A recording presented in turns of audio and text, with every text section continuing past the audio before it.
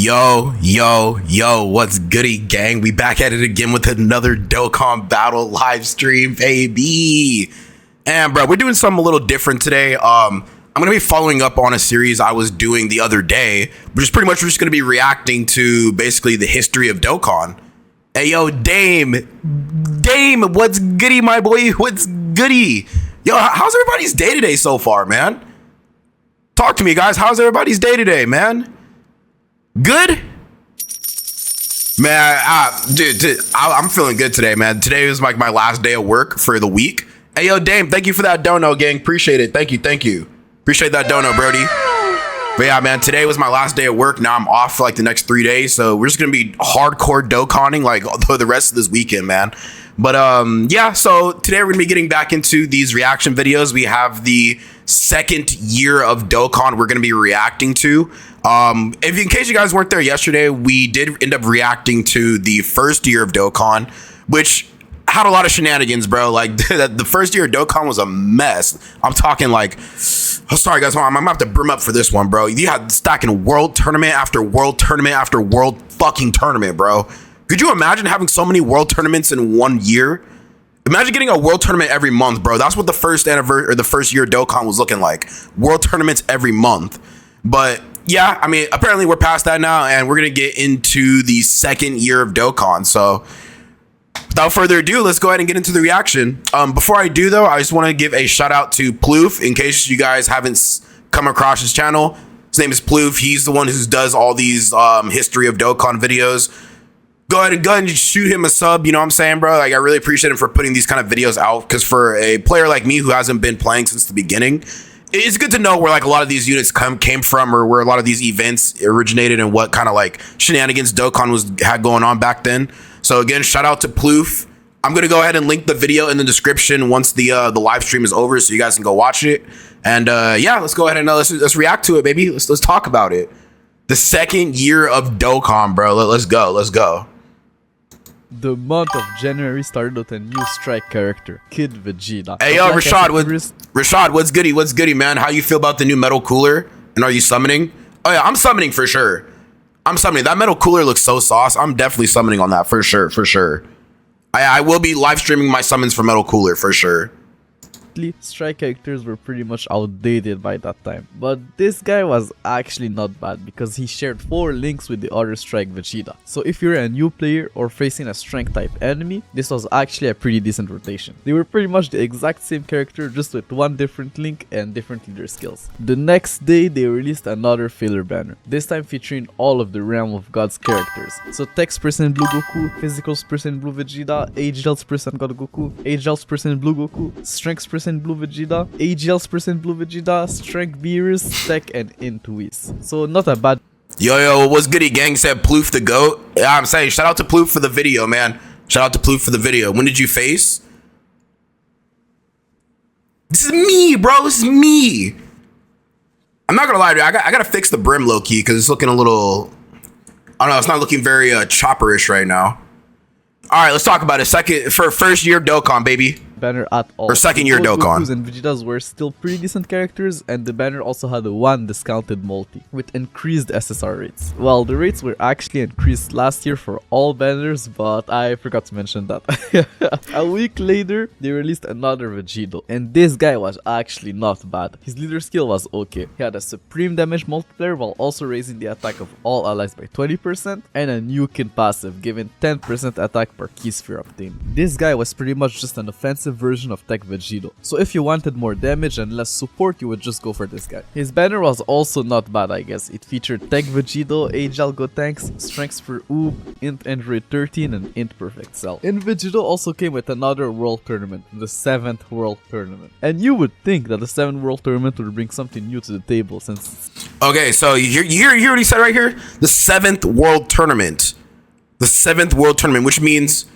Let's see, this is January 2016. Bro, in the first year of Dokkan, they had 6 world tournaments, bro. 6 world tournaments in 1 year. Nowadays, we get a world tournament like every 3 months. So, I mean, what, let's see. So, okay, so January, okay. February, March, April.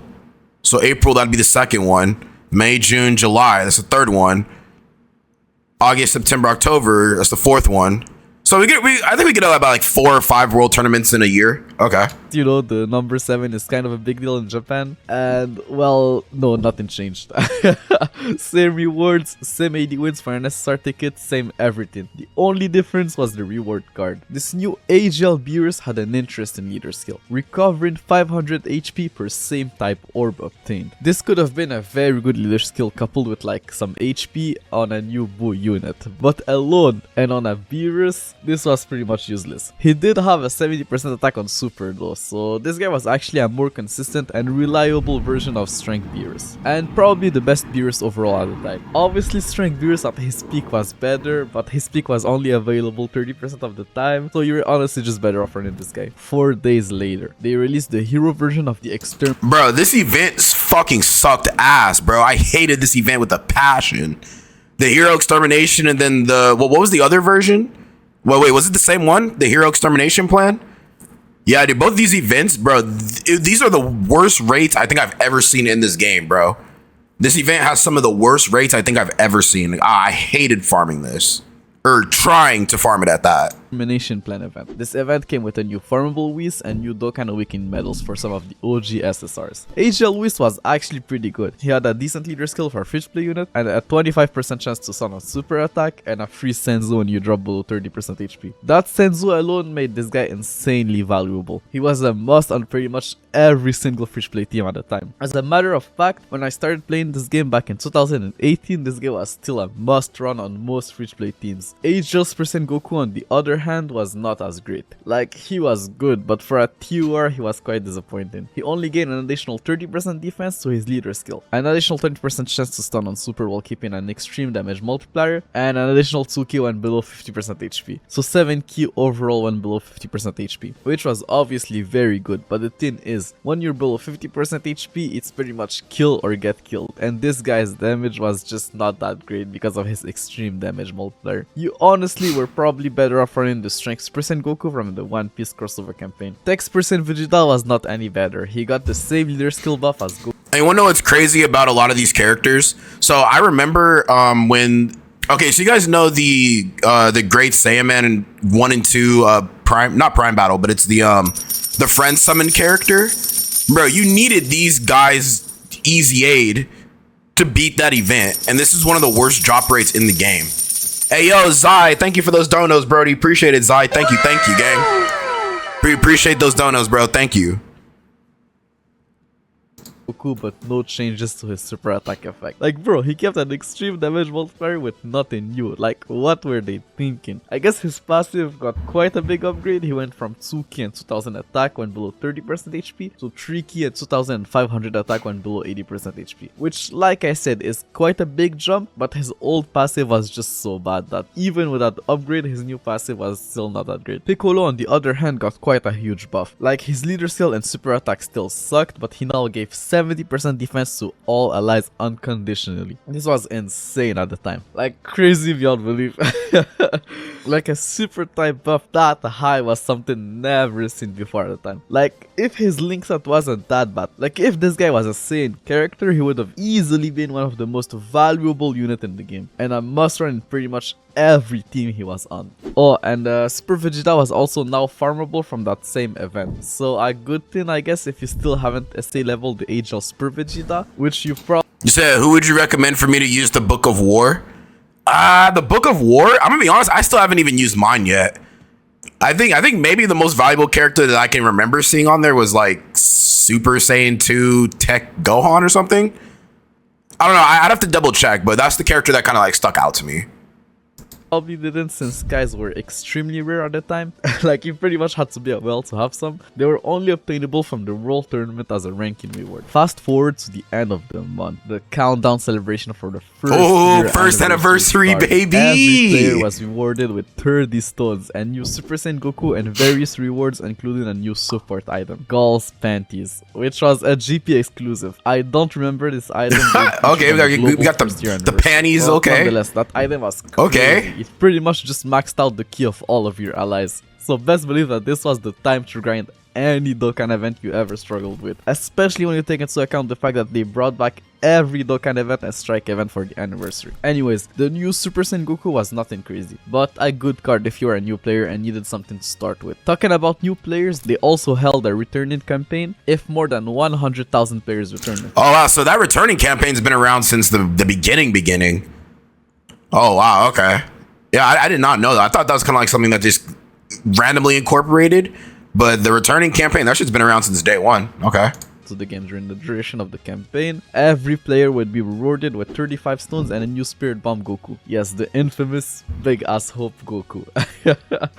Big Ass Hope Goku was actually pretty good for a free play card. He had a Noki leader skill, a supreme damage multiplier, and a Nukin passive. 7% attack per key sphere obtained. It doesn't seem like much nowadays, but back then this was actually pretty decent for a free play card. The celebration also brought a new event where you could farm an SR Kid Goku. He wasn't anything crazy, but I guess a decent card if you were a new player. But we all know how much GP players love Kid Goku, so I'm sure they were pretty pleased with this new card. This event also came with a ton of new growth events. One where you could farm Awakening medals, one for Trinian items, and one for Zenny. Fun fact, but this is the event that introduced the Platinum Hercule statues. So yeah, all of those events were pretty much a must. Okay, so that I also didn't know, is that pretty much a lot of these like events for like farming like medals, trading items. So that apparently that was introduced in the first anniversary. Huh, okay. I mean, I thought that was just there in the base game, but okay, yeah. Sick. For any player at the time, since resources were pretty scarce even for wells. Let's also not forget about the bait banner that came just before the big guys. It featured pretty much every Super Saiyan character that surpassed the Super Saiyan level in the game at the time. And you were guaranteed a new Super Saiyan 2 character per multi-summon. Not an SSR per se, but with how many Super Saiyan 2 characters there were at the time, the chances of you pulling an SSR were probably higher than a regular banner. So a good bait banner, but not the only one. There was also a first year anniversary special summon banner where you had one multi-summon which had a guaranteed SSR. And that banner featured every single SSR that wasn't a Dokkan Fest. So your chances of pulling something somewhat decent were pretty high. Like you can see in this video, this Japanese player pulled 3 pretty decent SSRs in one multi-summon. The month of February started, as you already know, Woo! Bro, these are the big boy banners right here, bro. These are the big boys. Well, no, actually it was this Gogeta was the big boy, then that Janemba. This is the big boys. First year anniversary summon banners featuring Strength Str Gogeta and In Janemba, the actual first dual Dokkan Fest ever. Their banners were actually very good and the best banners yet. But first, so yeah, that's crazy, bro. They knew Gogeta was the golden boy ahead of their time, bro. Super Gogeta was the first Dokkan Fest anniversary character, and then Janemba was the first anniversary Dokkan character. Or Dokkan Fest exclusive. Huh, okay. I wonder why they picked these two, though. Like, out of all the characters, I don't wonder why they could have picked these two. I wonder why, especially because like at the height of 2016, wouldn't you say that like Dragon Ball Super was probably at its peak? Like what? I think there was like I think 2016, wasn't it like it might have been like the Goku Black arc was going on at the time, if I'm not mistaken. Might have been like the Resurrection of F or the Goku Black arc, some shit like that, but I wonder why they picked these two. let's talk about the new units. Gogeta's banner came with 2 new characters, an AGL Ultimate Gohan and a Take Pai Gohan. AGL Ultimate Gohan was actually pretty decent, but thanks to Gogeta there's pretty much no point in mentioning leader skills from now on. But he did have a supreme damage multiplier and a 70% attack buff and his ki was 7 or more, so a pretty decent character. Take Pai Gohan was also not bad, like sure he had an extreme damage multiplier, but he was the first use. You said Gogeta way more hype than Super Saiyan God and Super Saiyan Blue, and Vegito Blue and Rose not even out yet. Okay. Yeah, I mean, I guess you could say that Gogeta is definitely more hyped. I mean, you know, the reason why Dokkan dropped so many fusions is because fusions sell. They've been known since day one. Fusions sell, guys. Fusions sell. Average greatly lower attack on Super, which was a very powerful ability, and he also gained 3 ki and 2500 attack when facing one enemy. So this guy was actually very good in Super Saiyan 3 Goku's Dokkan event. Janemba's banner only came with one new character, a physical Super Saiyan Goku. And see, another thing, bro, it's like they don't make banners like this anymore. Like when you look at the detail, so like you see Janemba and then you have like the characters like in the little like the glass shards, which is kind of like they don't make banners like this anymore. like I'll give Dokkan this. They had mad creativity when making some of these banners back in the day. They don't make them like this no more.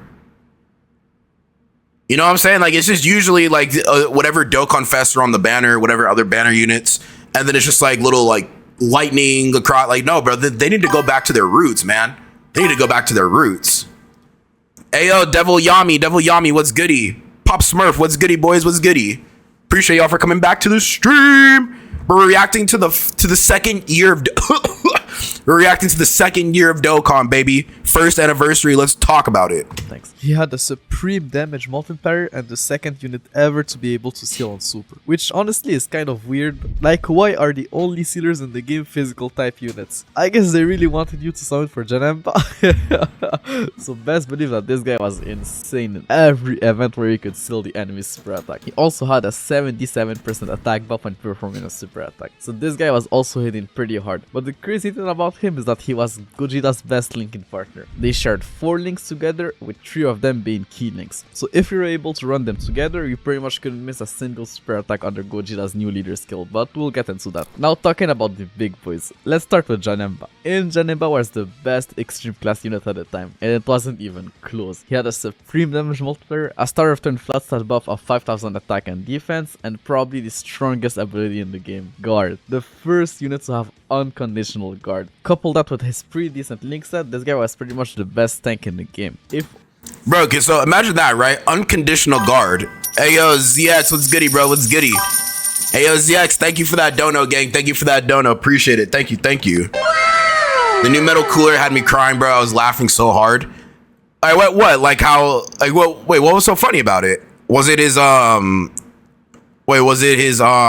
that shit called? Like when he goes into the army and it takes up like 90% of the screen? Honestly, I think metal cooler for a Dokkan Fest right now, I think that sounds pretty good. It's just his teams are a little bit wonky. Hey, Z, thank you for that dono, gang. Thank you. Like, bro, like, just imagine having unconditional guard. Like, I don't think people really appreciate how like powerful that really is. Because nowadays, bro, like units are like, bro, units are struggling just to get a chance at guarding. You know what I'm saying? Like some units right now, like Tech Super Trunks, bro, has a high chance to guard with three Android Cell Socket characters. That's doing the most, bro. Janemba got this shit unconditionally. I'm also saying Dokkan, they kind of need to go back to their roots and see how they were treating a lot of these characters. Unconditional guard? Are you serious? Hey, Almighty Fox, what's goody? What's goody? Yeah, we back with year 2, baby. Let's go. Only Gogeta wasn't so far and away better. This guy could have actually seen some use. Like, his leader skill had the strongest attack buff seen yet. 80% attack to in-type units. The problem is that the in-type was just not that great. Janemba was the first in-type Dokkan Fest character, and I guess you had like Int Middle Cooler and like Interlist who were also great, but they had pretty much no synergy together. So yeah, his team was just felt bad, unless you were a whale, and in that case it was like, okay, I guess. Now, for the moment you've all been waiting for. Woo! This is the big boy! Hey, John Tavius!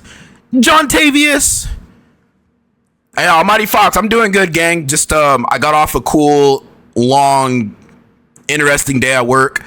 Now I'm off for the next 3 days, so we're just gonna be hardcore Dokkanning for the next 3 days, baby. What's goody, T-Zans? Said the fact Janemba has guard and they still give units chances to guard is ridiculous. That's what I'm saying. A lot of units are pulling an arm and a leg just to get a high chance to guard. But they're just giving out unconditional guard just like it was fucking, like it's popcorn at the movies, bro. It's like, bro, it's all day, every day. You know what I mean? So I don't know what they were thinking with some of these designs. Let's talk about the greatest units to ever release in Dokkan, Str Gogeta. Str Gogeta brought a new type of leader skill. Tricky to all type with a 3000 flat stat attack buff. Like, bro, you've got to understand, this was single-handedly the best leader skill in the game, and by so much. Like, I honestly don't understand what they were thinking releasing something like that this early on.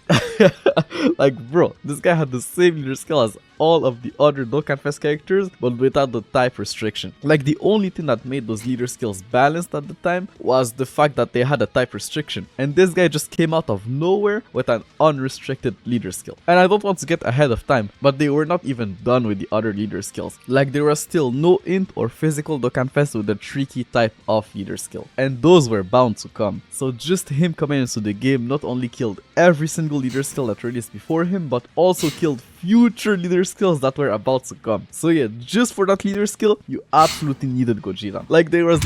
Damn, so basically what they're saying is that this Gogeta killed all... pretty much, like, so what I'm getting is that they kind of had like a set release schedule of, like, you know, they're releasing a character under a certain meta in each typing. But when they dropped this guy, he just killed like the last 2 future releases. I mean, do you think Dokkan could really like run under like an all types kind of meta again? Like, imagine they drop, bro. Imagine LR Kid Buu, right? LR Dokkan Fest Kid Buu, all types, key HP, attack and defense, 220%, bro. Do you think that could actually work in this meta? Do you really think that could actually work again, or do you think we're too deep in the category meta? I don't know. That'd be an interesting way to shake things up. I don't know how they would do it, but I think it'd be a good way to shake things up. It's better the way it is now. Yeah, I mean, you know, we kind of have some structure, you know, like we have team setups. But imagine, bro, just all types, key +4, attack and defense and HP, bro, 220% all stats. Damn it, bro. That would shake the game at its core, bro. I don't think the community would be ready for a reset like that one. Legit no point in running anything else that wasn't Gogeta as your leader. Honestly, the more I think about it, I think that Gogeta was probably a mistake, because why would you release a unit that would kill the cells of all of your future releases? Unless he was like featured on said future banner, I guess. But they actually didn't stop there. Gogeta was the first unit to have an immense damage multiplier, which was actually quite a big jump from the supreme damage multiplier. So not only did this guy have the best leader skill in the game, he also had the best SA multiplier, and the only one to have it at the time. But not only was he the first unit to have an immense damage multiplier, he was also the first unit to be super effective against all types. So okay, let me put this into perspective. This guy had the best leader skill, the best damage multiplier, and couldn't be stopped by any types. Bro, he sounds like the greatest unit of all time. he sounds like the greatest character of all time. Super Battle Road is kind of like that, no? Yeah, well, like, I guess, like, no, I mean, I guess Super Battle Road is, like, more, it used to, so I guess in the first 10 rounds, it used to be, like, you know, extreme types, extreme tech, or your super AGL, but then it started going into, like, categories. So, yeah, it used to be like that. Metal Cooler is such an L. No, I think Metal Cooler's, excuse me, I think he's good. I think all types would be cool for, like, a special celebration. I don't know how they would do that, but it'd be interesting to see. Have Dokkan kind of like shake up the game again. Like, if he wasn't super effective against all types, he wouldn't have been that great against AGL type enemies. So at least in that scenario, some tech type units would have shined, you know, like Tech Cell or something like that. But no, this guy was super effective against all types. So like I said before, there was absolutely no scenarios where you would be better off running somebody else. Gogeta was just the hardest hidden unit in the game against any type of enemies. Like, this guy was just the king of Dokkan. And bro, you thought I was finished. Nah, bro. There's more. This guy's link set was also far and away the best in the game. He had 5 key links. Like, bro, 5 key links. So not only was he the hardest hitting unit in the game, he just couldn't run out of key, and was just a key battery for all of your other units. He also was AGL Str Goku, the former best unit in the game, I guess you could say, best linking partner, sharing 4 links with him. And not only did he have the best link set, he also had the highest base stats in the game, and by so much. I think that the highest attack stat before him was Strength Broly with a 9000 attack stat. Broly, he was a full-on glass cannon with his only gimmick being dealing as much damage as possible. While Gogeta had an attack stat of 10,000, the first unit to have stats over 10,000, because yes, his HP was also over 10,000. And you would think that Janemba 2 would have those stats, but nah, bro. And Janemba's stats were normal. Like, this was a special treatment. Damn, bro, they shafted the fuck out of Janemba. Bro, when we look at these stats, bro, damn, they shafted Janemba like crazy. Oh my gosh. Like, bro, Gogeta is leagues above Janemba. Bro, this is, dude, do you see these stats? It's crazy. Do you see that? Bro, they shafted Janemba like crazy. Although unconditional guard, you know, that's like a national treasure or treasure. Why'd I say it like that? Treasure. It's a national treasure, but Gogeta, like, damn it, Dokkan, like, they decided to go crazy on this guy. He's the reason they didn't give us a villain for part 1 of any till 9th. Ooh, like Gogeta? Gogeta or Janemba? So I have another question. With this being said, who was more impactful on release? Super Gogeta 1st anniversary or Beast Gohan 9th anniversary? Who was more impactful on release? Let's talk about it, chat. Who was more impactful on release? So I've been seeing this debate come up a lot. You know, Beast Gohan, you gotta give him credit, bro. He's unkillable in slot 1. But this guy right here, this Gogeta, it was like if you didn't have him, you didn't even have an account. So it's like, well, who was more impactful? For 10,000. And you would think that Janemba 2 would have those stats, but nah, bro.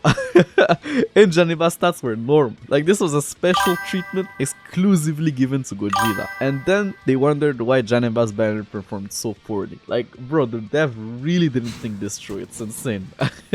But you know what's actually insane? The fact that it's still not over. Gogeta had the strongest key multiplier in the game. While other Dokkan Fests had a key multiplier of 140%, Gogeta had a key multiplier of 150%. And bro, I'm still not done. Okay, no, I am. But yeah, if you don't understand why Gogeta was so good at the time, I hope I actually made it clearer for you. But now let's talk about these guys' banners. Str Gogeta's banner featured outside of the new units. Gogeta, no one was summoning for Janemba. Honestly, I'd say Gogeta and Beast tied. Damn, really? So Gogeta and Beast Gohan are tied for the most impactful anniversary units on release. I don't know. I mean, when you think about it, it's like when they say Gogeta, if you didn't have him, you didn't have an account. At least in the 9th anniversary meta, you still had like some characters that were usable, but you know, Beast Gohan was outright the best. It wasn't like if you didn't get Beast Gohan, you didn't have an account, you know what I mean? But when they talk about Gogeta, they talk about this guy like he was the second coming of Jesus, man. You know what I mean? Like, Brody was literally like the best character in the game. Are you forgetting about LR Super Saiyan 4s? Bro, we're not on that, gang. We're on the we're on the 2nd year Dokkan, baby. What about Goma? Nah, Goma, nah. The way they talk about Gogeta, nah. Bro, Goma's been falling in and out of the top 5 like for the last like couple of months. Beast Gohan was like undisputed best character in the game. Gogeta undisputed best character in the game. It's just who held it down more, you know what I'm saying? Strength percent God Goku, AGL Golden Frieza, Physical Kid Buu, Tech Cell, Text percent Vegeta, Physical Ultimate Gohan, AGL Kid Buu, Strength percent to Goku, and Int Cell. So a pretty decent banner. But when you take a look at Janemba's banner, it was clear which one was better. In Janemba's banner featured 2 of Gogeta's best linking partners, Int percent Gotenks and AGL percent Goku. Strength Broly, the most valuable. Bro, Dokkan is hella devious for that, bro. That's hella devious because. Did you hear what he said? He said Janemba's banner had 2 of Gogeta's best linking partners. They're devious for that. So they made sure that you had to summon on both banners. If you wanted his best linking partners, they made sure you had to summon on this banner if you didn't have them already. That's insane. Bro, Dokkan, they're devious for that, bro. They're devious for that. I got to give it to them though. They definitely know how to get people to summon. I'll tell you that much. I'd argue that Superhero was crazy on release, plus we had Fizz, Gogeta, that goes blue on that team. Yeah, true. Oh, John Tavius, you got Tech Broly. Congrats, gang. You were still just fine if you had everyone but Beast made the game too easy. Beast Gohan made the game too easy. You think so? You think Beast Gohan really made the game that easy? I mean, you know, you throw him in slot 1 in his prime, he could not be killed. I need to make a video about that, bro. I think I need to make a video about that. it was clear which one was better. In Janemba's banner featured 2 of Gogeta's best link, doable Zikos percent Bardock, which leader skill was now worthless, but he still supported the entire rotation for Tsuki while also being able to seal on super. AGL full power Bojack and Int Android 13. So Gogeta's banner had 12 featured units, while in Janemba's banner only had 9. So your chances of pulling in Janemba were actually higher than your chances of pulling Str Gogeta, which made sense when you take into account how great Gogeta was, but still a dick move from their part.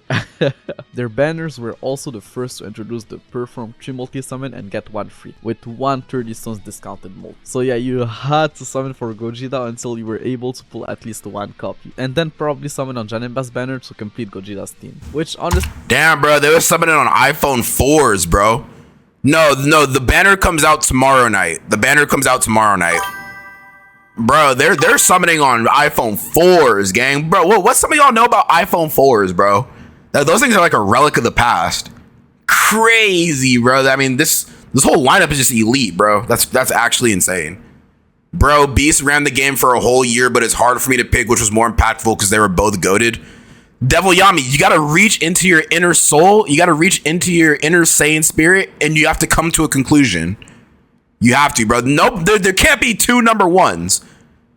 There can't be 2 number 1s. There's gotta be 1 undisputed champion. When we get to him, OG, Vegito, AGO carry teams for release to probably starter categories. Okay, yeah, I mean, we haven't come up on him yet, but I'm pretty sure we'll get there. You said you had an iPhone 4 in high school? Yeah, I mean, bro, I was in high school from like 2012 to 2016. Yeah, I graduated in 2016. So yeah, iPhone 4s were still a thing. It wasn't even necessary since Gogeta had just so many key links and could pretty much link with any same character, but you know, if you just wanted to go crazy and have the most optimal team. Now for both these guys' Dokkan events. Gogeta's Dokkan event was very hard, probably the hardest Dokkan event to date. The first phase, unlike other Dokkan events, had 2 enemies instead of 1. The last phase had 2 additional... You said I'd say Gogeta then because I like the fusions more? Hey, you know, hey, that's valid. You know, like I said, there can't be 2 number 1s. There's got to be undisputed. So I guess Gogeta. I guess if that's the consensus. I like Tech Vegito and AGO Gogeta. Yeah, they're not bad. They're cool. They're cool. And the link that did additional damage in the event was Big Bad Bosses, an extreme class link which was not held by many good units at the time. So you pretty much had to use stones to beat Gogeta's Dokkan event. But it was worth it because once you had Str Gogeta Dokkan awakened, you could just beat anything at that point. Gogeta's Dokkan event also came with a new farmable SR Viku. This guy had a 50% chance of getting 50% damage reduction at the start of turn, which was pretty much a coin flip ability, especially when you look at his stats. If I'm not wrong, I think outside of like meme units, this is still the lowest defensive stat in the game, and it definitely was at the time. So yeah, I guess if you were willing to risk it, this guy had some use, especially against Janemba's Dokkan event. Talking about Janemba's Dokkan event, his Dokkan event was actually just a regular Dokkan event, like 1 enemy and 3 health bars. And I'm not gonna lie, bro, Janemba, or at least like Fat Janemba, looks like he rides the short bus. Link, as well let's go back. 1 enemy and... Like, bro, you look at Janemba's face, he definitely rides the short bus, bro. That's so funny.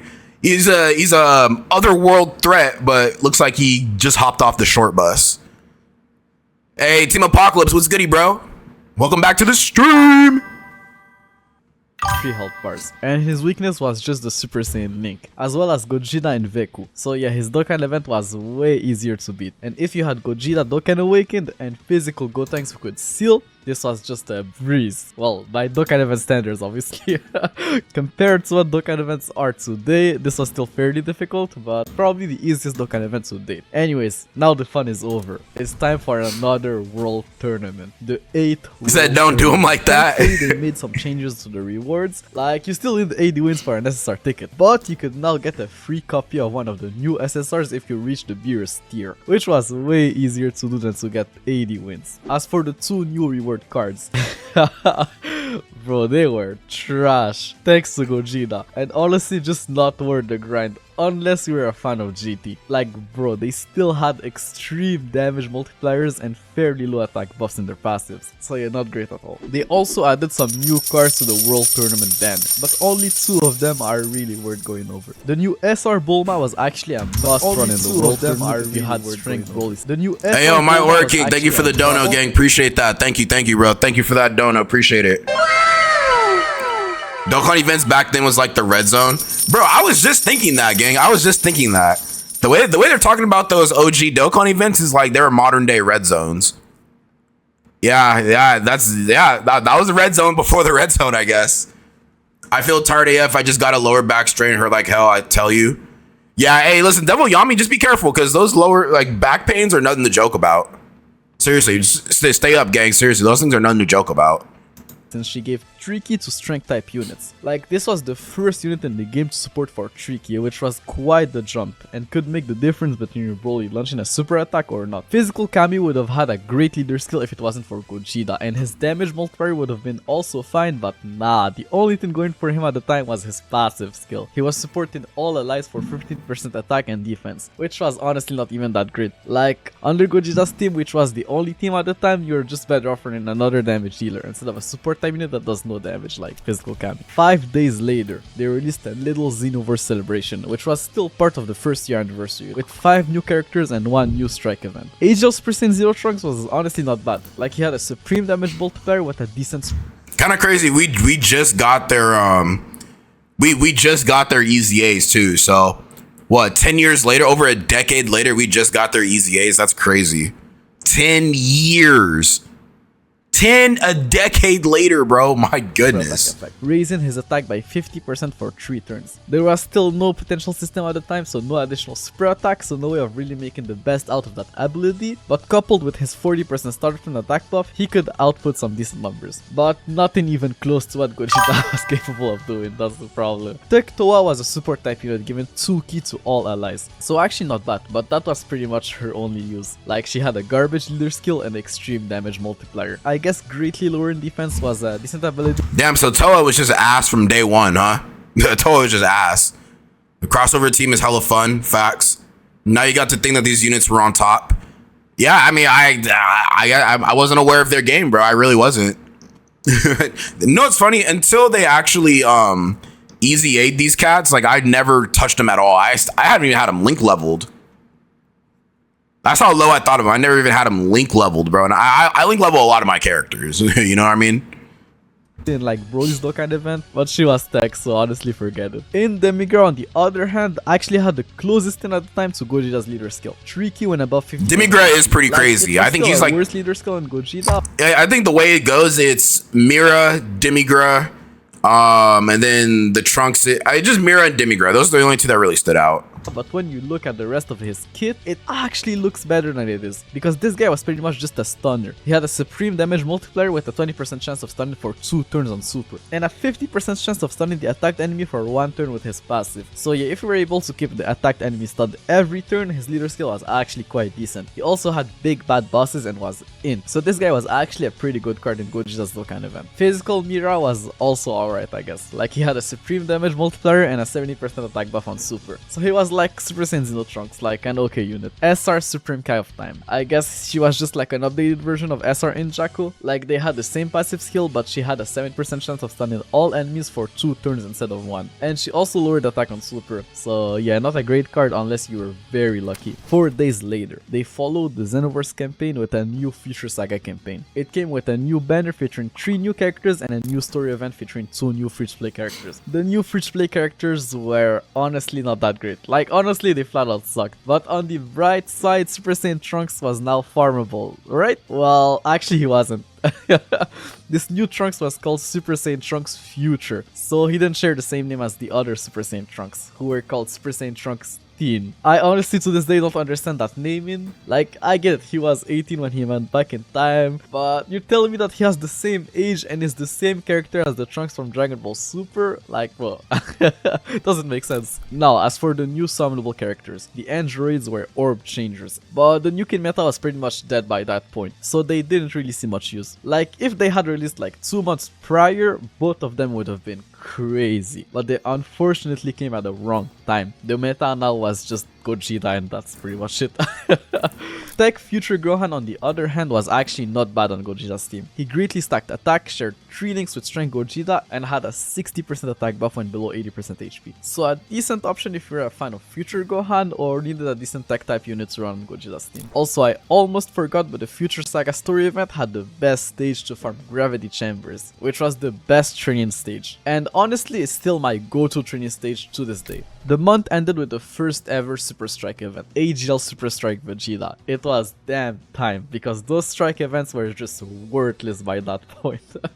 So it was the right time to start awakening them into SSRs. Vegeta's leader skill now gave 3 key to AGL and tech type units. Still worthless unless you didn't have Gogeta or any of the alt type key leaders, but yeah, I guess it was fine. They didn't make any changes to his super attack and only reduced the key condition of his passive from 8 to 6, which is honestly the worst upgrade I've ever seen. Like, this was just like a garbage upgrade. It literally did nothing, but I guess he did have higher stats now. It also opened the possibility for other strike units to potentially become good. And look, he was able to output some decent damage. It's just that, like I'm going to say for the next 6 months, he was nothing compared to Strength Gogeta, and you had way better options on Gogeta's team. Now that the anniversary was pretty much over, the month of March started with a new Dokkan Fest, Physical Full Power Frieza. He came with 3 new units but only 1 real. Okay, so he was the next Dokkan Fest.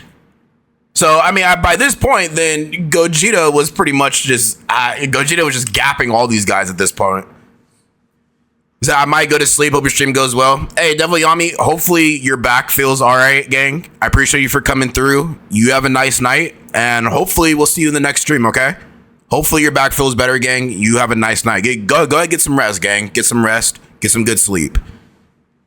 The word going over. Strength Super Saiyan Goku. He had a supreme damage multiplier and the ability to survive an attack that would kill you when above 30% HP. This made him honestly a pretty good option on Strength Gogeta's team, which was a kill before getting killed type of team. As for Full Power Frieza, well, this guy's leader skill was pretty much worthless thanks to Gogeta, but he was the 2nd unit ever to have an immense damage. Yeah, he was useless by then. He was just fucking useless. 20% attack buff on Super. So am I streaming tomorrow? Yeah, I'll be streaming tomorrow. I definitely will be streaming tomorrow for sure. It's flooded in Arkansas. Yeah, I mean, I know the South and the East Coast has got some crazy weather going on. Y'all be safe out there, man. Seriously. Best believe that this guy was hitting very hard. And funnily enough, this guy shared 2 links with Gogeta. One of them being over in a flash. So you could genuinely run him on Gogeta's team if you wanted to. Like, sure, it wasn't the most optimal way to run him, but he was just doing so much damage. And Gogeta's team was just so far and away the best team in the game that it honestly didn't matter. Friera's banner was also not bad. It featured Injanemba, Texel, and Strength Percent Bardock. But there was just no way in the hell you were summoning on any banner that didn't feature Strength Gogeta, unless obviously you already had him. And they actually knew that, hence why the first multi of the banner was a 4D stones discounted multi. As for Frieza's Dokkan event, this event was pretty much a hell if you didn't have Strength Gogeta. Like Super Saiyan 3 Goku's Dokkan event, this event had a countdown, and at the end of the countdown you would pretty much just die. Like Frieza would launch a super attack that would instantly kill you. Hence why the new Namek Super Saiyan Goku had the ability to withstand a KO inducing blow. But alright, Devil Yami, you have a nice night, gang. You have a nice night. Like the other Dokkan events, he had 4. So yeah, his Dokkan event was pretty hard. Probably the 2nd hardest Dokkan event in the game. His event also came with a new farmable final form Frieza, who was nothing crazy. He had an extreme damage multi. The new unit comes out tomorrow night. Tomorrow night at 10 p.m. PST. And a 50% chance of raising his attack by 70% at the start of turn. But I guess since his SR was a first form Frieza, it meant that now you could farm the super attack of other first form and final form Friezas. But they were all outdated by that point, but still something that could be good in the future. 9 days later, they dropped another world tournament. Unlike the last one, this one only brought 1 new reward card. So I guess this was only a one-time only thing for the anniversary. The new tech tier list was actually not bad. He was like a free-to-play version of Indemigra. They shared the same leader skill and super attack effect, but this guy had 3 key for 5 turns from first appearance. So best believe that this guy didn't have any problem super attacking. Like, if you didn't have Interlist and Strength Gogeta, this guy was probably worth the grind and one of the best world tournament reward cards yet. 5 days later, they added more stages to a hero extermination plan. I hate this event so much, bro. I hate this event. They both had supreme damage multipliers, decent passives, and link sets. That synergized pretty well with Gogeta's team. So yeah, pretty decent cards. Yeah, this is are the alt arts any good for Goku, or is it just good? I mean, the alt arts don't really do anything different. It's just alternate arts. It's the same character, just alternate arts. What video is this? So this is the history of the second year of Dokkan. Shout out to Ploof. Like I said before, yeah, this video came through from Ploof, the history of the second year of Dokkan. Go ahead and shoot him a sub, bro. He really came through with these knowledgeable videos, man. If I started playing Dokkan like 6th anniversary, so I was not hip to any of these. So shout out to Ploof for dropping these knowledgeable videos, man. 2 days later, they released new quest stages and characters to the Baba shop. AGL Chaozu was pretty much just a stunner, like a weaker version of Indemigra. Tech Yamcha could greatly lower attack on super and gained 8k when below 80% HP. Like, honestly not a bad card at all, probably one of the best Baba shop character at the time. Inspire Sensu Gohan was actually very good for a free-to-play character. Yo, Team Apocalypse, you're not skipping this banner, Brody. I know you're not skipping the banner because I know deep down you want the Metal Cooler Army and you're going to summon for the Metal Cooler Army. I know deep down. Just I say the same thing sometimes to psych myself out, but trust me, I know you're going to summon. I say the same thing. Had a supreme damage multiplier unlike other Baba shop units, a 77% attack buff when below 80% HP, and a decent link set. But what made him really great was the fact that he was this good with his team cost that was very low at the time, which was a must for Super Strike events that required you to have a low team cost. Strength Krillin was just the strength version of Tech Piccolo, so a very good tank against physical type enemies, and SR Ginyu Goku was an orb changer, but that's pretty much it. Almost 2 weeks later, they released a new GT banner and Black Star Dragon Ball story event. The 2 new free-to-play characters were nothing worth going over. Like, I guess GT Goku was a nuker, but like I said earlier, the nuke meta was just pretty much dead at this point. As for the summonable units, GT Super Saiyan Trunks was also a nuking unit, but him being a summonable character... Wait, these guys were summonable? Damage multiplier did make it somewhat okay. These guys were summonable? Holy shit. Just team, so not a bad card. Strength Middle Real was actually a crazy tank. He had 10,000 defense at the start of turn. Like a flat stat buff. That high was something never seen before at the time, and he did that while also lowering attack on super. And since he had the big bad bosses link, he was a decent option against Gogeta's Dokkan event if you still haven't beaten it. GT Super Sensu Goku was also not bad. He had a supreme damage multiplier and a guaranteed super attack at 9k or more, while also having a decent link set, so yeah, not a bad card at all. SR Tech Pan was the tech version of SR Bulma, but since there was no tech type AoE units at the time, she wasn't really that useful. Outside of maybe some Super Strike events where your team had to have a low team cost, like she could shine there, but that's pretty much it. SR Int Baby was just Int SR Boo but on a different skin. Literally, so completely worthless. The month of April started with a new banner. Yo, CJ, what's goody, gang? The person who created this video, his name is Ploof. His name is Ploof. So shout out to Ploof for the video, man. You guys gotta shoot him a sub. He's got all these like history of Dokkan videos. Really insightful, bro. But the amount of work it took to piece all this together, that's really insightful, bro. Insightful and deserves a sub, man, because this is crazy. This is like informative to the max. Featuring 5. So this is your first banner? As well as a new Dokkan event featuring the first ever April Fool's characters. Dokkan Fest in Ultimate Gohan was insane to say the least. His leader skill was still... Oh, your first banner was Int Gohan, okay. Obviously, but he had a supreme damage multiplier while greatly stacking attack on super. This was a first, a unit that could greatly stack attack while having a supreme damage multiplier. Just by looking at his super attack, this guy was already looking very good, but what made him even crazier was that passive skill. Ki +5 and 10,000 attack when Ki was 7 or more. This meant that under 2 tricky leaders, you could never miss a single super attack with this guy. Like, bro, you've got to understand how ridiculous that was at the time. A unit that could greatly stack attack with a supreme damage multiplier and that you could also... they're cooking with this Gohan. They're cooking with this Gohan. It was so good that it got to the point that some people were even starting to debate if this guy was actually better than Gogeta. But from what I've seen, the consensus was that yes, as a unit, he was indeed... You said, I remember when they added Broly LR for the first time. Well, wasn't the first... It wasn't like the LR STR Broly. Wasn't he like a shock drop? Like, he wasn't even like hinted at. They just fucking... surprise! LR Broly, surprise! Here you go, summon. We need your stones. Summon right now. LR Broly, let's go. Stronger than Gogeta, but the thing was that Gogeta was just so much more versatile. Like, you could literally run him anywhere, and he also still had the best leader skill in the game. While Gohan, on the other hand, couldn't be ran against a physical type enemy, and his leader skill was, well, complete garbage compared to Gogeta's. Text per Saint Angel Goku was not bad.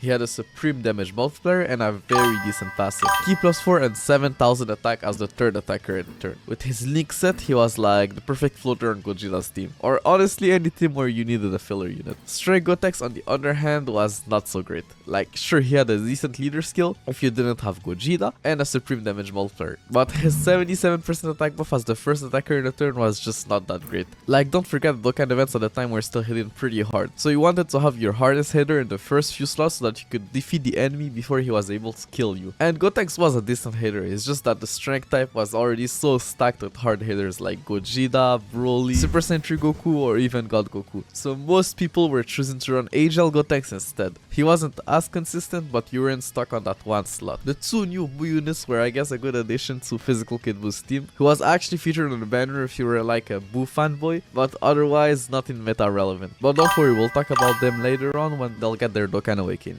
Especially this guy who became very good. As for Gohan's Dokkan event, well, there was no new farmable unit this time, but it did bring two new very good Dokkan Awakens. Agel Ultimate Gohan. Wait, you said, so the LR Broly, he's just tank still till this day, which is crazy. I'm gonna be honest, like on that Broly Super Easy 8, that boy is not tanky. LR STR Broly, tanky Super Easy? Nah, he's not, nah. Dude, Broly's getting flatlined by these new events. Really, even when he's Super Easy 8, he was getting flatlined in the... Well, what was the event that was out at the time? It was the Next Generation Saiyan's Blue Zone. Yeah, it was that event. Dude, he was getting flatlined in there, bro. You said the team I used with him, I've dominated. I mean, sure, I might just suck ass, and I don't think... I must not have been playing the game right. But yeah, I don't know. I mean, I was never really high on him. Actually, I think this is close to the FU campaign. The FU campaign, oh, well, I wonder what that's about. That sounds... The FU campaign? Bro, okay. Definitely the weakest. Let's talk about it. But still very good. Had a supreme damage multiplier with a 20% chance of stunning the enemy on super. And an 80% attack buff when Ki was 6 or more. So a pretty decent consistent card, but nothing crazy. Physical Ultimate Gohan, on the other hand, was something else. He now officially had the second best leader skill in the game. Tricky to all types unconditionally. So pretty much Gogeta's leader skill, but without the attack buff. If you didn't have Gogeta, this guy was a must run. That leader skill was just so great. He also had a supreme damage multiplier while raising his attack by 50% on super for 3 turns. So pretty much int Ultimate Gohan, super attack effect, but only for 3 turns, which was still very good. As for his passive, he had an 80% attack when above 30% HP, so also pretty decent. The only problem with this guy, well, actually with all of the Ultimate Gohans, is that they had a shocking speed link, which made them not so great on Gogeta's team, which was built around the prepared for battle or over in a flash key link. But nonetheless, this guy was still an overall decent card. Well, as for the event itself, well, Gohan's last phase was extremely tanky unless you had a full team of Buu units. But outside of Physical Kid Buu, Buu characters were pretty much all outdated by that point. But thanks to Gogeta, you could literally just run a full team of damage dealer and brute force your way past Gohan's ultimate awakening. Gogeta was honestly just that guy, and this is why it was either you had him or your account was just not worth keeping. As for the April Fool's units, well, obviously they were meme characters, but the thing is they were actually usable as SSRs. Like, they weren't great or honestly even good, but they were usable. Like, Hey yo, little TYT, what's goody gang? What's goody, bro? found this old Reddit post of people saying that those Yamchas were actually pretty useful for Super Strike events thanks to their low team cost and I guess alright passives. But obviously Dokkan Awakened, they were just completely worthless and just trophy cards. But still a fun event. And now that I think about it, these guys were never made farmable and there was no potential system at the time. So if you didn't save your copies and you use them instead to level their super attack, you actually will never be able to rainbow them. So I guess that's one of the downsides of being an OG. Anyways, 2 days later, they released a new filler banner, and if I'm not mistaken, the first ever Type Summon banner, featuring numerous AGL characters with increased rates and Z Awakened characters. Yeah, man, bro, so they don't. A very good banner if you're a new player, but bro, they don't make banners like this anymore. They just don't make banners like this anymore. They just don't, bro. They don't make banners like this. Well, I mean, I guess the most recent Yeah, the most recent like type banner that they dropped, it was for the 50% support characters when they easy aid. I remember that. I remember that. Obviously a big skip if you're already playing for some time and still didn't have Gogeta. At the same time, they also released a new Super Strike event, Strike Cyborg Tao. Had a actually not bad leader skill, tricky to strength and agile type units, so if you didn't have Strength Gogeta, you could use him as your leader and use a Strength Gogeta as your friend, and they would both benefit from each other's leader skills. As for his kit, it was pure RNG. He had a 20% chance of stunning on Super and a 50% chance of gaining 70% attack at the start of turn. Couple that with his horrible link set, and yeah, this guy was pretty much. Hey yo, Brax, what's goody, bro? How you doing, Brax? Thank you for that dono, gang. Appreciate it. Thank you, thank you. We're just reacting to the second year of Dokkan. You know what I mean? I started, like I said, I've been playing during this. I started playing during the 6th anniversary. So a lot of things that happened before then, I know nothing about, except for like little things that I've heard from like, you know, other content creators, like videos and stuff that I've came across. But a lot of this stuff, like I'm green. Like Dokkan, it was like it's like night and day compared to what it is now. Skill. Well, at the time. We'll talk a little bit more about him later on. Another 2 days later, they released the tech type variant of the previous AGL type summon banner. I guess this banner was a little more hype with featured characters like Future Gohan, Super Sentai Vegeta, and Vegito, who were all decent units but nothing actually worth summoning for. 4 days later, we got another Super Strike event and a new type summon banner. Physical King Gold gave tricky to strength type units and was a debuffer, lowering the enemy attack on Super and passively reducing the attack of all enemies by 25%. So probably a better card than Tao, but honestly I don't know, they were both not very good units. As for the type summon banner, it was the strength variant, and it did feature some decent options like Namek Super Saiyan Goku or Super Saiyan God Goku, but still nothing really crazy. A couple of days later, we got more stages for the hero extermination. Bro, I hate this fucking event, bro. I hate this event with a passion. I hate it, I hate it, I hate it, bro. Plan event, giving us 2 new Dokkan Awakens. Tech Majin Vegeta was actually pretty decent. He was the 2nd AoE unit in the game. He didn't hit as hard as Broly though, but he did have a 50% chance of stunning the attacked enemy, which was a pretty strong ability in the World Tournament. But not only that, he also had a pretty decent link set. He had 3 key links, with one of them being over in a flash, so it was way easier to launch a super attack with this guy than with Broly. Physical Majin Buu was still not great, like he was pretty much the same card but with higher stats. And since the only Buu unit that was meta relevant was Physical Kid Buu, he was pretty much his only linking partner. But the healing was quite good I guess, and could save you in some events. And I also think that his team cost was seen as pretty low at the time, so he was a decent option for Super Strike events. Majin Vegeta and Fat Buu were also featured on a new banner, the first ever double raids banner. But LRs were still not a thing at the time. There was like no... This was the first ever double raids banner? This was the first ever double raids banner. I'm actually in disbelief. I mean, considering these were some of the best characters in the game at the time, it's just like, I mean, I'd be in disbelief, bro. I don't know. That's, well, what would be the equivalent of this dropping in today's time? Like, I don't know. Imagine they drop a double raids banner and it's like fucking AGL Future Trunks, AGL Future Trunks. Who else? Who else was bums? Fizz Turles, Android 17 and Hellfighter 17. Like that's what this banner kind of like mimics right here. You know what I mean? I don't know, like a good character, maybe like STR Bulma, some shit like that. Shikra, the one you want for the Dokkan history. This guy misses some stuff. Wait, what'd he miss? I'll check out that video too. I'll check it out. Potential system, so dupes weren't as valuable, and Gogeta wasn't a featured unit. So unless you were, well, a new player or really wanted one of the featured SSR, the banner just wasn't as valuable as you would think, and probably not worth your stones. 3 days later, they released a special Super Saiyan 2 filler banner featuring 2 new characters, a Super Saiyan 2 Trunks and a Super Saiyan 2 Great Saiyaman. If you're wondering where this Trunks is coming from, well, I did some digging and apparently he's from the Budokai series. I honestly never never realized that he was on Tenkaichi 3. And Trunks was like my favorite character at the time. I guess I was just so young or something, I don't know. But nonetheless, this guy was very good in Dokkan. He had the same super attack as physical Ultimate Gohan. So a supreme damage multiplier and a 50% attack for 3 turns on super. But what made this guy insane was the fact that he was a support type unit, given 25% attack and defense to strength type units. And if you take a look at his link set, well, you know where I'm going with this. This guy was the perfect unit to run on Gogeta's team.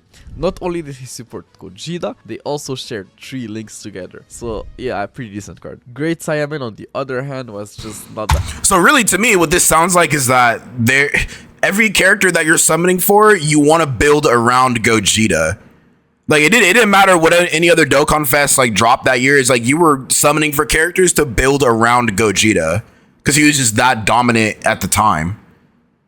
So I mean, I feel like, so with this being said, I think Gogeta had a bigger impact than Beast Gohan.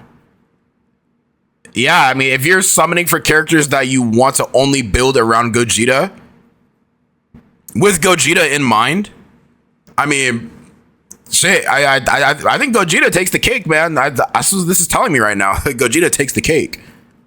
Which Gogeta? The first anniversary STR Super Gogeta. Like that's basically what it sounds like people were doing. You were summoning for characters that you could build with Gogeta in mind. That's crazy, bro. That's crazy. Not great. Like as the free damage bolt. A unit so fucking dominant in one game that holds that much power. Crazy, bro. Crazy. And a 70% attack above 30% HP. Like, that's it, bro. I guess he did have shocking speed and prepared for battle, so he could link well with almost every sane unit in the game, but still nothing special. He was just mid. 2 days later for Golden Week, they dropped an insane banner for only 7 hours, marking the return of Strength Gogeta. Oh, okay, he came back, okay. Physical Polar Frieza and Strength Broly. So best believe that this was a must summon for anyone who still didn't have Gogeta. It's honestly crazy that the first ever Golden Week banner was just a rerun of Strength Gogeta. Like, this guy was so good and so hyped that they didn't even bother making a new unit. They just re-released Strength Gogeta and it was enough, bro. The next day they dropped it. Yeah, he's that dominant, bro. So dominant that they didn't even have to make a new character. They're just like, you know, we're just gonna re-drop Gogeta and they're gonna fucking like it, bro. Yeah, Gogeta takes the cake. Is it any new link level stage since Area 41 dropped on quest mode? I haven't went over that just yet, but I'll probably make a video about it. I probably will make a video about it. I think category leads make it impossible to do, and this was the best banner back then. This Golden Week banner? Crazy. Another World Tournament, the 10th World Tournament. And just like the 7th World Tournament, they didn't change anything. But on the right side, the new World Tournament reward card was very good. In Super Saiyan, Bardock had a decent leader skill for a free-to-play unit, 3Q and below 80% HP. It was decent if you didn't have Gogeta or physical Ultimate Gohan. He could also seal on super attack while gaining 3K and 4000 attack when facing only one enemy. And when you couple that with the fact that this guy had 3 key links, yeah, it was very easy for him to super and seal the enemy. And if I'm not wrong, this guy was the second unit ever to be able to seal, which was such a powerful ability at the time since you could seal Dokkan event bosses. So just for that, he was probably the best World Tournament reward card to date. 4 days later, they introduced the giant form mechanic into the game with a new banner and some new Dokkan Awakens. Before we dive into the cards, let's talk about the giant form mechanic. Well, it didn't change at all from today, so you would think this was a very powerful ability at the time. Like to be able to turn into a giant ape, Yeah, not gonna lie, man, some giant forms are ass, bro. Like, not every giant form is a saving grace. Not every giant form is a saving grace. Like a lot of these giant form characters are pretty ass, I'm not gonna lie. Like, sure, you do get a free turn of like just not getting any damage against you, but I mean the trade-off, I don't know, man. Some of these giant forms aren't really crazy. Unless you're critting like the Super Saiyan 3 GT Goku, that's a different story.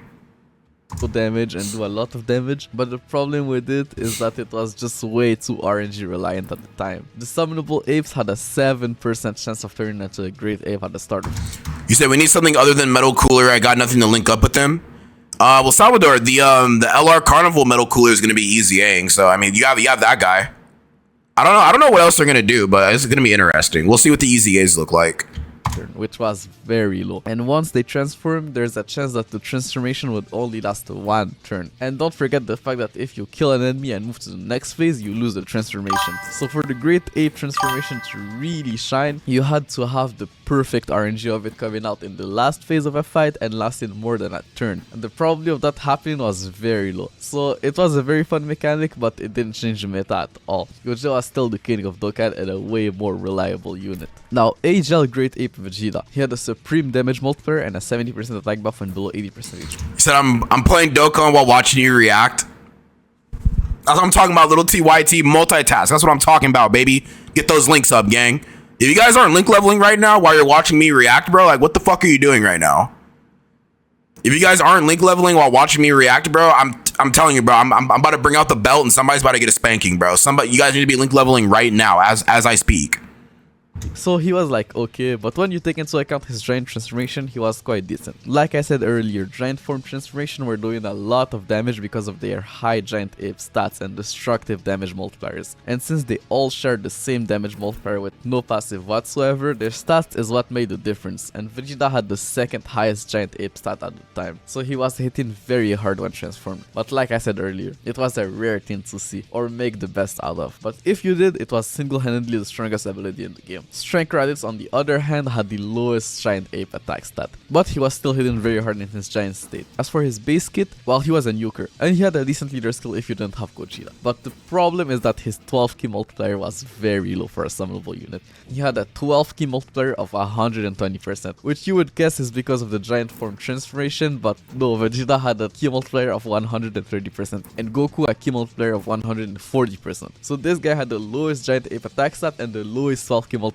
So yeah, it was not looking good for Raditz. Physical Kid Goku had a worthless leader skill, a supreme damage multiplier and a 70% attack buff when facing 2 or more enemies. So yeah, probably the worst base unit out of them, but he had the highest 12 key multiplier and giant ape attack stat, so his giant form was the hardest hitting one by far. They also renewed the Saiyan Warriors event. Our Vegeta and our Nappa were not only farmable, but they also got some new awakenings. Nappa could now be Dokkan awakened into an SSR, and Strength Vegeta could now be awakened into an SR. SR Vegeta was, I guess, an okay option in Super Strike events thanks to his damage, but that was if you didn't have Gogeta, because yes, the best strategy at the time for Super Strike events was to just run 2 Gogeta leaders and an empty team.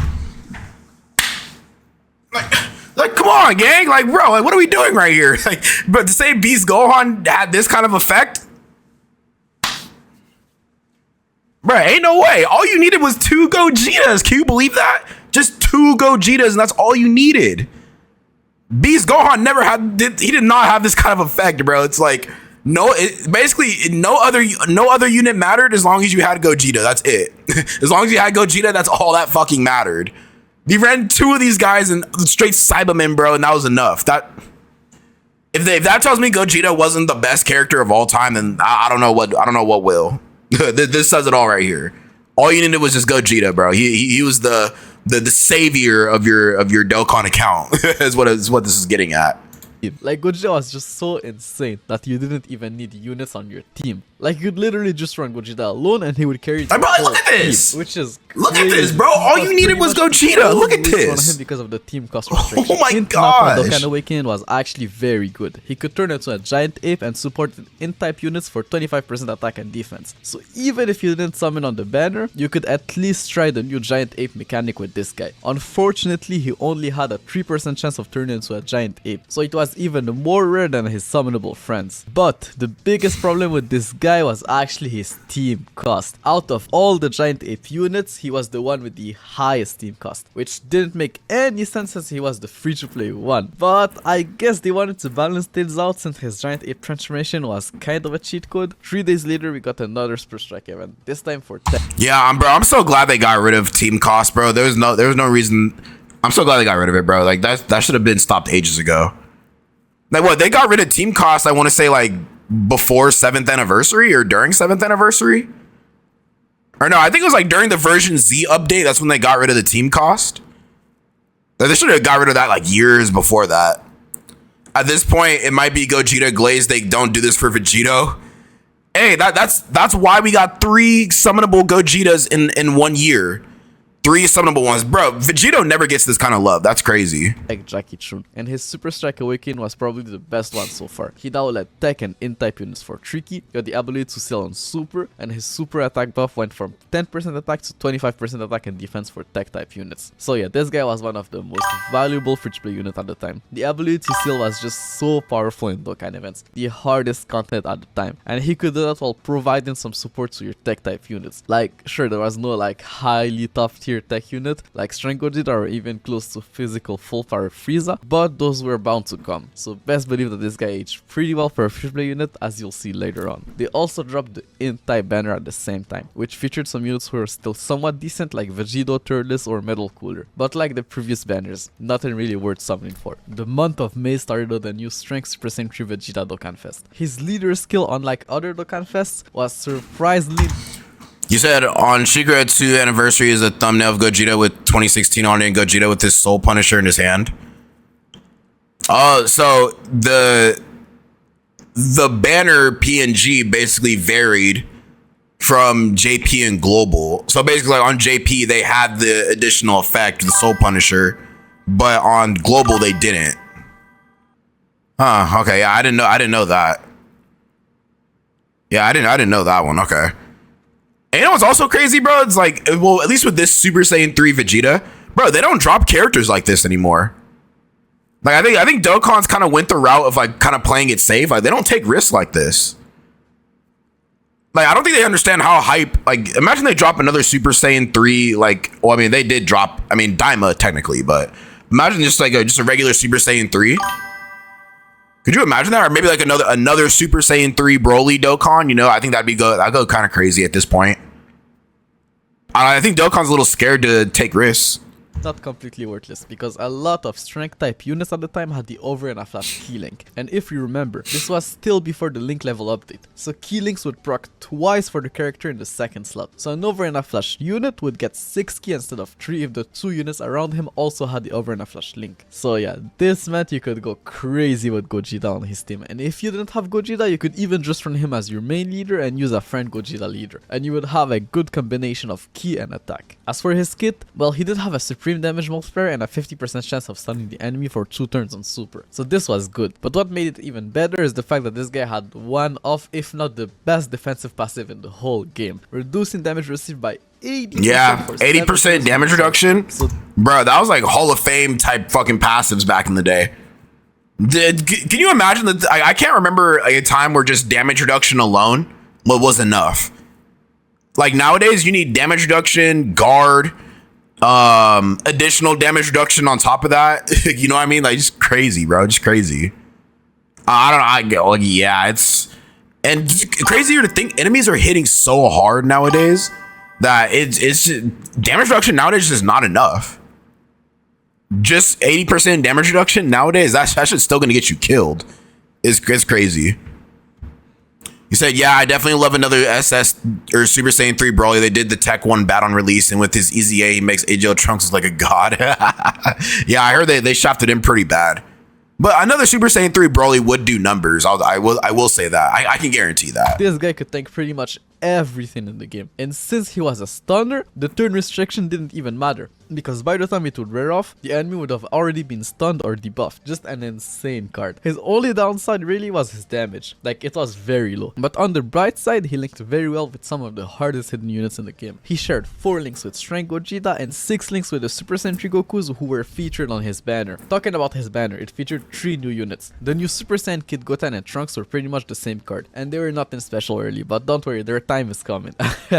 As for Torbull, well, I guess he wasn't that bad in Super Strike events. Like, he had a low team cost and could support the entire rotation for Tsuki, but that was pretty much it. As for Super Saiyan 3 Vegeta's Dokkan event, well, it came with a new farmable Angel Super Saiyan Vegeta and the Dokkan Awakening of Tech Super Saiyan 3 Vegeta. Angel Super Saiyan Vegeta was not great. Quite frankly, he was trash and had no use whatsoever. And even to this day, the only 2 Angel Super Saiyan Vegetas are him and the Worldwide Celebration Trophy Vegeta. So honestly, that could mean that a new Angel Vegeta is coming pretty soon, but who knows? Maybe for Worldwide this year, but we'll see. Text Percentry Vegeta on the other hand was actually quite good. He had the second best leader skill in the game, a supreme damage multiplier and a 70% star of turn attack buff. So a decent option if you didn't have Strength Percentry Vegeta, or honestly even better than his strength counterpart in some scenarios where you needed more damage and didn't really need the defense or the ki. Because yes, this guy didn't have over enough flash, so his link set was way worse than his strength counterpart. As for the event itself, if you had Str Gogeta, it just...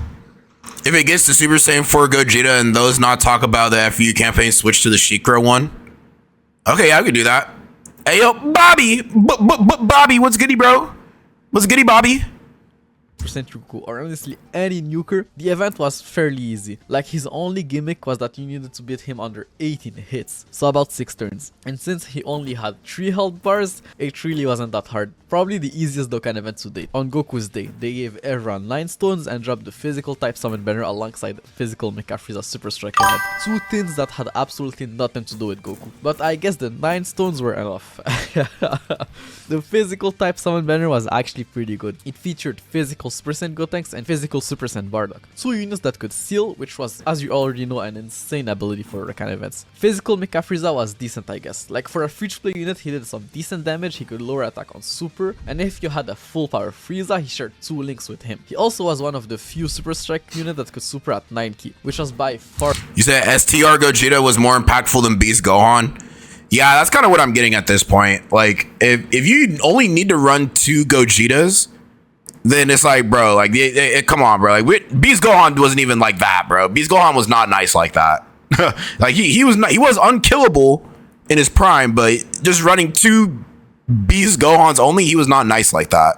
For the best Super Strike upgrade that character could receive to his super attack. 3 days later, we got another Super Strike event and a new filler banner. The filler banner featured a new Super Saiyan Bardock and a new... Damn, they were spamming Super Strikes like crazy back then. Super Saiyan Bardock was actually pretty decent. He could steal on Super, he could change Strength type orbs to Tech, so a pretty decent option if you were planning on nuking an event with Tech Cell, which was still a strategy used by many players at the time. In Super Saiyan Goku, on the other hand, was just not as great. Like, he had a 20% chance of stunning on Super, which was good alongside his orb changing ability, but that's pretty much it. Their banner was also not that great. Like, it wasn't bad, just not anything special. As for the Super Strike character, Agel Paikuhan was actually a decent card if you were a new player, since he led Agel and Strength type units for 3 ki, meaning you could use him as your leader with a friend Gogeta and run an Agel and Strength type team. He also lowered attack while supporting the entire rotation for 50% attack when above 50% HP. 4 days later, they added some new extreme class units to the Baba Shop and re-released the God Rush filler banner. Agel Cooler was not great. Like, sure, he had the supreme damage multiplier, which was good for a free-to-play character, but his flat stat buff of 2500 attack and defense was quite...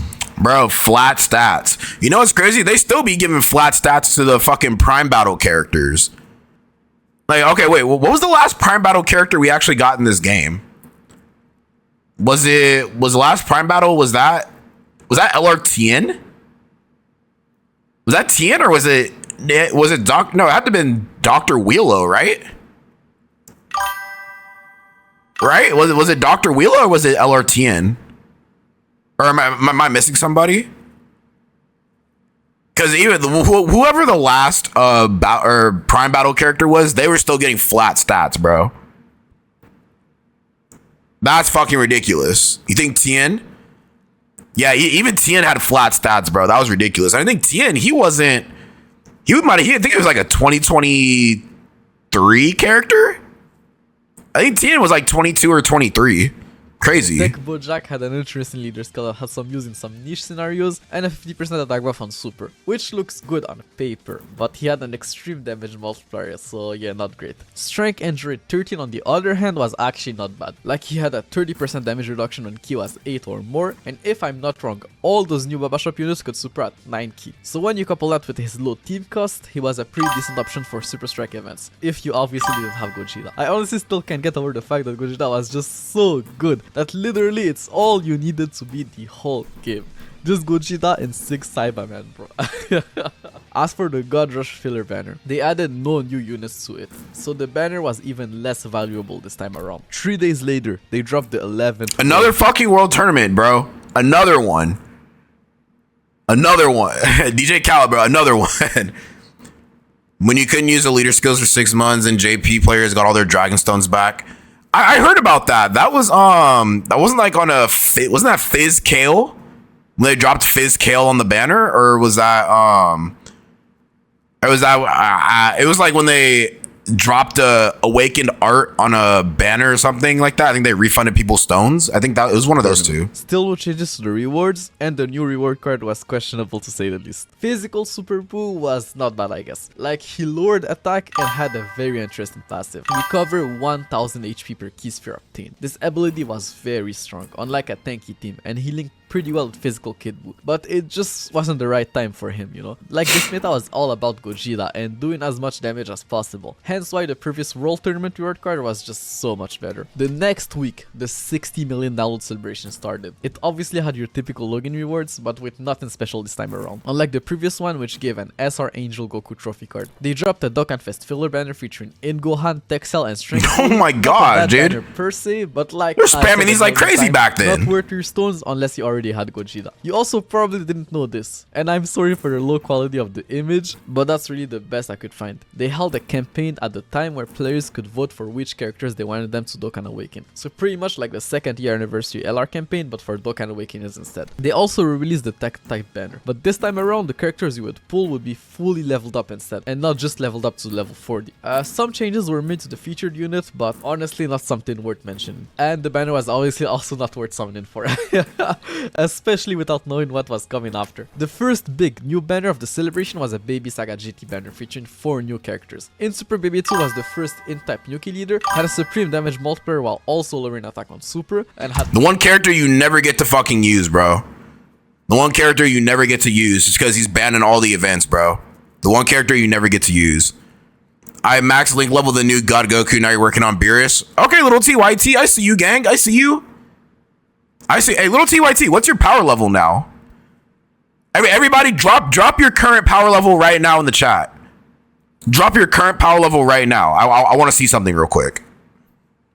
a 70% attack buff and above 50% HP. So yeah, this guy was actually quite decent, but nothing crazy. Strength GT's percent Goku was the first strength type Nukin leader. Had a supreme damage multiplier and supported the entire rotation for 25% attack. So yes, this guy was insane. If you had all the strength type power hitters, not only did he linked well with most of them, he also gave them an unconditional 25% attack. So yeah, this guy was pretty good. The SR GT Gohan and SR Goten were pretty much useless and not worth it. Instead over 9,000. Also came with a new 2 milli event and a new super strike event. The new story event came with 2 new free play units. 400k. Hey, listen guys, we all have to start somewhere. You know what I'm saying? Wherever you're at right now, everybody else was at one point in time. We all have to start somewhere.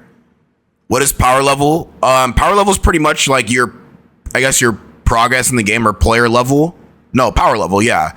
It's pretty much like a metric to keep track of all your, I guess, like your link levels and like the stages you completed, and just a bunch of like other metrics, which need to be updated, but still. Digital cooler with like a worse damage multiplier, but a better starter than a stat buff. He didn't see much use at the time, but all I can say is that it's not the last time you'll hear of this guy. Physical GT possessed Super Saiyan Goten was not bad. He gave tricky to physical type units. His drop rate was absolutely horrendous though, so most players didn't even bother farming his super attack level, since his damage was also not that great and his only use was to support physical type units, which he was obviously pretty good at. Like, tricky is nothing to laugh at. Super Strike King Vegeta on the other hand was not great. Like, all he had going for him is 4Q and below 80% HP, but no additional attack buff to go with it, so he did like no damage. They also teased some new quest stages which released at the end of the month alongside a new Dokkan Fest character, pretty much the headliner of the celebration. Those new quest stages came with 2 new Baba Shop units. Int Grand Supreme Kai, I guess, had some use and some very... You said you're 645k, that's not bad at all. And he could recover 2,000... John Tavius 442, not bad, not bad. Physical Super Saiyan Angel Goku was very good for a free play character. Hennessy, I downloaded it, then moved to JP and never played it.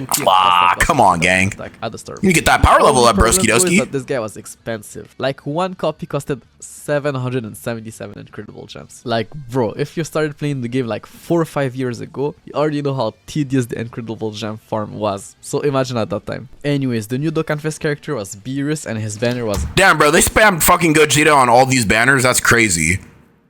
How many banners has he been on since he dropped? Like, at least in like his prime. That was, he dropped, so he had his initial banner. Then it was wait, no, it was his original banner. Then he was on Golden Week banner. Now it's on this banner. Like, damn it, bro. Like, they wanted to make sure you summoned for this Gogeta, bro. Holy shit. And you already know why. It featured strength. See, bro, Beast Gohan didn't have this kind of pool. That's what I'm saying. Beast Gohan did not have this kind of pool, bro. Holy shit.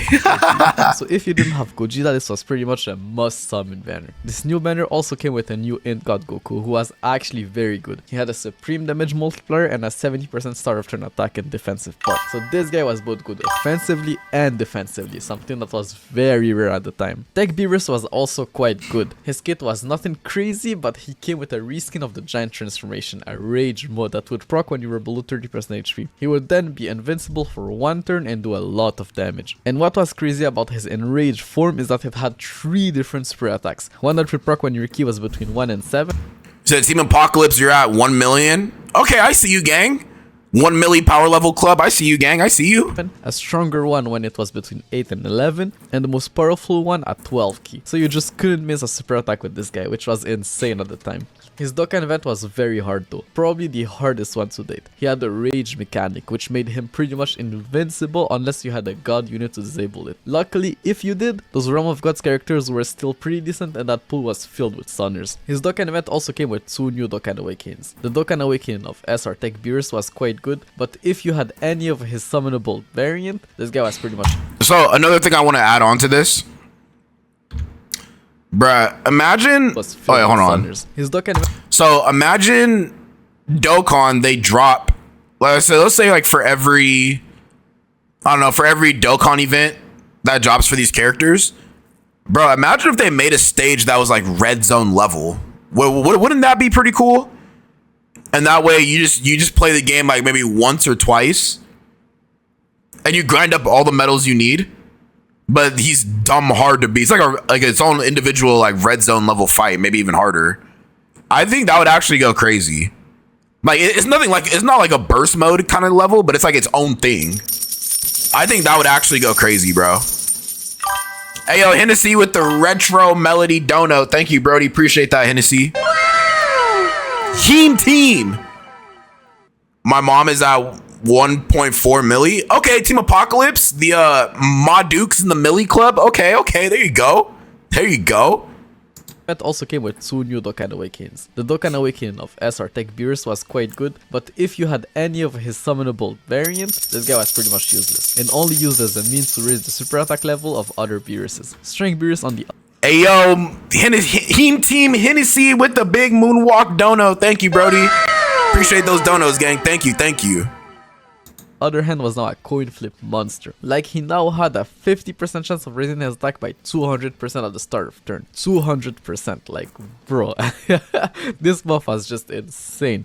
And when you couple it with his supreme damage multiplier and some luck, he was simply the hardest hitting unit in the game. If it weren't for Tech Beer's rage form, this guy would have probably overshadowed him completely. The month of June started with a new Super Strike event and the re-release of the AGL type banner. Strength Trunks got no upgrade whatsoever, like all they gave him is an additional 5% to his super type buff, which was pretty disappointing considering how good his SR was at the time. Ma Dukes wants me to tell you that she likes your videos and that you're a chill guy. Hey, well, thank you for that. I appreciate it. You know, I'm glad I'm able to have you guys in my streams. You know what I'm saying? Come to kick it with your boy. We can reminisce on the old school Dokkan. Appreciate you guys for being in here. Seriously, like, thank you. It's been fun chopping it up with you guys. Seriously, thank you. Providing me insight on all the older Dokkan events, how Dokkan used to be. Honestly, bro, all you guys are hella chill. Like, I appreciate you guys for coming through to kick it, you know. And I tell Ma Dukes, I said thank you for that. Thank you for the kind words. Yo, Hennessy with the big galaxy dono. Thank you, Brody. Appreciate that. Thank you. Woo! Big galaxy dono. Let's go. I'm new. Thank you, Hennessy. Appreciate that, gang. Thank you. Mario, thank you for the follow, Brody. Appreciate it.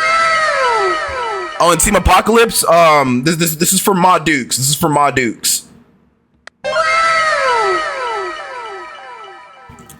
Ma Dukes gets a wow for the kind words. Appreciate you guys. Thank you. Kiri says, I'm at 1.7 million power level. I believe I'll check after I finish 6 hybrids versus DBS Broly mission. Bro, you're doing the hybrid Saiyans versus Dragon Ball Super Broly? Hey, Kiri, good luck. Good luck with that shit. Good luck. Cause that whoa, I did the no item run for the Hybrid Saiyans mission versus Broly. That shit took me like 4 days, bro. 4 days. So okay, you know how you have the what's this shit called? The attempt limits? Bruh, that took me 4 days and 19 tries. 4 days. If you guys were there in that live stream, you know how crazy that got. 4 fucking days, bro, nonstop, dude. It was wow, I was getting put through the mattress, bro. It was crazy. For the no item run too. It was I ended up getting it though, but it was crazy, bro. It was crazy. Did items get power crept too? Like, is Wii still meta? I mean, yeah, Wii's is still pretty meta.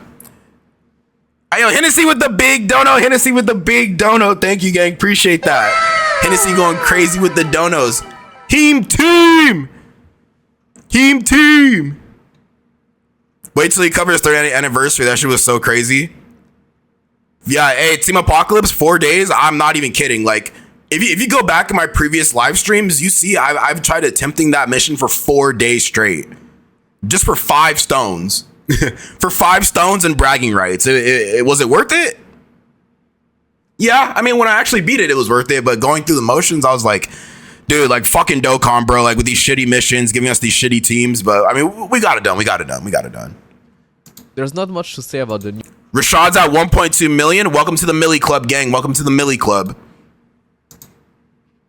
AGL type banner. Like, I guess they did add some units to the featured pool, but nothing really worth mentioning. I think that for the most part the banner did lose some value, since AGL God Goku was now even less valuable because of in God Goku. At the same time, they also held a little campaign to celebrate the upcoming new Dragon Ball Super arc, which was the Future Trunks arc at the time if I'm not wrong, which also explains the Super Strike Trunks event and the upcoming Trunks banner that we'll go over next. 3 days later, they released a new filler banner, the second double race banner ever, featuring an Awakening physical Xeno Trunks. He was now an AoE unit, the 3rd ever AoE unit, and even though his damage multiplier was very low, he gained 4k and 5000 attack when below 80% HP. So it was way easier to super with him than with Broly. So yeah, this guy went from utter trash to one of the most valuable units in the game pretty much overnight. 4 days later, they released another Super Strike event. Tech Mighty Mask was pretty much useless if you were facing one enemy, and since most of the hardest fights at the time were only against one enemy, this guy was just not that great. But he did have an extreme damage multiplier when most Super Strike cards had a huge damage multiplier and a 50% attack buff when facing multiple enemies. So against multiple enemies, this guy was hitting very hard for a free to play unit. They also released the updated in-type summon banner at the same time, which now featured in Baby. So if you're a Baby fan, this banner was maybe worth it. A couple of days later, it was already time for their $70 million celebration. Once again, there was a filler banner available for 77 hours only, featuring Strength Percent Vegeta in Janemba and yeah, okay, so when you look at these banners and really put it into perspective, sorry, bro, my lisp is coming out. When you put it into perspective, these are some god tier units, bro. Like this, a lot of the banners nowadays, like you'll see a character and you'll be like, oh, okay, so you got the main Dokkan Fest, which is nice, and then you see the units around it, you're like, damn, bro, like this banner is fucking terrible. But back then, like they had some heat in these banners. I wonder what it is though, bro. Like why? I really do think Dokkan, they need to just go back into their roots, and I don't know. I don't know, man. They need to do something, because a lot of the banners we summon on nowadays, if they're not anniversary banners, it's 9 times out of 10 you're getting some booty butt cheeks like side characters that you'll get in a featured multi that you don't even have any use for right now. Like it's crazy work, bro. It's crazy. Like okay, so think about it like this. Okay, you remember the ultra super villain Super Saiyan God Vegeta, right? That banner, I think it had Tech Super Trunks on there. Fucking horrible, bro. Like you're never, where are you gonna use him at? Terrible. There's another unit. Wasn't Android 16 on that banner? Correct me. I don't think. Oh no, I don't think it was Android 16. It might have been something else, but you get the premise. But it was like terrible characters. For the most part. Back then, you were also not guaranteed an SSR every 10, if I remember correctly. So they were giving out discounted multis like pancakes at IHOP, but no guaranteed SSRs? Something seems fishy, Dokkan. Something seems fishy. AGL's percentage Goku. So if I'm not wrong, the first time that Strength's percentage Vegeta ever came back. So I guess worth it if you really wanted him and obviously already had Gogeta. The main new banner came 4 days later and featured 5 new Giant Ape units. They all had a 10% chance of turning into a Giant Ape, unlike the previous Giant Ape units who had a 7% chance, but their attack stats were not equal, so some Giant Ape transformations... Oh, you said Super Baby 2 was on there? Okay, well, to be fair, Super Baby 2 was actually really good. He's still really good. I'll give him that one. He if you pulled him, that was a good pull. I gotta give Baby props. He's still pretty good. Were better than others. AGL Tora was a pretty decent unit. He gave Tricky to all allies when below 80% HP while also lowering attack on Super. His Giant Ape transformation had a 30,000 attack stat. Attack Bardock had a 70% attack buff and above 30% HP. And his Giant transformation had the highest attack stat of them all, being 35,000 attack. So he was seen by many players as the best one. And Lord Tragesh the GOAT gave 5,000 defense to all allies. And that was pretty much it. Like, his Giant transformation also had the lowest attack stat of the bunch alongside physical Borghost. Strength Fasha was an orb changer and I guess had the best leader skill of the bunch. Her Giant Ape transformation had also the same attack stat as AGL Tora. Physical Borghost was a Nukin type unit, getting 70% attack per key sphere obtained. So I guess alright. But honestly, this batch of Giant Ape units were pretty whack. Like, if it wasn't for their Giant Ape transformations, they would have all been horrible units and definitely not worth summoning for. Their banner also featured every single Yeah, so I'm kind of getting the theme that Team Bardock was never really as good as it could have been. You know, like, think about it. Out of all, so Bardock alone has had some pretty shit characters. I think the only unit I could actually speak highly on was Fizz Fasha. Yeah, the Peppy Gal's Fizz Fasha. I think she's always been good. Every other character, for the most part, is either like a free-to-play or just like straight out ass. Android 16 was on like 10 banners after he released. I'm gonna make a video about Android 16. You guys want to hear me rant about a character? I'm about to rant about Android 16 because that guy's terrible, bro. That guy's terrible. Existing Giant Ape unit, so your chances of pulling a Giant Ape unit were very high. But the meta was still Gogeta, so no point really on summoning on this banner since none of these units helped Gogeta's team. The next day they dropped the B-Pan. Oh, B-Pan! Let's go, baby! It gave just so much EXP. Strength B-Pan, let's go! She could heal for 25% of the damage she dealt while also being able to... Wait, but this is just the SSR version, never mind. Attack level was 5 or more, which did take some time since you could only play the event once a week. 2 days later, they released another world one? 12th world tournament. Bro, stop with the world tournaments, gang. The reward card was shit, how many of these are they gonna drop? Had a supreme damage multiplier and gave AGL type units 30% attack and defense. Couple that with his relatively low team cost and leader skill that lowered strength type enemies attack and defense by 30%. I think one of the worst things Dokkan's ever did was drop a world tournament during an anniversary. Was it anniversary or worldwide downloads? I remember they dropped a world tournament during a major celebration. I can't remember which one. It might have been an anniversary. Yeah, that was probably the worst time to drop a world tournament. And this guy was a monster against any strength type enemy, including the Dokkan events. At the same time, they dropped a filler banner, featuring almost every orb changer in the game.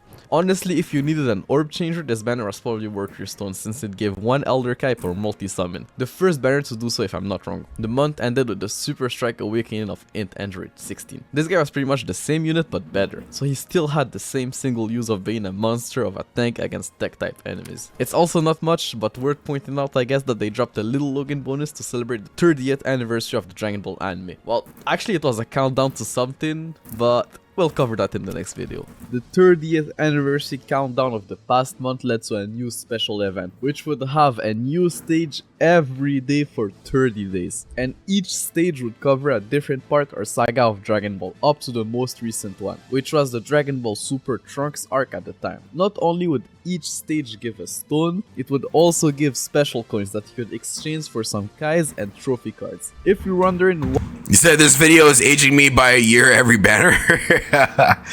Yeah, man, I mean, time flies, bro. Like, this game's been out since 2015. It's been out for over a decade, bro. Time fucking flies. Why this event never made it into the global side of the game, and well, it's because it actually... You said this is random, but I need a Robin Funko Pop or statue. Hey, little TYT, that's a god tier pull right there. a Robin Funko Pop or a statue. That's a god tier pool. What are my thoughts about the new metal cooler? I think he looks good. Definitely an interesting character. I'm interested to see what their EZA or what the EZAs are gonna look like, because his team needs to be a little bit more fleshed out. But I mean, I think he's good. I'm gonna summon for him. I'm summoning for cooler. I'm gonna live stream those summons too. I will be ready. Hey, 7RL, what's goody, bro? Can't stand this dude's voice, the vid I'm watching. Ooh, Ploof. I mean, bro, he put together a banger of a video. I'll give him that one. But I get it, though. It's not for everybody. It's not for everybody. I get it. I get it. Did in a rebranded version during the 2nd year anniversary. As for the trophy cards, they were honestly pretty bad. So bad that both cards were actually... I pulled up to one of his live streams. He's actually a really cool dude. He's a very cool dude. When does the cooler drop? Cooler drops tomorrow. Well, I guess... So, I'm in California right now, so... I guess for me, it drops tomorrow at 10 p.m. PST. But wherever you're at, if you're like in the central time, add 2 hours. And then if you're East Coast, add 3 hours. But yeah, 7RL, I'm doing good, gang. Just reacting to this video. Got the next 3 days off, so we chilling, bro. We chilling. We hardcore Dokkaning for 3 days, bro. It's gonna be fun. Buffed when they came to global, but hey, they were pretty much free, so if you were a new player, they could genuinely help you. They also brought the 1st year anniversary premium summon banner. It was obviously rebranded as a 3rd year anniversary of the Dragon Ball anime banner, with an updated pool of SSR characters. The featured units were honestly pretty decent for the time, and since your first multi would guarantee you an SSR, it was probably worth the 50 stones. Like I've said it multiple times, the rates at the time were absolutely horrendous, so any summon banner that had something guaranteed was very special, and if it weren't for Gogeta, a must summon banner. Funnily enough, Dokkan also won some sort of award at the time, so they gave everyone 5 stones. The 5th day of the month, they has won the Excellence Award. Hey, you know what? Thank you for giving us your hard-earned money. Thank you for being suckers and giving us your money. Here's 5 fucking stones, bro. Thank you for willingly giving us your money. Crazy work, bro. Crazy work. He said he's a cool guy. I just can't listen to him for long. Personally, I made us both laugh by telling him he looks like the rapper Logic. No, he doesn't, right? He doesn't like Logic. Just got the data download on Dokkan. I know. I just got the notification on my phone. So yeah, for the West Coast time, Metal Cooler drops at 10 p.m. PST. Kiri says I died, then they gave me a data download. Yeah, you know what I'm saying? You load back into the home screen and here comes the data download. I've gotten data downloads sometimes when I'm running Festival of Battles. Like, so there'll be a data download as I'm in the middle of festivals, and then when I try to like super attack fish and reset, I get stuck in a data download, bro. It's crazy work, bro. Crazy. So they were stingy until like 2018. I mean, brother. 5 stones? That's not enough to summon for Gogeta. They want you to summon for Gogeta. That's not enough stones, bro. It's not enough. Of award at the time, so they gave everyone 5 stones. The 5th day of the month, they dropped the first ever Prime Battle event, introducing the first ever LR into the game. A new card that was possibly... Oh, he was the first LR in the game? Wow, I did. Wow, okay, he was the first LR, Prime Battle. Shitty Prime Battle LR. Let's keep going. Better than Gogeta. And the best part, you could get it for free. Well, at least that's what everyone thought back then. But they quickly realized that this guy had a cost, and that cost was your sanity, mental health, and well-being. The first ever Prime Battle event was just something that can't be described with words. Like, if you thought anything we went over since the beginning of the series was hard, difficult, or even ridiculously stupid, well, this was probably at least 10 times worse. So, just to start off, this event had to be done with Super Strike characters. Exclusively Super Strike. Oh my gosh. So no free-to-play characters that weren't from a Strike event, and unfortunately, oh my gosh, bro. Other summonable units. And bro, you've seen the Super Strike characters. He said, Unk, if I see you're live again and you're not playing Dokkan and getting shafted, we can have a problem. Hey, thank you for that follow. Appreciate it. You guys like seeing me get shafted? You guys like seeing me get shafted, bro? That's not fun for me. Getting shafted is not fun, bro. It might be fun for you guys. It's not fun for me, bro. Speaking of festivals, hot takes, but they should give us a free summon for completing missions because 15 stones for 3 hours is complete BS. I agree. Me personally, I think they should have. So I think they should have gave out 50 stones for each mission completed. That's a multi summon. 50 stones for a 3+ hour event. I think that's pretty fair. 50 stages, 50 stones. I think that's pretty fair. That the game had in the past months. They weren't all that. And let's also not forget the fact that training items and awakening medals were still not that common of a thing. And most players just used them on their summonable units. Like, no one expected an event like that, where you were forced to use strike characters who essentially sucked and were for the most part not worth the grind, if you had a decent chunk of summonable characters. And also, super strike events were not available all the times. So if you missed a specific character, you had to wait God knows how long to be. Damn, bro, you had to make sure you got that key, bro. You had to make sure you got some key. That is insane. What? You had to make sure you get that key, bro. Oh my goodness. Hey, yo, Randall, thank you for that follow, gang. Appreciate that. I'm back. How to do my daily on DBL. Team Apocalypse, you left me for Assball Legends? How could you? How could you? Is this OG Dokkan? Yeah, this is the first Prime Battle LR in the game. Back in my day, it was an hour a stone.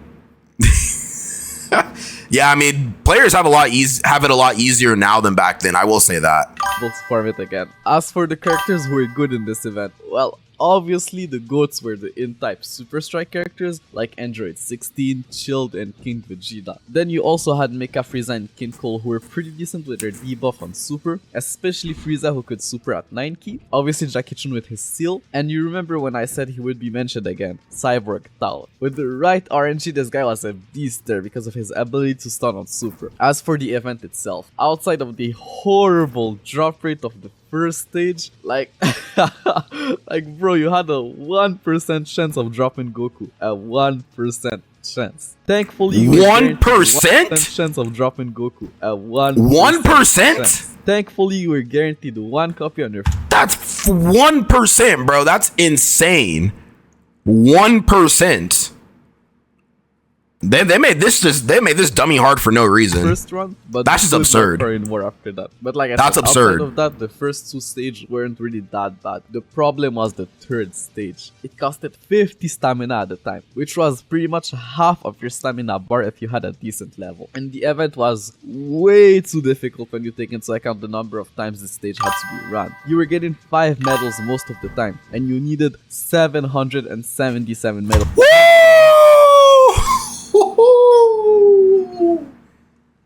Yeah, 777 medals. 777 medals. At this rate, at this speed, you were doing this shit for months.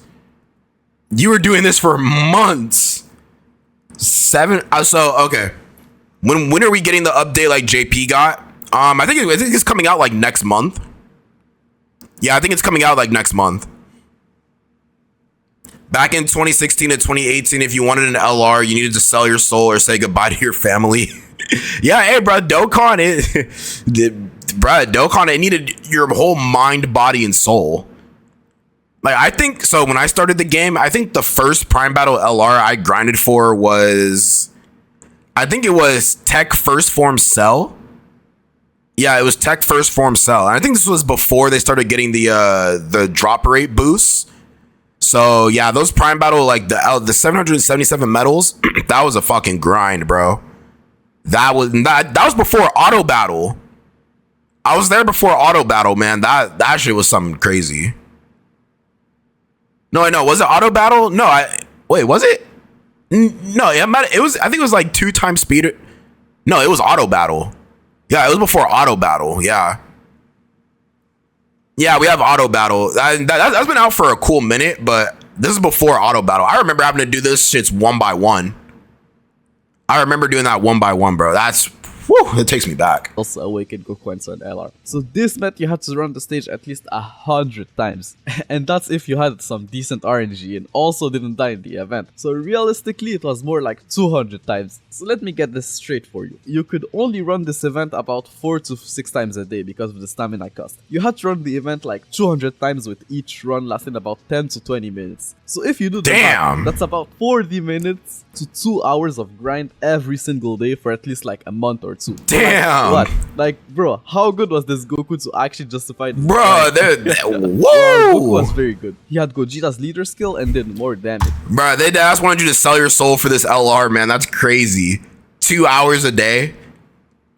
Each run 10 to 20 minutes. Jeez, man. Especially if you could get his APT super, which in that case made him the hardest hitting unit in the game. But he had one of the worst link set ever. Like he only had 2 key links, with one of them being family ties, so pretty much inexistent. Unlike Gogeta, who had all the best key links in the game. But when you take into account his LR stats, were far and away the highest stats in the game, and it wasn't even close. Yeah, man, bro, they don't make LRs like this anymore. Like with this art style, they do not make those LR art styles no more. I don't know. These things kind of have like a OG feel to it. They don't make them like this no more. My first LR on this account was Str Gogeta. I lost my day 1 global account. I had to start over. Oh, the 5th anniversary Str Gogeta. Yeah, that sucks. I'm sorry. You lost. That sucks, man. That sucks. Putting all your time and effort into an account just to lose it, that sucks. He was at the bare minimum the second best unit in the game, and for some people he was even on par with Gogeta or even better. The sad part is that he was this good for like 2 days, because yes, the new king of Dokkan was here. AGL Super. Oh, Vegito! Good. He was the first ever God's leader, given 3 key and 70% HP attack and defense to AGL type units. And if you're wondering why was he called a God's leader, well, it was because this was the biggest jump in leader skill the game had known yet. Some would even say bigger than Gogeta's, because yes, it's true that Gogeta was insane on release and he got pretty much the whole. Oh, so AGL Super Vegito introduced the god lead, or the what the fuck did he call it? But it's true that Gogeta was known yet. Some would even say bigger than Gogeta's, because yes, it's true that Gogeta was insane. God's leader. Well, it was. Oh yeah, so he introduced the God's leader skill the game had known. The first real leader skill. Ah, okay. Because yes, it's true that Gogeta was insane on release. Damn, so he was like the baseline. So yeah, it's crazy how Dokkan, how far it's came, bro. Because he was the foundation. This guy was the foundation. HP, attack, and defense. Yeah, crazy. And he got pretty much the whole game. But if we're just talking about leader skills, not taking into account the units, the jump between 2 key and 3 key wasn't as massive as this one. Like, before Vegito, you had to choose between stats and key. So him just giving you everything was just so insane. Like, let's not forget that the highest HP team at the time was AGL Kid Boost team. Just giving you 70% HP. 6,000? Vegito's leader skill would give you that much HP, but with defense, attack, and key. Like, you've got to understand how ridiculous that was. The whole game was pretty much balanced around you only having 1 or 2 of those things. So him just giving everything pretty much broke the game. Like, every single non-tech Dokkan. Yeah, monotype god leads. Wow. Ridiculously easy now if you had him. And that's just with his leader skill alone. This. Oh, the update's not coming out till GDC? I thought they said it was coming out in June. If I'm not mistaken. He changed the game until the 120% came out. This guy had an immense damage multiplier with a 30% attack buff for all allies on Super. So his SA multiplier was actually slightly better than immense, which was pretty good when you take into account the fact that this guy had the same 12 key multiplier as Gogeta, so 150%. But what really made this guy crazy is this new mechanic he introduced, counters. There was still no potential system at the time, so your units couldn't crit, but the game was balanced around that. So him being able to counter normal attacks with tremendous power just made him the APT god. So the unit that could dish out the most amount of damage per turn. But if that wasn't wasn't enough. This guy could also not take damage from normal attacks because of his passive giving him 80% damage reduction against normal attacks. This single-handedly made this guy the best agent unit of that year. Like, sure, you could get caught by supers, but that was the only thing that could hurt you. And since the team had so much HP at the time, it just didn't matter. You could eat a super if you wanted to. And you honestly could also just run a sealer. And his link set, bro. This guy was, if I'm not mistaken, the first unit ever to have 7 links, which was a huge advantage at the time when every other unit in the game only had 6 or less links. Like, he was just the shock and speed version of Gogeta. They had a very similar link set. It's just that he had shock and speed instead of over in a flash, which was kind of a downgrade at the time, but the shock and speed link definitely got a stronger pull of character with time, so it was worth the trade-off in the end. But Vegito didn't come alone. He actually came with another Dokkan Fest. No, he came back with Gogeta? He came back with another Gogeta? Not as good as... What the? Bruh, bro, like how many? What? This is like the 5th banner he's been on. Bro, Dokkan knew what they were doing, bro. There he is, there he is again, Gogeta making his appearance. Damn, okay. Both featured on the same banner. Physical Broly was very good. Not as good as Vegito, but still better than pretty much everything else in the game. He was the god's leader for the physical type. A pretty strong team if you had physical Kid Buu and physical full power Frieza. A supreme damage multiplier, which was a disappointment, but when you look at his kit, it actually made sense. He had a flat standoff of 7000 attack and could launch an additional super attack when his ki was 8 or more. So this meant that he could super 2 times in the same turn with this guy. Just so you know, this was before the potential system. So this guy was the first unit ever to be able to super 2 times in the same turn. So yeah, this guy was probably the second hardest hitting unit in the game. Sorry, but counters were just too ridiculously OP at the time. His link set was also not bad. Just like Vegito, he had 7 links with 3 of them being key links. Not the best key links, but key links nonetheless. The major issue with Gogeta, just him and will always be was so low. a Gogeta. As much defense as an SR. Yeah, Gogeta's the guy, man. Undisputed #1. Fun fact, his defense as a level 1 TUR was slightly higher than his fully leveled UR defensive stat, which makes sense and is probably how it should have been for every character. Like, the fact that your character goes back to level 1 after Dokkan Awakening is honestly kind of disrespectful. Think about it, you Dokkan Awaken a character, he goes back to level 1 and is arguably a worse character at level 1 due to his low stats, up until you gather the resources to level him up. Nonetheless, physical Broly's defense was still better than strength Broly's defense post super. So this guy was pretty much better than his strength counterpart in every metric. The only thing strength Broly had over him was the AoE super, which was only valuable in the world tournament. As for the banner they were featured on, this was probably the best banner to date. It had the special 3 multi-summon get 1 free discount, and it featured arguably the 3 best summonable. Damn, bro, this is the one banner you don't skip. Units were also some of the best non-Dokkan Fest summonable. So okay, hey Gaming Shrimp, what's goody? What's goody? What we doing? We reacting to the 2nd year of Dokkan. But so okay, you know how they like a bunch of us creators will make that video like new Dokkan Fest. Should you summon or skip? Bro, this is a banner you don't skip. This is a banner that they tell you do not skip. If anybody back then told you to skip this banner, bro, it's like, you know, just go ahead and delete your account. You know what I'm saying? Just relinquish your account right now. But damn, bro, they had some bangers on here. Okay. They had some bangers. This is a banner you tell people not to skip. SSRs. As for their Dokkan events, Super Vegito's Dokkan event was the hardest Dokkan event to date. The first stage had 2 enemies. The second stage, Vegito had 4 health bars, and the last phase had 5 health bars. But most importantly, you had to have fierce battle units to be able to damage Vegito. That was his event gimmick. 75% damage reduction unless you had the first battle link activated. And the only units who had that link were TURs. So unless you were already playing for some time, his event was quite literally impossible to beat. As for Physical's Broly's Dokkan event, it was just as hard. You either had the units required to disable Broly's rampage or on. No, it's not new. I'm just reacting to a video.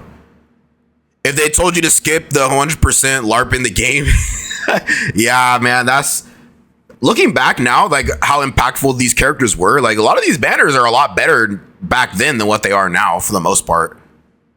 They had a STR Str Gogeta who would skip. Yeah, anybody who told you to skip that, bro, just go ahead and relinquish your account right now.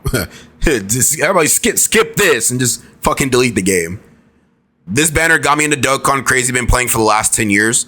Yeah, I mean, bro, we got a lot of OG players in the chat. Let's go, baby. Just forget it. And just so you know, both their Dokkan events costed 50 stamina and had to be beaten 11 times to awaken them, which was almost twice as many runs as what was required for. Damn, bro, that's the all-out struggle right there. Like horrendous RNG and would only have 1 medals dropped. As for the new Dokkan awakenings, bro, the first players, or no, the OG players made up the all-out struggle category. The OG players made up the all-out struggle category, man. They had y'all. They're putting you guys through the mattress back in the day. Like, it's crazy. Hey, yo, Mimi, what's goody? 5th anniversary banner part 1 was undeniably best banners, amazing pool. Well, we'll get there. We'll definitely get there for sure. Tech Vegeta was actually pretty good. He had the supreme damage multiplier while raising allies attack by 25% on super, gave all allies 30% attack and defense as his passive, and shared 4 links with AGL Super Vegito. Int Vegito was also decent. He had the same spread attack as Tech Vegito, and a Nukin passive gaining 12% attack for key spheres obtained. Tech Vegito had 7 links while he only had 6, and instead of the same lineage, he had Brainiacs. So it was pretty much the same debate as when Int Vegito first released. If you wanted more offense, you would go with Int Vegito, and if you wanted more utility, you would go with Tech Vegito. Also, I'm not sure if this is true, like, feel free to correct me in the comments down below, but I think Super Vegito was the first banner ever to get top grossing on JP, which would honestly make a lot of sense. Yeah, it makes sense. Without question, the hypest and highest value banner the game has ever known at the time. Like, bro, you pretty much had the 3 best units in the game featured in one banner, with arguably the 2 hypest characters at the time. But wait. Did I just try? You said, can you ask someone when the Tech Super Saiyan 4 Gogeta UR came out? Hey, does anybody in here know when the Tech Super Saiyan 4 Gogeta UR came out? I think it was yeah, Tech Super Saiyan 4 TUR Gogeta.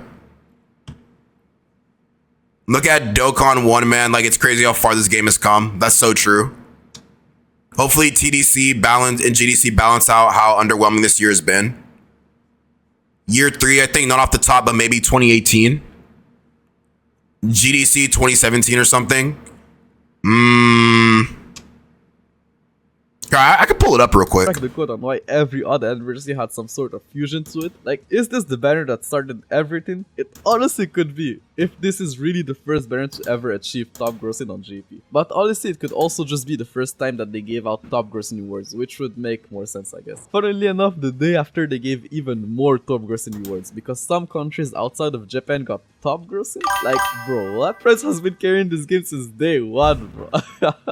Which, hey, shout out to France, bro. Shout out to the France player base. Japan, the biggest consumers of mangas, and honestly probably just Dragon Ball as a whole. Nonetheless, a couple of days later, they re-released the AGL. Oh, he dropped in 2017. But this time around, he dropped. Well, on global, he dropped 2017. So when did he come out on JP? Value, since you know units like Super Vegito and Gogeta were not farmable, you had to use guys to raise their super attacks. Came out in 2017 on JP too. That can't be right. Which did have some new things added to the ranking. Hold on, bro. Wait, that can't be right. 30th anniversary coins that we talked about earlier. If you were in the top 10,000 players. Hold on, that can't be right. I'm not sure about this, but it looks like an entry to a figurine giveaway. Or honestly, maybe you were just guaranteed a figurine if you were in the top 100 players, which would have been insane. Like, for once the World Tournament. Oh, on JP he came out in 2017. Anyways, as for the new World Tournament, 2017. Tech Ultimate Gohan was actually not bad. He had a 20% chance of stunning. So I don't think we're gonna see it in this video. Attack when above 50% HP, but unfortunately he was no match with the 3 other Ultimate Gohans who were TURs. Still a good card nonetheless. AGL Oob, well, he had a 10% chance of stunning on Super, but that's pretty much it. They also added 2 new SSRs to the World Tournament Summon banner. AGL Kid Goku was okay for a fridge play unit. Like, he had an extreme damage multiplier and a 50% attack buff when above 30% HP, which was not great, but he had a 5% chance of turning into a giant ape, and his giant ape transformation had a 33,000 attack stat, which is actually more than some of the summonable giant form units. Piccolo Jr. on the other hand was seen by many as better. I can't really pinpoint why, but it looks like people really liked his passive, reducing all enemies attack by 12%, which I guess was decent in the World Tournament, and he also had a 5% chance of turning into a giant ape, which had a 28,000 attack stat, so more than Shigesh and Burgos. The next day, they dropped another filler banner. This banner featured 7 Dokkan Fest characters. Damn, bro! Every OG monolith. Dude, they're just dropping fucking bangers after bangers. Look at this. They're just dropping bangers, man. Damn. All these filler banners just had nothing but bangers. So were they really filler banners? They were dropping OG bangers. And they have the nerve to call that filler? What? Either, at the exception of Cell, I think. But now that the gods... Okay, so to be fair, out of all the Dokkan Fests in this specific banner, which one was the best? Out of all these guys, which one was the best? It was 3 weeks after this global second anniversary. Oh, the Super Saiyan 4 and Fizz Omega were dual Dokkan Fest. Oh, okay. After the second anniversary. Oh, so you're saying Int Gohan was the best out of this pool? Gohan and Janemba. Okay, so we got 2 Gohans and 1 Janemba? Oh, 3 Gohans. Oh, so bro, Gohan's has been like that. Okay. Gohan's been about that. Okay. Gaming Shrimp says Janemba because of the anniversary unit. Remember, guys, unconditional guard. They just slapped on unconditional guard like it was like it was. I don't even have an analogy for that. They just slapped on unconditional guard. Said you liked Frieza at the time. I mean, we got like 3 Gohan, so I mean, I don't know, man. I think Gohan might be the guy. Super Saiyan 3 Vegeta is the best aging one. I mean, 80% damage reduction, like that sounds damn near indestructible at the time. Were in thin, there was really no point to summon on this banner, as these guys would probably be featured alongside their respective type gods leader. The next week, they continued the celebration of the Dragon Ball anime. They gave out a free GT Goku as a login gift, and as you would guess, he wasn't great. Like, he was really just a trophy card. And like the other trophy cards we covered earlier, he was also buffed on global. Like, he had better stats and a whole different passive, which honestly would have made him pretty decent on JP at the time. They also released a new GT banner, which had pretty much every single GT summonable SSR. So I guess if you were a fan of GT, this was probably worth it, since the banner also gave you 1 Elder Kai per multi-summon. 4 days later, they brought back the Resurrection of F story event, and you could now Z-awaken Police Officer Krillin into an SR. Like, that honestly, I guess I don't have words, bro. Like, okay. At the same time, they dropped a new Dragon Ball Super banner covering the Universe 6 tournament. It brought a lot of new units, so let's go over them. The new Blue Boys low-key revived the Nukin meta on JP. Vegeta was a tech-type Nukin unit, and Goku was a physical-type Nukin unit. So this meant that you could run each of them under their old counterpart Nukin leaders. So they kept dropping nuking characters after I guess that meta was already gone? That makes no sense. Well, why would they do that? That makes no sense. It makes no sense. Why would they do that? Back then, it was the APT meta trying to maximize attack per turn. Ah, okay. Trying to get the most. Okay. And since they also linked very... I mean, with the way Dokkan events were hitting, it was like, you know, you kill them before they get you. You know what I mean? That's kind of the vibe I'm getting. Well with each other, it meant that you could do a lot of damage. So much damage that they were both seen as the 2 new best Nukin units, even better than Dokkan Fest Tech Cell. Int Piccolo on the other hand was just not great. He had a 70% attack when below 80% HP, just a supreme damage multiplier with no additional effect on super, and a horrible link set. Like, his only key link was Gaze of Respect, which he only shared with Gohan, but all the Gohans who had that link at the time were pretty much outdated. While the Int one was still okay, but look, you needed to be above 50% HP with this guy, so this meant that if you wanted a runnable rotation, you had to be between 50 and 80% HP, so not very feasible. As for Int Hit, I think Hit was a decently hyped character at the time, so you would guess he would have been insane. But no, this guy was legit just in Demigra, but with a worse leader skill. I'm not even joking. They had the exact same kit, to the point that people were even debating that's hella funny. Was actually just a worse. Literally, bro, just copy and paste. He had a worse leader skill, arguably a worse link set. I guess he did hit slightly harder due to his higher attack stat, but it just wasn't enough to justify re-releasing the exact same unit 5 months later. At the end of the day, he was a stunner and was in, and the in type had a lot of stunners, so you could run him on a mono in team and basically just perma-stun the enemy forever. As for the SRs, Frost was trash. Mageda had an interesting leader skill which actually... So you got an ad for a Yoda burger and mozzarella nuggets? Ugh, that sounds disgusting. Ugh. You can pretty good a couple of that sounds gross. And Physical Butamo was probably the strongest out of the three. He had a 50% chance of gaining 50% damage reduction at the start of turn, which was, I guess, a decent passive at the time. His leader skill also, just like Mageda, got a very nice upgrade later on. This banner also came with a new story event where you could farm an SR Kaba and awaken him into an SSR of Super Saiyan Kaba. He actually was not so bad as a free to play card. Like, he had an extreme damage multiplier but 50% attack on super, coupled up with his decent Saiyan Link set, and he could output some decent numbers, especially for a free to play unit that was essentially free. Well, free with horrendous drop rates. But what's new here? At least the rates weren't 1% like Prime Battle Goku. They also added a new Goku to the coin shop. He was also not great and buffed on global like all the other trophy cards. At the end of the month, they teased the new Dokkan Fest and some sort of summer campaign that gave all players a Dragonstone and a different support item every day for 7 days. The month of August started with, as expected, the new Dokkan Fest Gotenks, the tech-type god's leader. He came with a very interesting gimmick. Depending on the amount of ki you had between 9 and 12, he would launch a different super attack, with the 11 ki one being the strongest and the 12 ki one being the weakest. This was very annoying because it meant that you couldn't nuke efficiently and the 12 ki. And this guy also had... So, hey, little TYT, welcome back. I guess you can say that he had the first, like, EX Super before it was known as the EX Super. So, I mean, yeah, he had 2 different, like, super attacks. So, I guess he kind of pioneered the EX Supers, but it wasn't really EX Supers back then. Interesting, very interesting.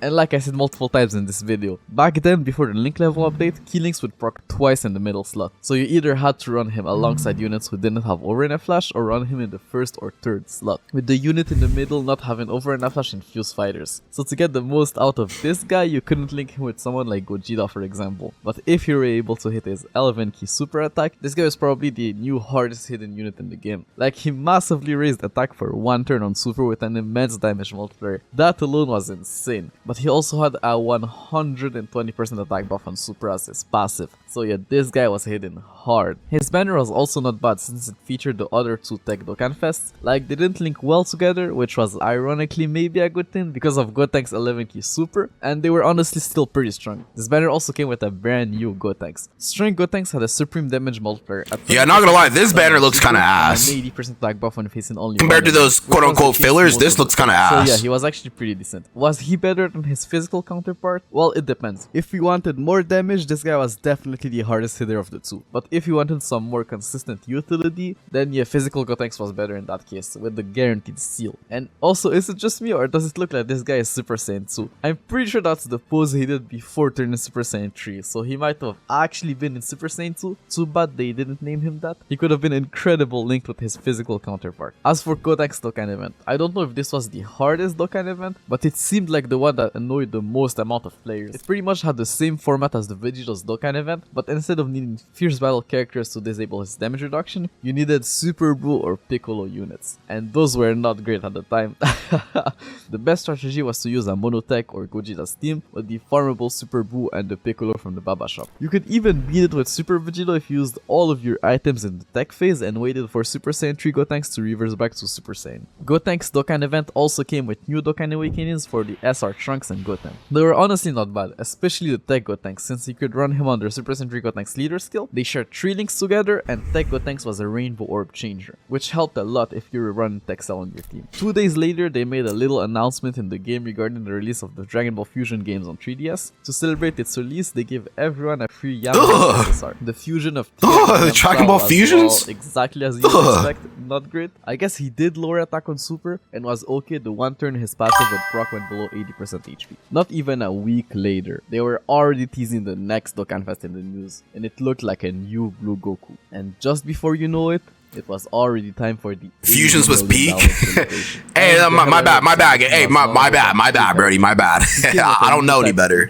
Given 100% HP attack and defense to AGL type units. Those types of leader skills were called demigod, because even though they were good, they weren't as good as God's leaders. Oh wait, so he introduced the demigod leader skill, but it was not better than the god leader skill. Yeah, because I mean he's not giving key right here. Okay, that makes sense. Of key. Like, no key for an additional 30% stats is just not a good trade-off. As for his kit, oh boy was this guy strong. He had an immense damage multiplier and a flat stat buff of 20,000 attack and 10,000 defense for it. So these Kaioken Goku characters been sacrificing HP. So really, Tech Super Saiyan Blue Kaioken doesn't deserve all the hate. It started with this guy, I think. It might have started with this guy, damn it. Tech Super Saiyan Blue Kaioken doesn't deserve all the hate that he gets. 10 turns from the start turn. So yeah, this guy was hitting hard, very hard. To a certain degree. But it came at a cost. You would lose 5% HP with each super attack performed. So if the fight dragged for too long, not only would his passive wear off, but you would also be left with no HP because of his super attack effect. This wasn't his only issue. He was named Blue Goku instead of Blue Kaioken Goku, which actually didn't make any sense and did hurt him at the time. Nonetheless, when well managed, this guy was a beast. He also had one of the best link sets in the game. This guy had Prepared for Battle, Over in a Flash, and Shocking Speed, meaning that this guy shared at least one key link with most of the units in the game. His banner was also not bad, featured AGL Super Vegito and AGL Super Sentry Goku, but this wasn't the era of Gogeta anymore. No, okay, that's not bad. Leaders were pretty much on the same level, so this banner wasn't a must summon unless you obviously wanted it's not that bad. He was pretty much just a reskin of Strength B. If he only didn't lose HP when he supered, it was terrible back in OG Dokkan. But on Mono HDL, he was throwing out nukes. Not gonna lie, I kind of want an LR Kaioken times 20 Blue Goku. That'd be sick. Yeah, I mean, I guess just because of the way old Dokkan was back then, like your HP was already like, what, HP was like 60,000. So, I mean, 5% of that kind of adds up kind of fast. The first card to have 3 godly links, I forgot. Who, this guy or the Blue Goku? And this pretty much wasn't and Shocking Speed. Was it this Blue Goku? One key link with most of Prepared for Battle, Over in a Flash, and Shocking Speed. Featured AGL Super Vegito and AGL Devon. He was the star in that video, meaning that in the last phase, he had a countdown super that would just one-shot you. Thankfully, he could be stunned and sealed. So on Gotenks team, you just needed to bring Tech Bardock or Super Strike Jackie Chun, and you were good to go. You could also run Physical's Broly team with Physical's % Bardock or Physical's % Gotenks. Some people were even running Super Vegito's team with Physical's % Gotenks. Like, sure, he had no leader skill, but in the middle slot, he would be able to get enough ki to actually launch a super attack. This Dokkan event also came with some new Dokkan. Dude, what is that fucking attack stat? What was that? Middle slot. 60,000 attacks. That's, yeah, 60K? That's fucking absurd, bro. 60K?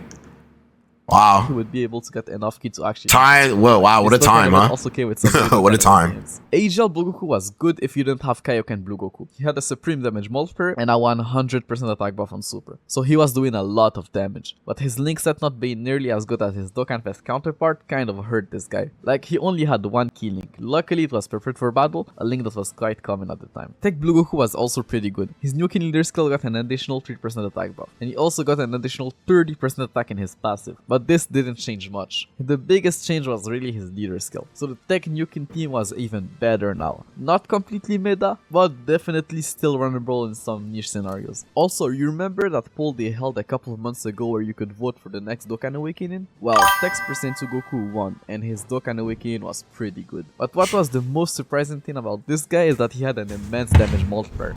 Hold on, chat, I'll be right back, but I'm gonna still let the video play. I'll be right back. First rebirth unit to do so. So it was now a possibility for older units to get an immense damage multiplier upon Dokkan Awakening, which was quite an exciting thing for a lot of players at the time. As for the rest of his kit, well, he now gave 3 ki to Tech and Strength type units instead of 2, which would have been very good if it wasn't for the fact that Gotenks needed to hit that 11 ki super. But this guy was actually insane in the World Tournament, since he would give 6 ki to Tech, Majin, Vegeta, thanks to them sharing 2 ki links together. In the following weeks, they continued the summer campaign, with more Logan bonus rewards, while also dropping the updated Tech type banner in the meantime. The banner wasn't completely worthless. It had Tech's % Bardock who could seal, Tech Majin Vegeta who was still one, if not the best World Tournament reward card, Tech Blue Goku if you really wanted to try out the Nukin team, and obviously the free Elder Kai for multi-summon. They also dropped another double race banner alongside the new Super Strike Awakening of Int Shield. This new double race banner featured Interlist as well as his new Dokkan Awakening. Interlist was actually insane now. Like, you can tell the devs really liked Turles back then. He now had an all-type streaky type of leader skill, a 50% chance of stunning on super, and gave streaky and 20% attack to all allies when above 50% HP. Like, this was probably one of the best utility units in the whole game. Like, not only you said, bro, I remember when hitting 1 million back then was thought to be impossible outside of stacking. Hey, I mean, shit, like 1 million back then was unheard of, but now, bro, we're reaching like 100 millions max damage soup. Like, yeah, it's Dokkan's came a long way. It's but what I'm seeing is made leaps and bounds, man. It's crazy. Hit his stun and give tricky to your whole rotation. He also gave them attack. Like, that was just so insane at the time. This was already a huge plus for the future Int God's leader. As for Int Shield, well, he was a must for Goku's Prime Battle event, so him getting the Dokkan Awakening was actually pretty huge. Like, even though he didn't get much, almost anything would have helped at the time. Like I already said, Goku's Prime Battle event was just hell. 4 days later, they dropped the updated physical type summon banner, which was, I guess, also not completely worthless since it featured physical Gotenks and Xeno Trunks, both units who were still very good at what they do. The month ended with the 14 World Tournament. Still no changes to the rewards, and the new reward card was Cell Saga Trunks. The funny thing about this guy is that they actually buffed his leader still in Global. Like, it was still bad, but not as bad as the GP one. As for his kit, well, he had a supreme damage multiplier, 2 ki and 60% attack when above 30% HP. So the first unit to really do 1 million was the Super Saiyan 4s. The second anniversary Super Saiyan 4s or the 4th anniversary Super Saiyan 4s? Also, back when stacking was called the Kaioken mechanic. Yeah, I didn't even know that was a thing. The Kaioken mechanic. Oh, second anniversary. Okay. Damn, they was hitting millies by second anniversary? Shit, okay. So like, he could have been... That's gonna be an interesting video. It's just so bad. Like, he had none of the main killings at the time. Like, no prepared for battle, over in a flash, or shocking speed. But it was clear now that they were trying to buff the Int type in preparation for the Int type God's leader. They also dropped at the same time a Dragon Ball Fusions banner, introducing 7 new characters into the game. The banner was actually pretty good since it had 3 discounted multis, and each of them would guarantee you an SSR. And every SSR you would pull on this banner was guaranteed to be one of the Fusions unit. But to know if this banner was actually worth it or not, we need to go over the new Fusions units. Bullpen was actually pretty good. She had a supreme damage multiplier while also supporting the entire rotation for 3 ki when above 50% HP. And since she had 4 key links, this girl was just a key battery that could be run on pretty much any team she was on. And one of her key link was fused fighters. Like, I know Super Vigil didn't really struggle for key, but this was still a good option to have on his team. Currently, on the other hand, was not as great. Like, he wasn't bad. It's just that people expected more from the fusion of Broly and Goku. Like, he had a supreme damage multiplier with a 20% chance of stunning on Super, as well as a 70% attack when above 30% HP. Just ass, bro. Crazy. They give this guy only 5 key links, and one of them... All they do is just drop some ass. Berserker, possibly the worst link in the game. So yeah, this guy was just a disappointment. Janimbu was okay, I guess, like he was a debuffer. Yo, Janimbu was actually so defense, and since his link set was free, Janimbu was actually really solid when he got his I think when he got his easy A. Janimbu was solid, bro. You threw him on a Majin Power team, he was solid. I'll give him that one. Janimbu was pretty solid. As odd as a character as he was pretty solid. I'll give him that one. Decent, you could generally run him on Super Saiyan with next team. Pandel was also not bad. She could support the entire rotation for 25% attack. And even though she only had 5 links, 4 of them were key links. So she was also a key battery. Bro, what the fuck is up with this fit, bro? Yo, but Pandel needs some new drip, bro. Because what the fuck is this? Dude, like, are we being serious right now? Like, what the fuck is this drip? Said Janimbu was low-key the savior of Extreme Tech Super Battle Road.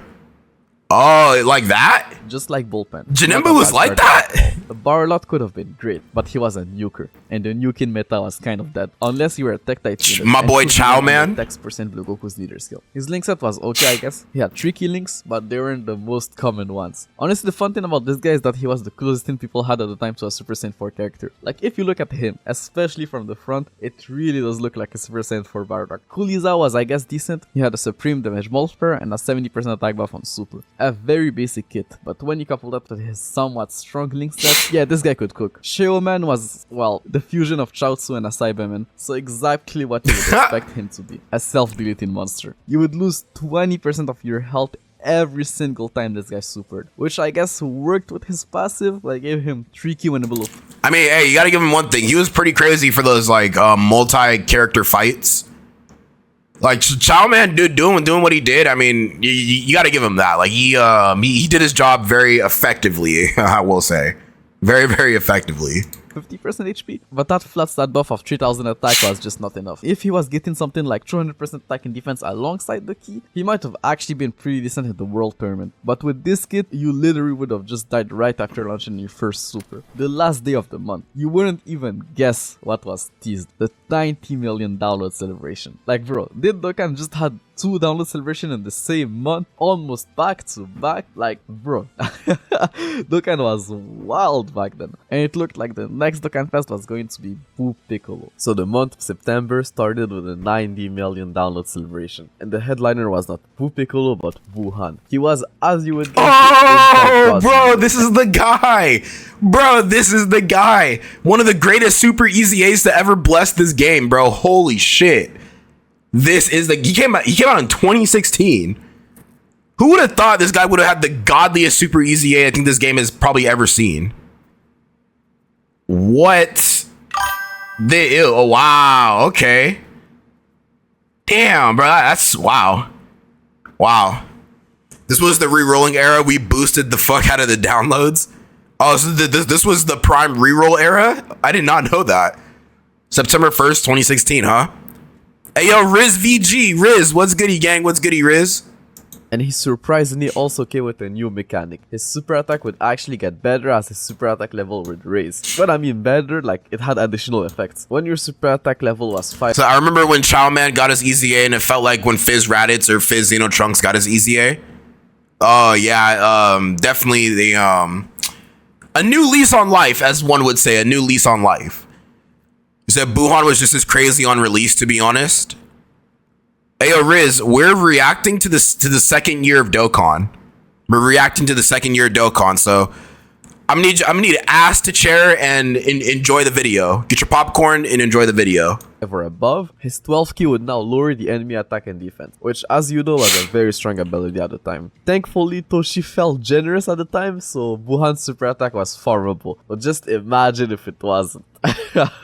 This would have been like the most fates win shit ever. Nonetheless, Buhan was insane. His 12 key had a 30% chance of basically hitting with the same damage multiplier as an SC20 Mega Colossal damage multiplier. And not only did he have that super attack potential effect, he was a nuker gaining 12% attack while also recovering 30,000 HP. Damn! So for every they created a banger of a character, bro, even till this day. And recovered 3,000 HP. Like, bro, this guy was a nuker with an immense damage multiplier that could essentially become an AC20 Mega Colossal damage multiplier. He was just a wow, monster. Dude. Wow, what like, a this guy wow. was just hitting so hard. Buhan's banner Wow. was also pretty decent. It featured Int Janemba, Int Ultimate Gohan, as well as 2 new Buu units. Tech Kid Buu came with the Dokkan Awakening, and as a TUR, he actually was Toshi was cooking. Thank goodness that Amatsu let in Buhan on Kamehameha. Something that was very powerful at the time. Gained. No, there's no Kid Buu coming out. No, there's no Buu coming out. Riz, thank you for the for sharing the live stream. And yeah, we're watching the second year of Dokkan. The second year of Dokkan. 2 key and 70% attack when below 99% HP, which was almost all the time. The only issue with him is that he was tech, so he couldn't be run on Buhan's team, which is unfortunate because they shared 4 links together and honestly it could have been a crazy rotation. Strength Majin Buu was just an orb changer with a supreme damage multiplier. But the crazy thing about this guy is that he had a key multiplier of 150%, which honestly didn't make any sense. The only other units at the time that had a key multiplier that high were basically just Gogeta and Vegeta. So I did some digging and actually... So what I'm hearing right now is kind of like a lot. So they're giving a lot of these characters like some random bullshit, right? Like giving just random characters, random abilities and stuff, like just throwing them out there, right? But nowadays they kind of have a formula to how they kind of like give these kits out. Like from in this era, they're just kind of giving anybody anything. But nowadays it's like there's a certain structure to a lot of these characters. Okay, yeah, it was like the Wild West out there. Oh, okay, my Aura King in the 1 milli club. There you go, bro. There you go. Well, welcome to the 1 milli club. I was wrong. Every single fat boy in Dokkan have that same key multiplier of 150%. So if you didn't know, this is actually Fat Boo's gimmick. You know how Gogeta's gimmick is being super effective against all type? Well, Fat Boo's gimmick was actually to have a key multiplier of 150%. This is just why I love making those videos. Like, I've been playing this game for almost 7 years now, and I didn't even know that Fat Boo's gimmick was to have a key multiplier of 150%. Like, that's crazy. As for Buhan's Dokkan event, oh god, if it was anything like Str Boo's Dokkan event, I can already tell this is going to be hell. And it was. This event was just so damn long because Buhan was just so tanky. And after a couple of turns, he would turn into Boo Piccolo and just heal back to full HP. So unless you had power bestowed by god characters to weaken his healing, this was just impossible at the time. And when I say power bestowed by god characters, what I really mean is HL per Vegito. I literally found this comment of this guy saying that he spent 40. Okay. If you don't have any of these mentioned characters, you won't make it unless you have a lot of Dragon Stones, 100 and more. Like 40, lost like 40 Dragon Stones to this badass boss and I'm giving up. 40 Dragon Stones? Damn, that's literally almost a multi. I only have Buhan, not Dokkan, as good character, and I can do it just by healing and reducing his damage until the 2 last boos. So he spent almost a multi's worth of trying to beat this Dokkan event. What the fuck, dude? This is what Dokkan was on back then? This is what they were on? Wow, that's almost a multi's worth of Dragon Stones on one Dokkan event. What the hell-y?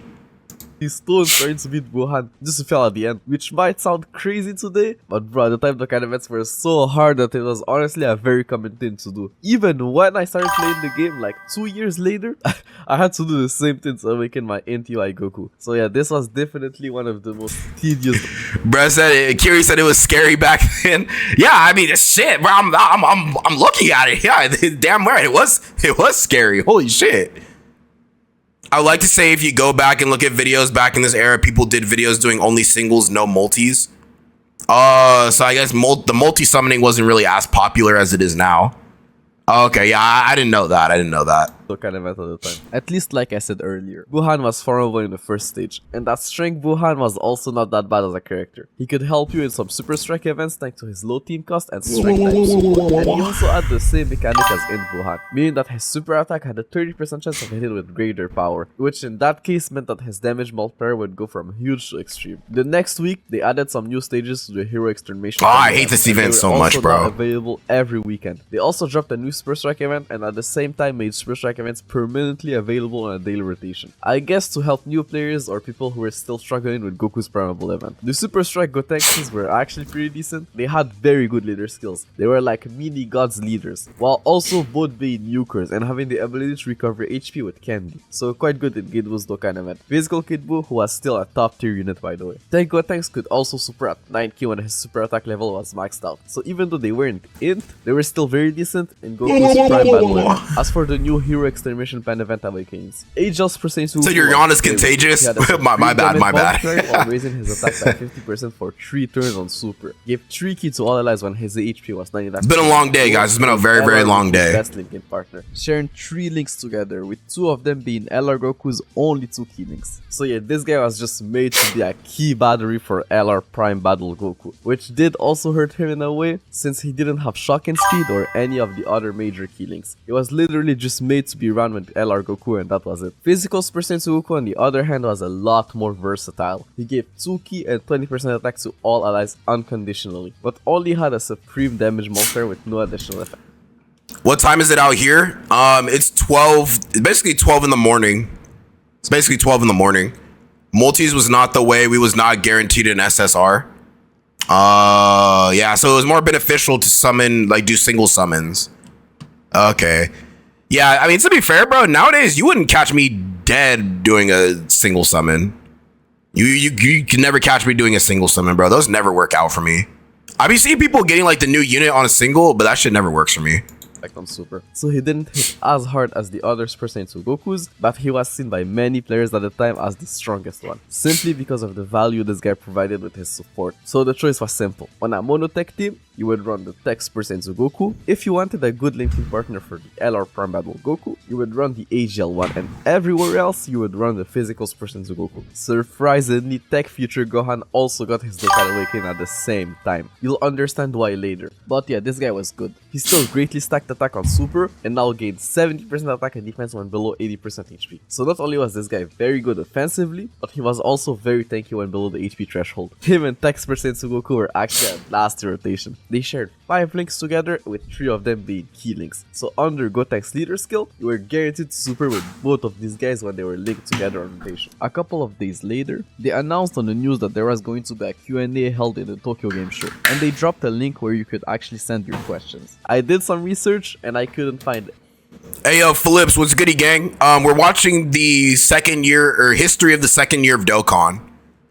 Yeah, we're doing a little reaction video. So I'm gonna need to ask to chair, grab your popcorn and enjoy the show, baby. Anything about the questions that were answered, except for one guy who said that the reason why they didn't awaken physical Gotenks with Tech Gotenks, they said that it was because he would have been too strong at the time, and that he was already still pretty good in the current meta as an SSR. But I'm not sure if that is true or not, so if you have any information about that, please let me know in the comments down below. At the same time, they also released the updated Int and AGL type summon banners. The Int type banner was, I guess, not bad if you pulled Int Buhan and needed some Int type units to fill up your team. Like, Interlist was still top tier and probably the best regular banner unit. Same thing with the AGL type summon banner. If you had pulled AGL Vegito and needed some AGL type filler units, they also re-released the Giant Ape banner. But this time, not only did it introduce a new character that we'll go over in a second, it also had the same banner format as the Dragon Ball Fusions banner, meaning 3 discounted multis with 1 guaranteed SSR each. And since the only SSRs on the banner were Giant Ape units, you were guaranteed a Giant Ape unit for those 3 multis. Was it worth it? Well, probably not. Unless you really wanted a Giant Ape unit. But anyways, let's take a look at Giant Ape Turles. He had a new type of leader skill, which was interesting, I guess. Like, if you didn't have any of the gods leaders or Gogeta, this was probably not bad. He also had a 20% chance of turning on Super, a 70% attack buff when Ki was 9 or more, and a 10% chance of turning into a Giant Ape. His Giant Ape Yeah, bro, they definitely don't do nothing like this anymore. Because what I'm also getting is like they're releasing just a lot of bullshit characters, man. Hey Kiri, switch to the purple side for the emotes. Hey, appreciate you for coming through on the Twitch side, gang. Yeah, I mean, bro, it's like they're just dropping a lot of bullshit and expecting you to drop stones on this, bro. This is crazy. It makes me want to watch the Broly movie again, pull the new Wrathful Broly on Legends. Okay, Redman. Okay, there you go. There you go, Redman. Yeah, I mean, I seen the new Assball Legends characters, the Gogeta and the Broly. And I will say this, the ink animations do look kind of raw. Like, I'll give you that. Like, Legends has, like, in the animations department, they have some pretty good attention to detail. I will say that. But, I'm a Dokkan boy from head to toe. You know what I'm saying? Like, I'll always give Dokkan the upper hand, no matter what. I'll try to justify it no matter what. Even if it's ass, I'll try to justify it. Transformation was also one of the strongest, having an attack stat of 35,000, and even though he wasn't in, he was Interlist's best linking partner, so they could potentially be very good together under Gogeta or Interlist leader skill. Also, if you were wondering why Future Gohan and all those Super Sensu characters got random Dokkan Awakens throughout the month, and well, it's because they were on the list of the most voted characters for the Dokkan Awaken campaign they held a couple of months ago, and the fact that Super Sensu Goku was the winner does explain why he was the only one to get an immense damage multiplier. Obviously, they had to release a banner at the same time featuring all those new Dokkan Awakens. Honestly, this banner was probably the best double rates banner to date. It featured all the Super Sensu Gokus, including the Tech one, Tech Majin Vegeta, and bro, these double rates banners just had nothing but some bullshit, bro. What is this? This was a double rates banner? Man, that's some bullshit, bro. Are you serious? And they wanted you to spin oh my gosh. I know players were spinning stones like crazy back then.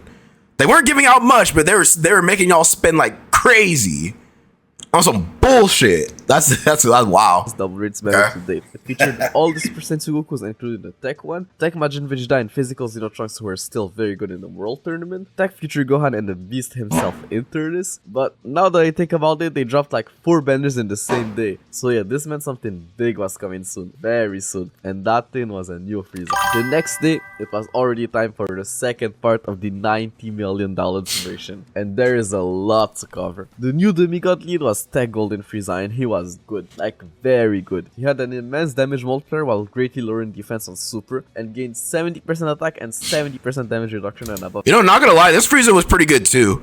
Like, a lot of the golden Friezas that have released in this game have been pretty solid for the most part. Like, has there ever been like a bad golden Frieza character? Like a summonable, has there ever been like a bad summonable golden Frieza character? I don't think so. I am guessing you haven't seen Gogeta's active gauge animations in DBL. Holy shit, they made the animations go crazy. On a max attack stat of 3,800, golden Friezas are still top tier. Yeah, this guy and the AGL version, they're still pretty they're still usable to a degree. 50% HP. So this guy was a monster of a tank just like AGL Golden Frieza, but unlike AGL Golden Frieza, this guy could actually do damage. As for his Dokkan event, well, if you had Wuhan or even Int Ultimate Gohan, it was fairly easy. His only gimmick is that in his last phase, you had 2 turns to finish him with a super attack. Bro, why the fuck are we using items, bro? Why are we using items? As for his Dokkan event, why? well, Somebody tell me why we're using items here. In Ultimate Gohan, it was fairly easy. His only gimmick is that in his last phase you had 2 turns. Come on, gang. Why are we using items, bro? You get 1 hit KO'd by his 1 million damage super attack. His banner was also pretty decent. It featured Tech Cell, Tech Beerus, and Tech Gotenks. So 4 Tech Dokkan Fest in the same banner. So if you wanted to go all in on the Tech type, this banner was definitely worth your stones. Tech Golden Frieza's Dokkan event also came with 2 new Dokkan Awakenings. AGL Frieza was now an even better tank. He went from 80 to 90% damage reduction. So yeah, this guy was now officially the best tank in the game when above 50% HP. And that for a long time. He also was a nuking leader. So I guess if you wanted to nuke with an AGL type unit, it was easier to do so now with this guy. Actually, I didn't mention it earlier, but you said we still needed items at this point. Itemless runs were not a real thing to like Super Saiyan 4 Gogeta. Yeah, that's fair. That's fair. Hey yo, Eric to Pig, what's goody? What's goody? What's goody, Eric? Thank you for coming through to the stream. His event was hard because the damage he put out and he could one-shot you. Oh, he was using a ceiling on him because of the one-hit KO.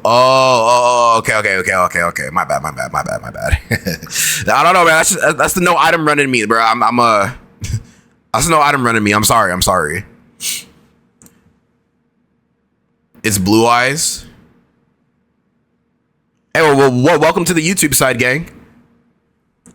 AGL Kid Buu was actually very good on Super Vigil's team, thanks to his healing. So now that AGL Golden Frieza got his Dokkan Awakened, Super Vigil's team was starting to become very tanky. Int Golden Frieza was also not bad. He had an unconditional 60% attack and defense at the start of turn, so he was good on Buhan's team. And since this was still a monotype meta, he wasn't in a competition with the other Golden Friezas. They all had their own team, where they were all pretty decent in. They also updated the Friend Summon banner and added a new LR, Android 17 and 18, the second Free Play LR. And they lived up to the title. They brought a new type.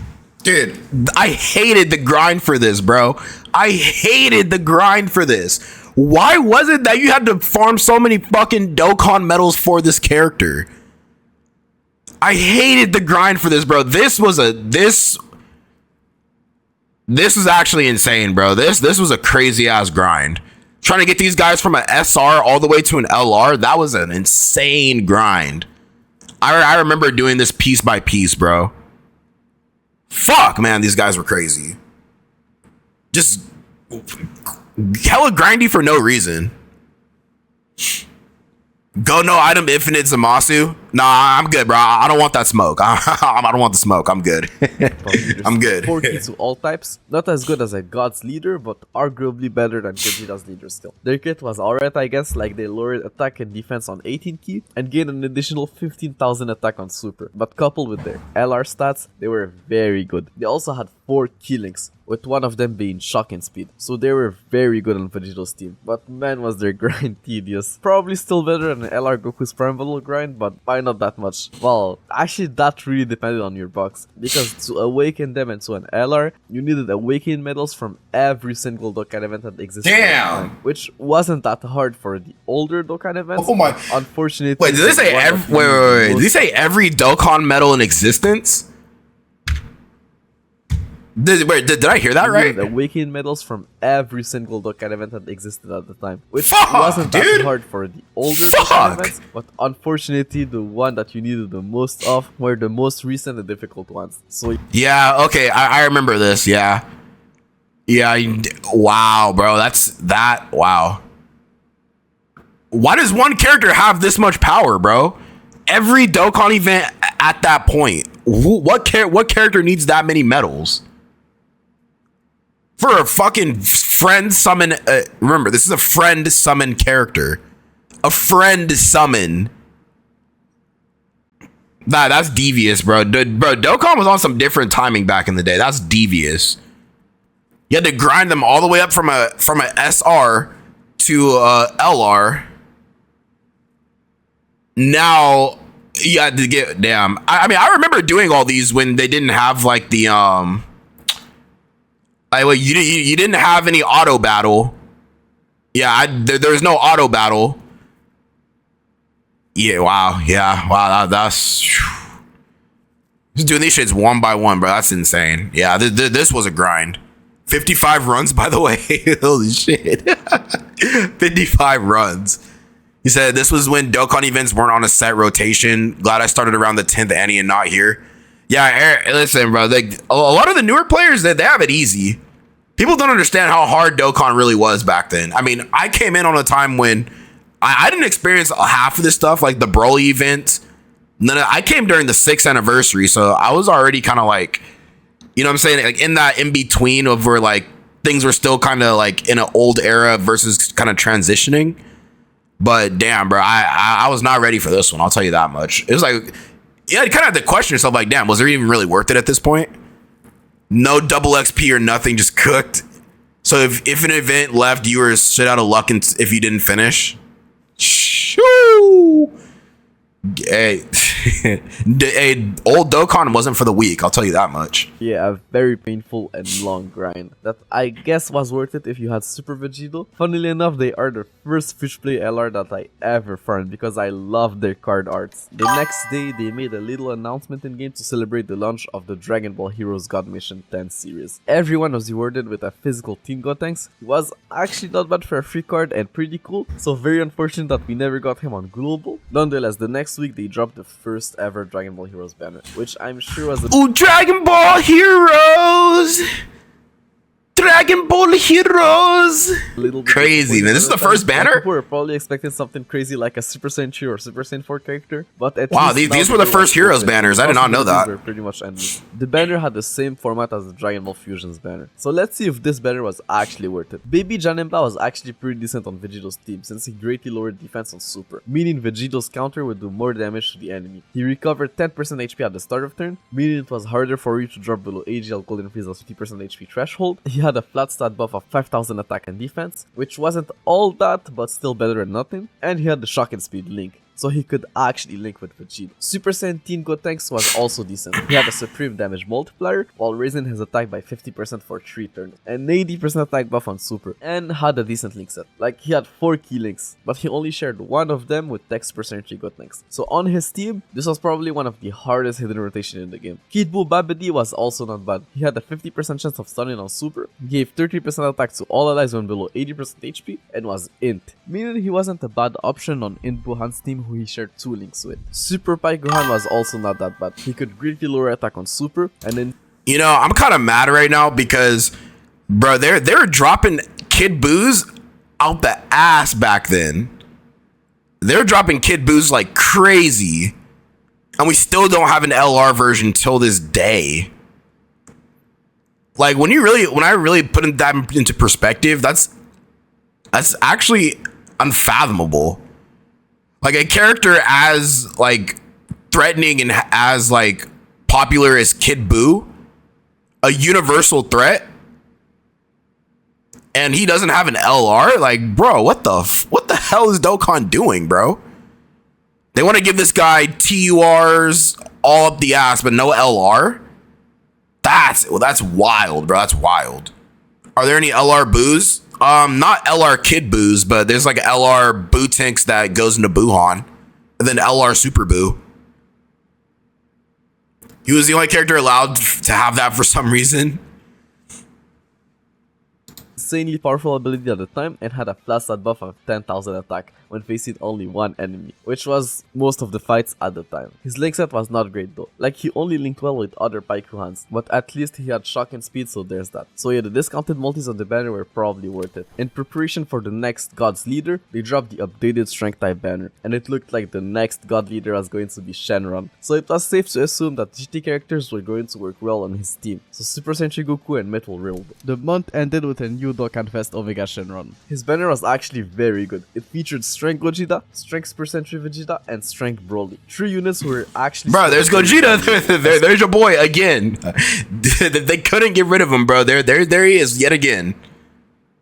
Oh, this is the STR Omega Shenron. Oh, okay. Especially Super Sentry No G Vegeta character, was still okay. an insane thing. Strength Omega Shenron was the Strength type God's Leader, meaning Strength Gogeta You said Kid Buu had too much aura and Black Air Force energy and LR will break Dokkan.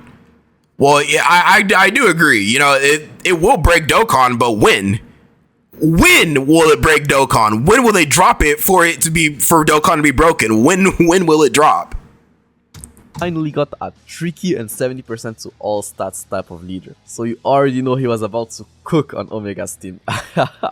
Omega had an immense damage multiplier while greatly lowering defense on Super. An 80% attack buff at the start of turn and debuffed all enemies attack by 30%. But still seen by many at the time as the worst god leader. But to be fair, they gapped the whole game, so he was still very good. As for his Dokkan event, well, his gimmick is that he could lock your units, which sucked but not as much since you were still able to bring like a Dende or a Senzu Bean to counter it. And his Dokkan event was also crazy long, since you had to fight multiple Shadow Dragon enemies. The GT Link allowed you to do more damage in the event, so the strategy was to bring either a full GT team or as many GT characters as you possibly could. His Dokkan event also came with a new free play character and the Dokkan Awakening of Physical Sin Shenron. Ice was actually okay, he greatly lowered defense on Super while also debuffing the attacked enemy with his passive. And since he had the GT Link, you could use him to fill up one of your GT teams to help you beat Shenron's Dokkan event. Physical Sin Shenron was solid, he greatly lowered defense on Super, had an 80% attack buff at the start of turn, and lowered all enemies defense by 30%. The crazy part about this guy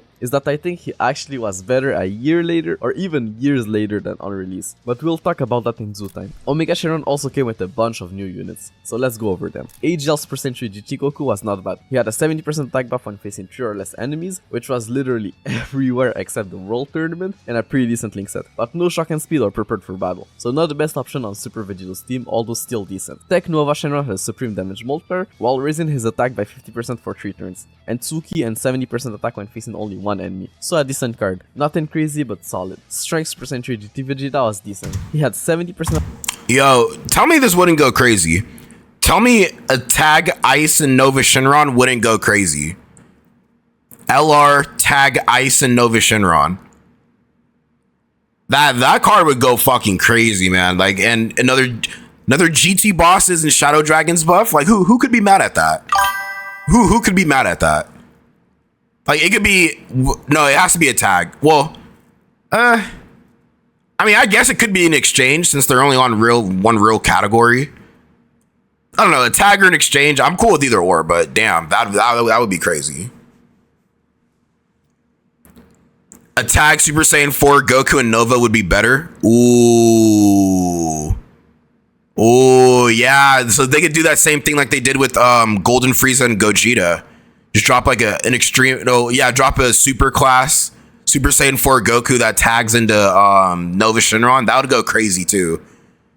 Come on, Dokkan, it's time to get experimental, baby. Let's bring back that kind of energy. Let's get experimental. Let's go. What are we doing, bro? They're dropping the same round of characters, bro. We need let's get experimental. Come on, Dokkan. They have the leeway to do so. Let's get experimental. Come on, gang. Sorry, Jay, I didn't mean to talk about another stream. No, it's fine, bro. It's fine. I'm not tripping. It's fine. Tag Ice and Nova and Sin in the active. Okay, that'd go crazy. It would be after Goku ate the 4-star ball and turned Nova into a super class. Come on, bro. Like, put Dokkan. Put us. What they need to do, they need to make another like send out like a survey or like a poll and be like, have a list of characters and be like, yo, which characters do you want to drop next, like as an LR? Like I know they did that already, but just do like an updated one, like characters that we haven't gotten. Or maybe we could like do like a submission for like characters who we haven't seen in the game yet or certain combinations and then Dokkan could take the list of submissions, put it into a poll, and then the community votes on what kind of like obscure character they want to see into the game. I think that'd be pretty fun. That'd definitely be pretty fun. Decent card. Nothing crazy, but solid. Strength percentage GT Vegeta was decent. He had 70% attack and defense when above 30% HP, but knew over in a flash for whatever reason. So yeah, he was a solid unit on Omega's team, but like Nuova, nothing crazy. Our AGL Osainus Shenron, or however you spell that, was on the other hand very useful, and you already know why. She was AGL, could seal on super, and had the shock and speed linked. Hey yo, Juris, what's goody? What's goody? What's goody? What's goody, gang? So yeah, she was a must on Super Vegeta's team. Like, the ability to seal was just so powerful on his team. So much that people were actually, like I said earlier, running physical Gotenks on his team, which somehow worked at the time thanks to the fact that Killings would proc twice in the middle slot. The other Shadow Dragons on the other hand were not as great, except for maybe Rage Shenron, who had a very interesting leader skill, immune to negative effects. I'm not sure if this was actually useful at some point in time, but I guess we'll see. The month of October started with a little bonus campaign related to the future Trunks arc. So just like last time, it meant something related to Trunks or his arc was coming soon. At the same time, they also re-released the Dragon Ball Fusions banner, which is kind of crazy. It's not even been 2 months since the banner first released, and the craziest part is that some of these units even got Dokkan Awakenings. Bullpen didn't get much, like she just got a 7th link, being Shattering the Limit, so I guess she was an even better key battery now, and her support HP threshold got reduced from 50 to 30% HP. So I guess she got the buffs you would have expected from a unit that released like 2 months ago, and that also was very easy to awaken. People liked her a lot at the time simply for that fact. You only needed 7 GT Pan medals to awaken her into a TUR. So she was an easy to awaken TUR, something that was not very common at the time. Coralie also didn't get much, but he got enough for him to actually become pretty decent. They increased the attack buff on his passive and completely removed the HP restriction he previously had. Couple that with the fact that he got an additional key link and TUR stats, yeah, this guy was now dishing out some decent numbers fairly easily, while still having the ability to stun on super. He was the hardest one to awaken though. You needed 35 medals from the Broly Dokkan event, which was still a very hard event at the time. And now that I think about it, why did he get Shattering the Limit instead of Fierce Battle? Shattering the Limit was definitely like a better link for him at the time, but now I don't know. Fierce Battle would have probably helped this guy more in the long run. Completely unrelated fact, but did you know that the Dragon Ball Fusions game got a DLC around the same time featuring a fusion of Goku Black and Broly? It honestly looks pretty cool, and if they ever release a new Dragon Ball Fusions game, I could definitely see them introducing it into Dokkan. Coming back to the Fusions units, Pandel, like the other 2 units, also didn't get much. They just gave her Shattering the Limit and an additional 5% attack to her support type buff. But that additional key link was actually quite a significant buff when you take into account the fact that she already had 4 key links and that she was a support type unit. So she was now just like Bullpen, a very versatile key battery that you could slap on any team she could be ran on. And she also only needed 7 Pan medals to become a TUR. So just like Bullpen, she was a very easy to awaken. Yeah, hey, Team Apocalypse, that would be crazy. So, like, imagine like a Dokkan Battle Bleach collab, and then you're fighting the Espada in like a red zone. That would go pretty crazy. You're fighting everybody in the Espada. That would go crazy. Have like its own like little like red zone event. Hey yo, Cloudstar, what's up, bro? Welcome to the stream.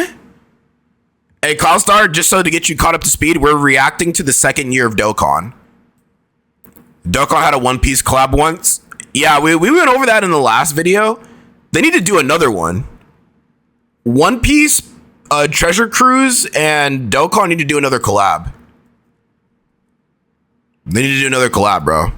TUR. The banner was just as great as the first one. It had the 3 guaranteed featured discounted multis and was probably worth it just for Bullpen and Pandel. Well, in reality, not a single banner was actually worth summoning for if you knew what was coming in the...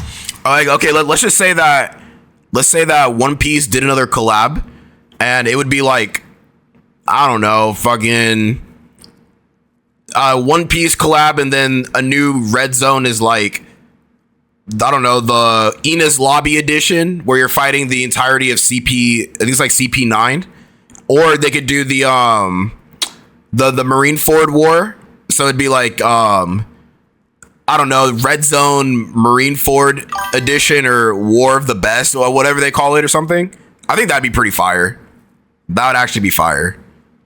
Following months, but people didn't know that at the time, so I guess if you wanted Bullpen or Vandal, it was worth it. The banner also came with a new story event, where you could farm 2 new Dragon Ball Fusions characters, Pinish and Tika, or however you spell those names, were not all that, but I guess they could help you out if you are a new player. The next week they re-released the physical type summon banner. I honestly don't even know if those banners are worth mentioning anymore, like it still had some decent options like physical Super Saiyan Gotenks, the Nukin Blue Boys or Xenotrunks, but it really just wasn't all that, and definitely not worth summoning for. Around the same time, they also gave every player 7 stones, since the official Dokkan Twitter account now had over 77. Ayo, Kai said just turn on some Dragon Ball Legends content. Yo, Kai, we're not doing any Ass Ball Legends content, all right? I'm sorry, gang. There's no Ass Ball Legends in this stream. What other anime could they do? My Hero Academia, Naruto. What about a Madoka Magica collab? You think that'd be fire? A Dokkan Madoka Magica collab? And then like, so if it's like Madoka Magica, then it's like they have all the like all the magical girls, and then Kyubey's the final boss. That would be funny. Kyubey being the final boss, or like Walpurgisnacht or whatever. Yeah, dude, honestly, bro, they could definitely do some pretty saucy collabs. Dokkan and Hitman Reborn, a Tokyo Ghoul collab. Seriously, bro, like Dokkan would just take things to an upper echelon and they start collabing with all these other animes. That would go crazy, bro. That would go crazy. 1,777 followers. At the time I'm recording this video, they have over 1.3 million followers. So this really takes you back. They also dropped a new Super Strike event and some rebirths alongside a new double rates banner. You know when I said that they were probably dropping something related to Trunks this month because of the Logan bonus? Well, I don't think it's a coincidence that the first Super Strike event of the month was Xenotrunks. He was surprisingly seen by many players as one of the... Said they could do 7 deadly sins. They could do that too. I was thinking like a Kame Ga Kill.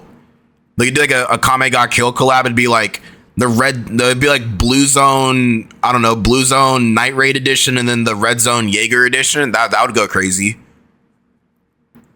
That would go crazy. Or like if they stuck to like the manga, it could be like the Red Zone Wild Hunt edition. That would go crazy. A Hollow Knight collab.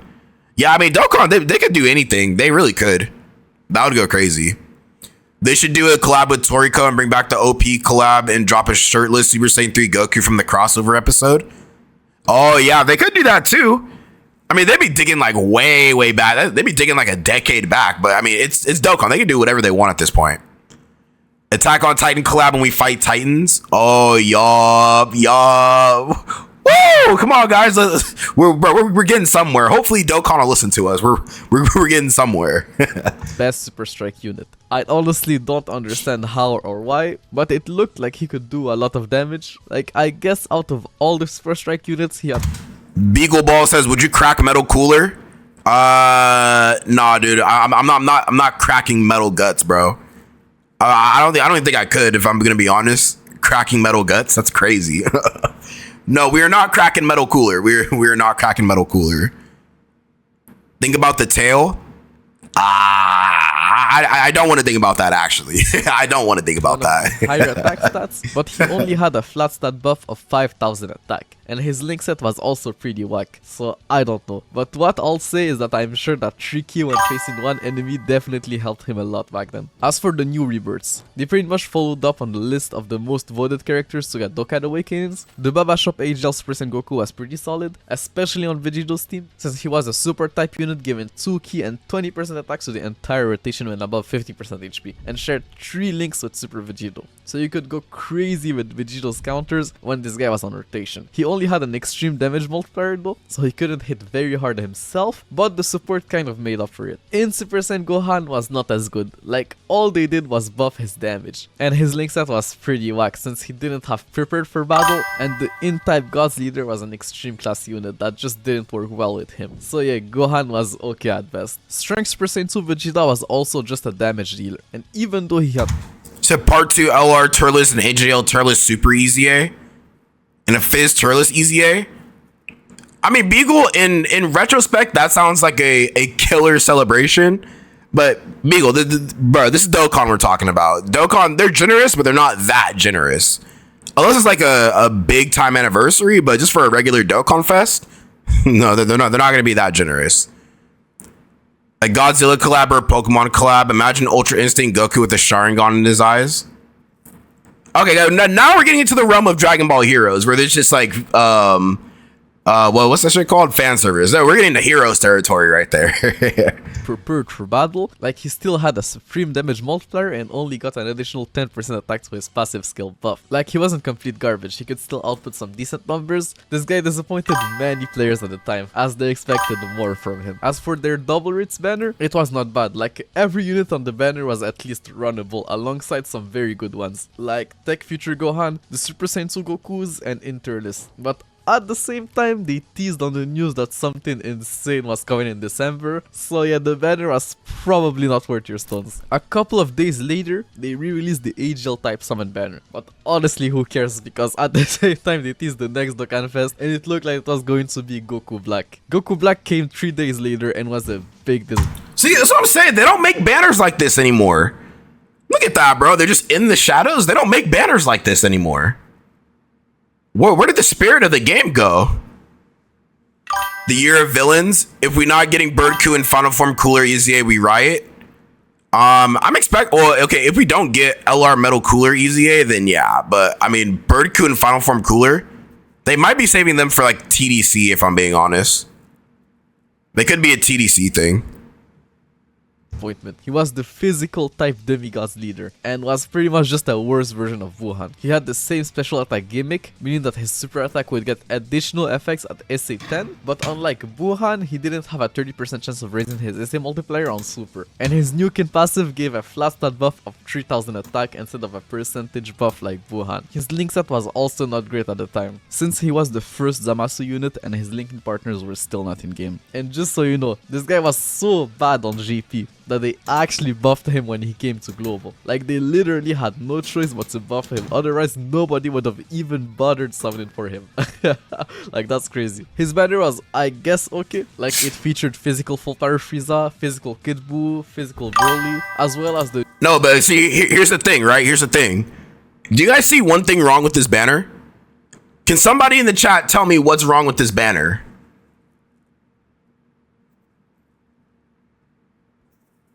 If somebody can tell me what's wrong with this banner, I'm gonna give you a wow. Yes, Cloud Diaz, thank you. No Gogeta.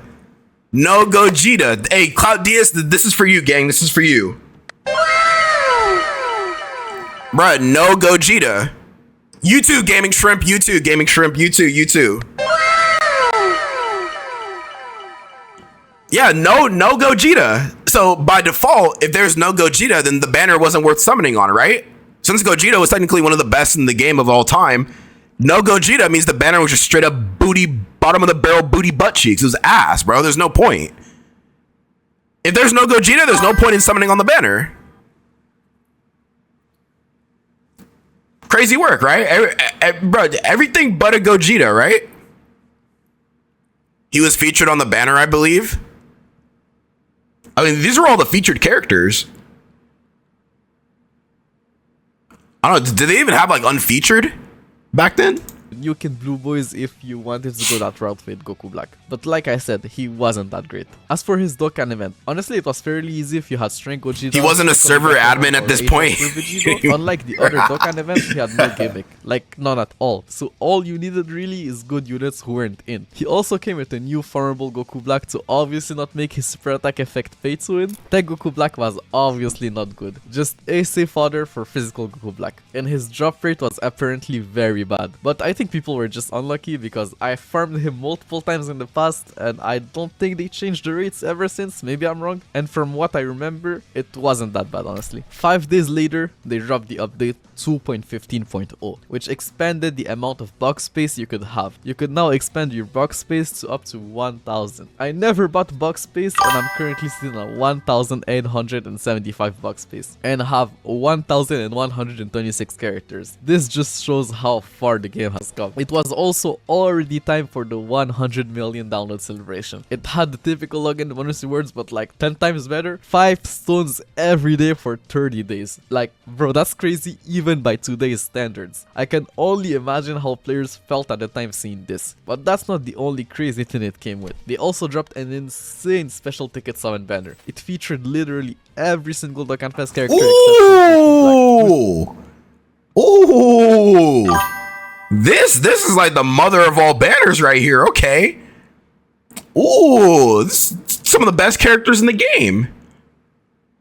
Okay. Okay, yeah, bro. Dokkan knew what they were doing with this one. Holy shit. Okay. Okay. They need to bring back the Dr. Slump collab. I need a Raleigh. Yeah, I mean, I don't know if they're ever gonna bring back that one. I don't know. Literally every single Dokkan Fest character except for Goku Black, who sucked anyways. And for every 50 stones that you spent since the game first came out and the release date of the banner, you would get 1 ticket. So this is pretty much the first ever roll the right ticket summon banner. The game was almost 2 years old, so if you were a well, I'm sure you were very happy the day you got your tickets. The same day they also dropped a new celebration, an Arale themed celebration. So I guess to celebrate the 35th year anniversary of the Dr. Slump anime, which I honestly didn't even know was a thing. But anyways, open login in for the first time during the duration of the campaign. All players were rewarded with a special login bonus in Arale and a poop support item. Well, that's a rough translation. When this came to global, they opted for Stinky Pink. I don't know which one is worse, but the support item was pretty decent, giving the entire rotation 3 key and a flat stat buff of 15,000 attack. As for the login bonus Arale, she wasn't all that, but she got a Dokkan Awakened like 2 months later, so we'll come back to her. The celebration also came with a new story event, where you could farm a Kid Goku and an Arale. They were both not great, and obviously just here to be used as essay fodder for other characters who shared their names. 2 days later, they dropped another World Tournament, and they finally changed the reward system. There was now 2 types of SSR tickets, the silver SSR tickets and the golden SSR tickets. The only difference between the two is that you needed 5 silver tickets instead of 1 golden tickets to do a single summon. So 5 silver tickets were the equivalent of 1 SSR ticket, and the golden SSR ticket was just an SSR ticket. And the rewards were also significantly improved. You now only needed to earn 10 million points to get your first golden SSR ticket, and about 5 million points for 6 silver SSR tickets. And you were also able to get an additional 6 silver tickets for 20 consecutive wins. Okay, now this is where World Tournament started to make some sense. Instead of doing like what, 80 plus today, Junior, I can't talk. 80 plus wins for 1 golden SSR ticket. Now this is the format. Okay, now it's starting to make some sense. I think Dokkan got the message. So if you do the math, for about the 4th of the grind, you were able to get quadruple the rewards. So a pretty huge buff if you ask me. This is also the World Tournament that introduced the local rankings as well as the first ever World Tournament LR. You weren't able to awaken him into an LR just yet, but it was stated in the news that he will get an additional awakening in the future. And since he could already become a TUR, it was obvious that the next step for him was to become an LR. Nonetheless, his TUR was not bad at all. He had an 80% HP leader skill, a supreme damage multiplier, 80,000 defense at the start of turn, and an additional 4,000 defense to all allies, and a very high defensive stat for a free-to-play card. So yeah, a pretty good defensive card on Wuhan's team. As for the actual World Tournament reward card, well, I guess Goku was decent for a World Tournament reward card. He had a supreme damage multiplier, 2 key and 7,000 attack at the start of turn, and a decent link set. Near the end of the month, they dropped some new Baba Shop units, which was a very smart move on their part, because those guys were very expensive. Each copy costed 100,000 Baba points, which is a lot if you farm them, but very easy to obtain if you sell some summonable SSRs. So I'm sure a lot of players at the time just sold all their extra SSRs, since dupes were pretty much useless at the time if you already had the character at SA10. So I can only imagine how many players, Wells included, sold their Dokkan Fest dupes thinking they weren't going to be used. Did any of you guys do this? Did any of you guys sell your Dokkan Fest dupes? Because this was before the potential system. I mean, guys, own up to it, guys. Own up to it. If you did it, it's okay. It's okay. No, you didn't know. You didn't know. It's okay. I hate supporters and legends, bro. Space, 4 pods, gold text, and I have Frieza winded and got the gosh darn supporter. Hey, Eric, I'm telling you, ass ball legends. I'm telling you. Dang, so a lot of you guys fell victim to this trap. Very easy to update. Damn, that's crazy. So I'm sure a lot of I'm sorry, guys. That sucks. All their extra SSRs. I'd be sick, bro. I'd be sick. At the time if you already had the character at SA10. So I can only imagine how many players, Wells included, sold their Dokkan Fest dupes thinking they weren't going to be useful. Little did they know that the potential system was right around the corner. But yeah, those Baba Shop units I'd be sick, bro. Decent, so they were all support type units for their respect. Make a grown man, hey, bro. I make a grown man fall to his knees, bro. Like, I'd be sick, bro. Damn. I only started like a month before then, so didn't. Okay, Gaming Shrimp, you lucked out, Brody. You lucked out. 2 keys to their respective type. They gave 2 keys to their respective type and had a 50% chance of giving an additional 20% attack to that same type. And when you look at their leader skills, some people went as far as to say that those free-to-play Baba Shop units were like free-to-play demigods leaders. Which I guess they were, but demigods leaders were not seen as good leaders at the time, so this wasn't really a huge deal. The month of November started with a Narali crossover summon banner. The banner came with 7 new summonable characters, and your first 3 multis were guaranteed to have at least one of the new featured units. But let's see if the characters were actually good or just trophy cards. Physical Arale had a slightly... You said you sold the dupe of AGL Vegito? Yeah, that's rough, man. That's rough. Well, what was he? He was like one of the best, like, god type leaders in the game at that time. When the potential system dropped, I fell to my knees like Lil Durk. Bro, I need to get that that soundbite. I fell down to my knees when the law came, bro. Yeah, little Durk. I seen that video, bro. That's hella funny. That's a god tier pool. That's a god tier pool. Hey, listen, OTC, I like you. That was a god tier pool. The worst version of the Gogeta leader skill. A supreme damage multiplier, an 80% attack buff on super, and I guess a no killing set. Like, she had 4 killings, and linked very well with the other units that came with her. She was seen as a better physical ultimate Gohan. And the good thing about all the Aralis that came on that banner, all of their super attacks were farmable thanks to the Arali story event. So just because of that, their perceived value was slightly higher. AGL Arali had a supreme damage multiplier, a 20% chance of stunning on super, and a 90% attack buff when her ki was 7 or more. Her links were also not bad, like she had 5 key links, so honestly not a bad unit at all. Strength Arale was a Neo unit and had 70% attack and defense when above 30% HP, so you already know what that means. She was a goat in the World Tournament. Some people were even saying that she was better than Strength Broly, and honestly she probably was at the time. She had more key links, a better start of turn attack buff, and since there was still no potential system, their base attack stats were not that far off from each other.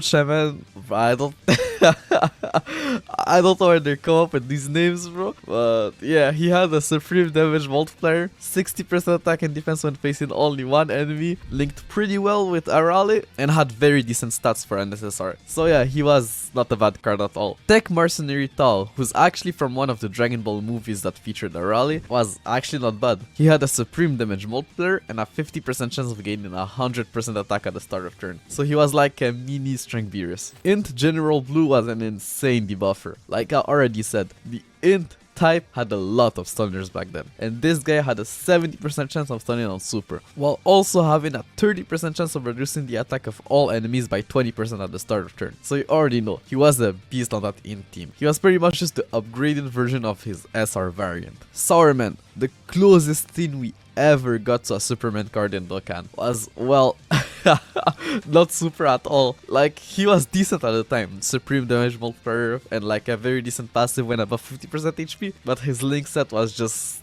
it was just bad, bro. And he would also lose 7% HP with each super attack, which you already know adds up really fast. This banner also came with a new story event, where you could get the necessary medals, awaken the 2 new Aralis, and farm some stinky pinks if you wanted to. A week later, they announced on the news that a new warrior will appear in the next episode of Dragon Ball Super on the 13th of November. And I did my research, and yeah, you already know who it was. The one and only Vegito Blue. So it was clear as day now that he was coming soon, very soon. A couple of days later, they released a special family Kamehameha banner, the first of many reruns of that banner. I remember when I first started playing the game, they would legit release this banner every single celebration, and I unfortunately fell for it at the time. Well, Str Gogeta was kind of a beast with his EZA, but we're getting ahead of time. The banner had 3 guaranteed SSR multi-summons, and the featured units were, I guess, not 3 guaranteed SSRs?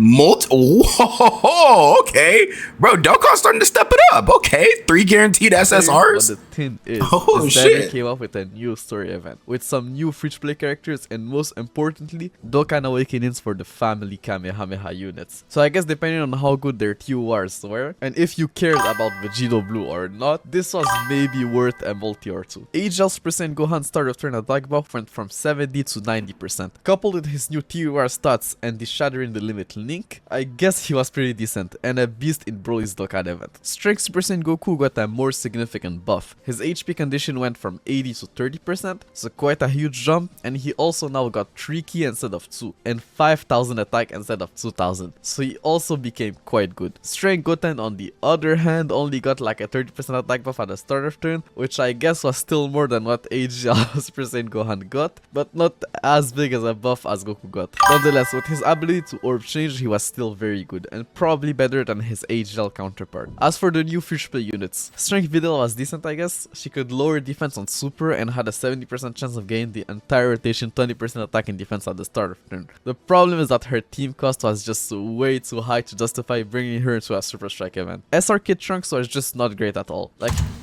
you said Vegito Blue and Rose were the 3rd batch of server admins? Oh, really? I mean, I heard that banner was pretty hype though.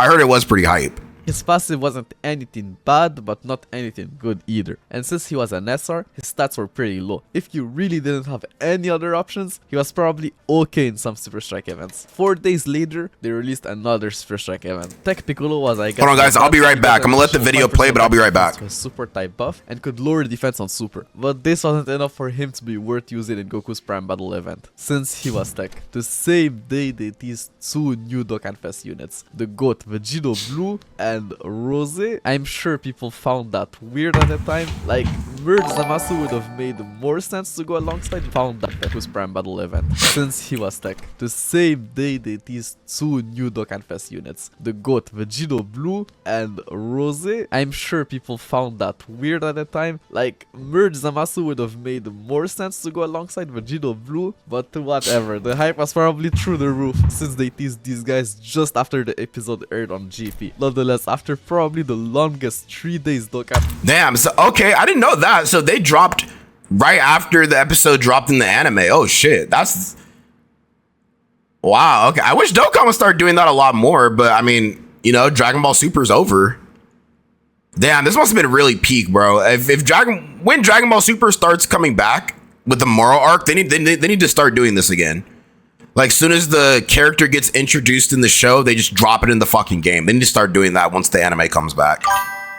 That's a really nice way to like bring hype into the game. They used to do that during DBS airing. Yeah, hey, listen, bro, Moro's coming. The Galactic Patrol arc, Moro, bro, they could do that again. Just got to give it like a year or something like that. You know, they could definitely start doing that again. That would go crazy. That would go crazy. Like, as soon as the episode finishes airing, then they just fucking boom, just drop the character in the game.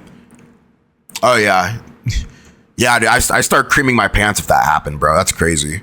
Has ever known, Rose and Vegito were officially here, and they both had their own Dokkan Fest banners and new banner units. They both introduced a new type of leader skill into the game, Super and Extreme class units, Ki plus 3 and HP attack and defense plus 50%. This was insane at the time, because it meant that you could now run full teams of Dokkan Fest characters, so the type of the units didn't really matter anymore. You could just summon for the units that were insanely busted and just slap them on their teams. Like, you didn't need a specific gods leader to make that specific unit runnable, like they did with the gods and demigods leaders. But what was cool about those new leader skills is that they didn't fully replace the gods leaders. They still had their place in harder Dokkan events where you wanted to go all in on one specific type. So it was actually the most balanced the meta had been so far. Nonetheless, Agel Rose was insane. He had an immense damage multiplier while greatly lowering defense on Super, a 100% starter fin attack buff while also giving 3 key to extreme class units, and a link set that would only get better with time. So this guy was doing a lot of damage for free, but also made the extreme class team work with key support. Thanks to him, it didn't really matter if the units didn't quite link well together. As long as they were good, they could be put on his team. And the thing with the extreme class units at the time is that almost all of them had some sort of debuff, either on Super or as part of their passive, which made his team probably the best in the game at the time. His banner unit Zamasu was also not bad. He had an honestly not bad leader skill. He was like a mini gods leader for all types, so if you didn't pull Rose, you could generally still run his team with Strength Zamasu and an Agel Rose friend. He also had a supreme damage multiplier while greatly lowering defense on Super, a 60% start of turn attack buff, a healing passive, recovering 10% HP if you start the turn under 80% HP, add in another healer into Rose's team, who he shared 3 links with, by the way. So yeah, this guy was very good. As for physical Vegito Blue, he also was insane, but not as insane as people might remember. He had the super class variant of this new type of leader skill, and it was obviously just like Rose, very good. Like, being able to run all those crazy super class Dokkan Fest on the same team was just insane. Like,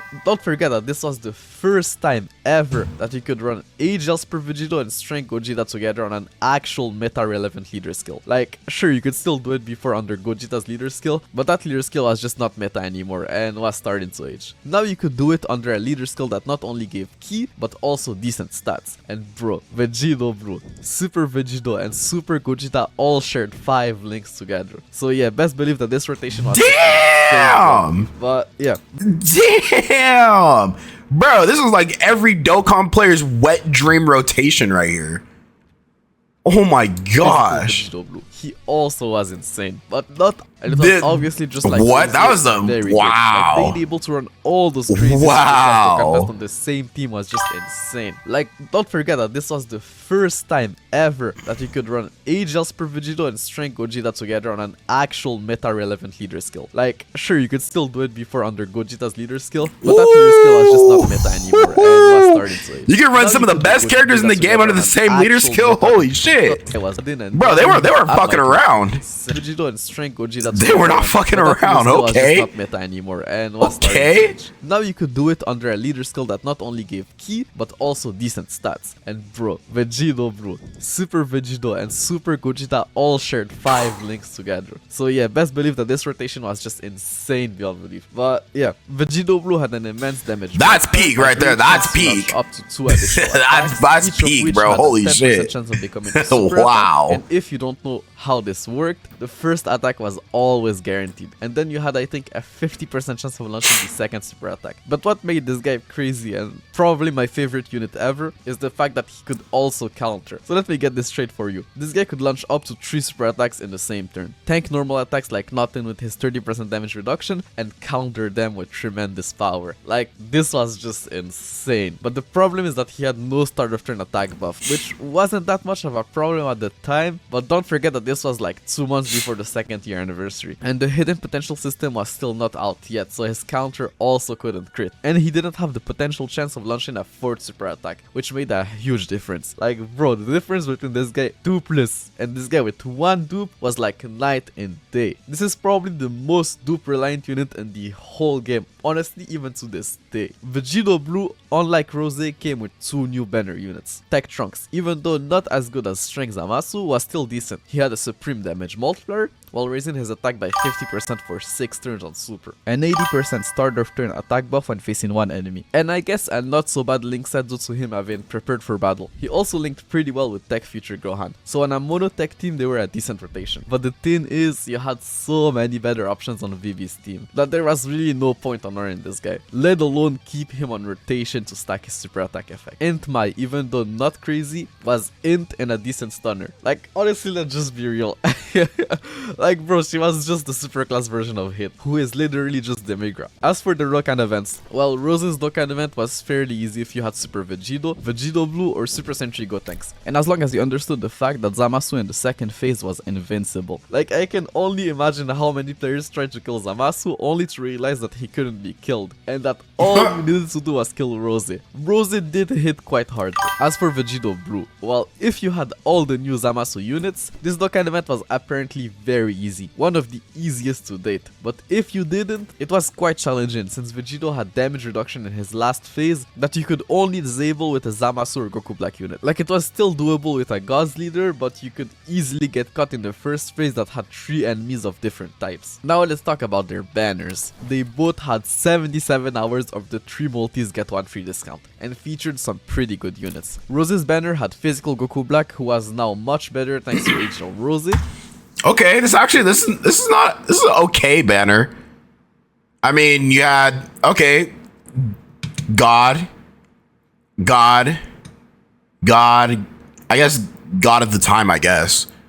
I don't know about this guy, but I mean, I guess they're saying the Zamasu was pretty good, and then this guy, he did work. This is not a bad banner. This is not a bad banner. They shared 6 links together, which was all their links. Strength Omega Shenron, who was still very good, and Bohan, who was simply a beast, and Physical Broly, who could still do a lot of damage. So his banner featured, at the exception of Golden Frieza, every single extreme class gods and demigods leaders. So yeah, a very good banner, and probably a must summon. Vegito Blue's banner featured both Super Vegito and Super Gogeta. Alright guys, what's the first thing you see on this banner? What's the first thing that caught your eye on this banner, bro? So somebody tell me, what was the first thing that caught your eye?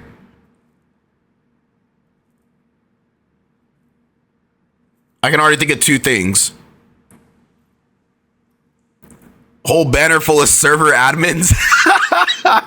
You said Super Vegito, Gogeta. Yep, everybody gets a wow. Yeah, best, bro. The godliest rotation at the time. You had Fizz Vegito Blue, AGL Super Vegito, and STR Super Gogeta. Crazy work, gang. Crazy. Who'd have thought? Dude, I'm telling you, fusions always sell, bro. It's the fusion. It's the fucking fusions, bro. It's the fusions. 2 units who were still very good, and that both shared 5 links with him, and Agel's % Blue Kaioken Goku and Tech's % Gotenks, who both were still able to output some very good numbers. So this meant that this banner... Nah, we don't care. It's all about the fusions, baby. Gods and demigods. We only care about the fusions. That released that year. So also a very good banner. They also at the same time announced the hidden potential system in the news. Oh, here it comes. Come out at the end of the month. So in preparation for it, they dropped the first ever versions of the potential orb events. The stages would rotate between the week. Oh, that's where those came from. Available during the weekend. Oh. Each stage 3. Okay, so those came with the hidden potential event. Oh, or the hidden potential system. Damn. So everybody just got rid of their dupes for their characters, and they dropped this shit like not even that much longer. That's crazy work. Times per week, and they didn't give a lot of orbs. Like, the most amount of orbs you could get in a week is like about 3.5. You said, funny enough, this was before people cared about dodge. Yeah. I mean, I guess in this meta, dodge wasn't even like really needed. Like, you know, I mean, you had characters like Vegito, who I guess had, you know, the counter. I guess dodge wasn't even really needed. At least not like it is now. Huh. Well, that's actually a good point. I'm glad you brought that up. That's a good point. It's a good point. The amount of orbs you needed to rainbow one single unit of a specific type. And that's the best case scenario. Most of the time you'd only get about 1 to 2% the amount of orbs you needed to rainbow a unit. So you needed to run the event like 50 to 100 times to rainbow a single unit. Meaning you could probably only rainbow like 1 to 2 units of a specific type per year. So about 5 to 10 units per year. Like, that's just crazy low. Like, I genuinely don't even know what they were thinking. Toshi had no chill at the time. He really wanted you to buy those hidden potential system packs from the shop. The month ended with, as you guessed it. You know what's crazy? I still never bought those shits. I never bought those. That's actually crazy. I never bought those shits. Toshi had no chill at the time. He really wanted you to buy those hidden potential system. Yep, never bought them till this day. Been playing for almost 5 years now, never bought them till this day. Dodge is not needed in this era, just pump damage before you die. Back when everyone was prioritizing crit. Sleepy too much. The new characters drop tomorrow or today. Yeah, like later on tonight. Dodge didn't matter. The bosses didn't one shot. Yeah, you're absolutely right. Bosses weren't one shotting like they are now. You know what I'm saying? Like they didn't. Well, they didn't have any bio Broly's back then. They didn't have any bio Broly's that are just supering for fucking 28 million, bro. Packs from the shop. The month ended with, as you guessed it, the update 3.0.0. The update that introduced the hidden potential system into the game. And let me tell you that the hidden potential system at the time was something else. Not only were the potential orbs extremely scarce like I explained earlier, you had to activate each node individually. Like, I remember that. Having to tap each node individually, bro, that was a fucking chore. I remember that, bro. Having to tap each and every orb. Oh my goodness. We had a Bio Broly, he just wasn't out yet. There wasn't even a summonable LR yet. That's crazy, bro. Like, I remember this. Having to tap each and every hidden potential node. I'm telling you, a lot of newer Dokkan players, they got it easy nowadays, bro. They got it easy. Like, when I hear all this complaining going on Dokkan Twitter and the Reddit threads, I'm like, man, like a lot of these goobers, they have it easy, man. They don't know. They really don't know. Like, imagine if today we still had to tap the hidden potential system orbs one by one. Trying to find the one node you missed was hell. Yeah. Yeah, that was a relic of the old era of Dokkan. Hey yo, the one song from 2017, what's goody? And no, we're not showing D. We're not showing D. Not just select them individually and then activate them all at once. Like, nah, bro. You had to select a node, activate it, and then and only then you could select and activate another one. Like, that's just damn. Like, yeah, that's how it was, bro. Time it took to rainbow a unit. Like, that's how it was. Well, at the time, who bought one of the potential orb packs, who had like the worst value ever, and like you're so happy and everything, you know. And then you open the potential system tab and realize that you have to activate each node individually. Yeah, there's levels to this shit, bro. There's levels to this shit. Come on, man. Individually to rainbow your unit. And that's not even it. Because when you're done 2,000 years later, you realize that nothing changed. Because yes, the little rainbow star that you know of today came with a later update. At the time, you couldn't even tell at first glance if a unit was rainbowed or not. Now for how much this update actually impacted the game. Well, at first I thought that this was like a dude, that's fucking crazy. That completely changed that's actually crazy, bro. Units. As many nodes as there are, that's actually insane. I still can't believe we had to go through that. That's insane. All those fucking hidden potential orbs one by one. That's crazy. Which was the case in a sense, but the problem is that the potential orbs were so scarce that even the biggest of wells only had like a few units rainbowed. Like, there simply just wasn't enough orbs in the game for it to have that much of an impact. Unlike something like the Link level update that was essentially free. Like, a lot of links went from being completely worthless to giving some percentage buff instantly. But that's not to say that the update wasn't. You said reinstalling Dokkan my nostalgia has been fed. Hey, Randall, welcome back, gang. Welcome back.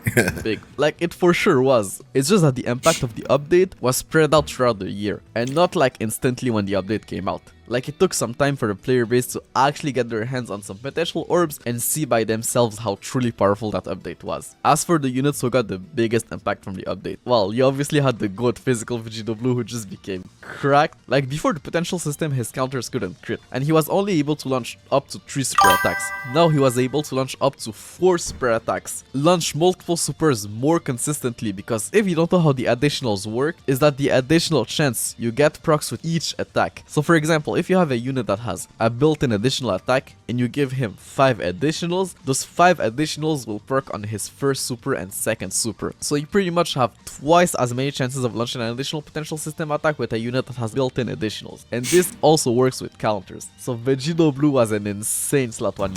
You said back when you could lie about having a rainbow star only doing the stat nodes. Yeah, I mean, hey, that's a lot of pump faking right there. That's a lot of pump faking. There's a lot of fraudulent activity. I used to think activating 10 nodes would make my units broken when that released. Kevin.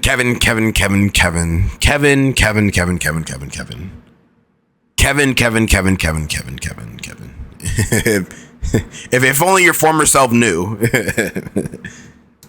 And since he was, you can guess that Super Vegito was also insane too. And the same thing for physical Broly, who could now launch up to 3 super attacks, with each of them having a chance of creating. Gogeta was also insane thanks to his super effective against all types. You could just go full additionals on him, which wasn't the case for almost any unit at the time. Like, the APT guys quickly realized that the most optimal route for almost every single unit in the game was to just go full crits. So almost no one went with additionals, let alone dodge chance. Like, bro, dodge chance at the time was just completely worthless. But its time will come, don't worry about that. You also had all the OG leaders, since they were and are still to this day the only units in the game to have the rank S potential system, simply meaning that their potential system gave more stats, while every other Dokkan Fest after Beerus had a rank A potential system. At the same time, they also released the last 3 Baba Shop units, but now that the potential system was a thing, there was no way in hell you were going to sacrifice an SSR just to be able to buy one of those units, especially if you pulled Vegito Blue or Rosie. Like, they sucked on their team, and were only really good on the monotype teams. The month of December started with a new Dokkan Fest cell and the strength type summon banner. But bro, December started again? Gogeta again?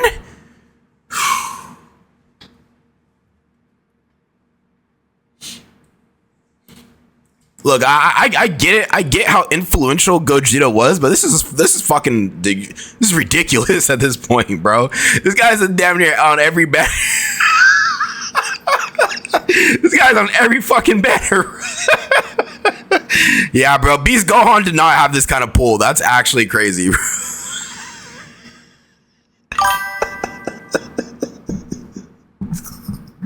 Every time I see Gogeta's face, bro, I just start laughing. That's crazy. Yeah, bro. I mean, it's undisputed now. Gogeta was like the #1 unit in the game, bro. Like, just his whole aura, his whole presence, bro. He just shits on it. It's crazy. Like, whenever, so if I ever see a debate of somebody be like, oh, who was more influential, Gohan or Gogeta, I'm gonna be like, bro, it's Gogeta hands down. After watching this, bro, this is just ridiculous. This is ridiculous, bro.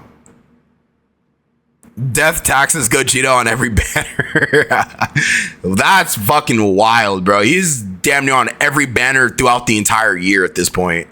A cell and the strength type summon banner. But honestly, I'm going to stop mentioning those type of banners because they are quite frankly just not worth the stones anymore. Strength Cell was the strength type demigod's leader. He had Gotenks mechanic, meaning he had a different super attack at 11 key, but unlike Gotenks, that 11 key was actually pretty weak at the time and not something you actually wanted to go for. He could also super at 10 key, which was huge, and if I'm not mistaken, this is the first unit ever to have the ability to stack defense on super. I honestly didn't even know that. I don't know why, but in my head the first unit who had the ability to do so was the Fridge Play Vegito. But no, it actually was Strength Cell. Unfortunately, stacking defense was not a powerful ability at the time. As a matter of fact, stacking defense was pretty much irrelevant until 2019 when they first introduced the Legendary Goku event. But if you want to get technical, it did have some use in like some very niche Super Battle stages, but we'll talk about that in the future. Cell's passive skill, End of the Game, game didn't end the game at all. All it did was give him 100% attack at the start of turn. And as for his link set, it honestly wasn't bad. It's just that he had no good linking partners on his own team. His best linking partners were actually in Wuhan, Physical Cuckoo Black, and in Janemba. And the only team...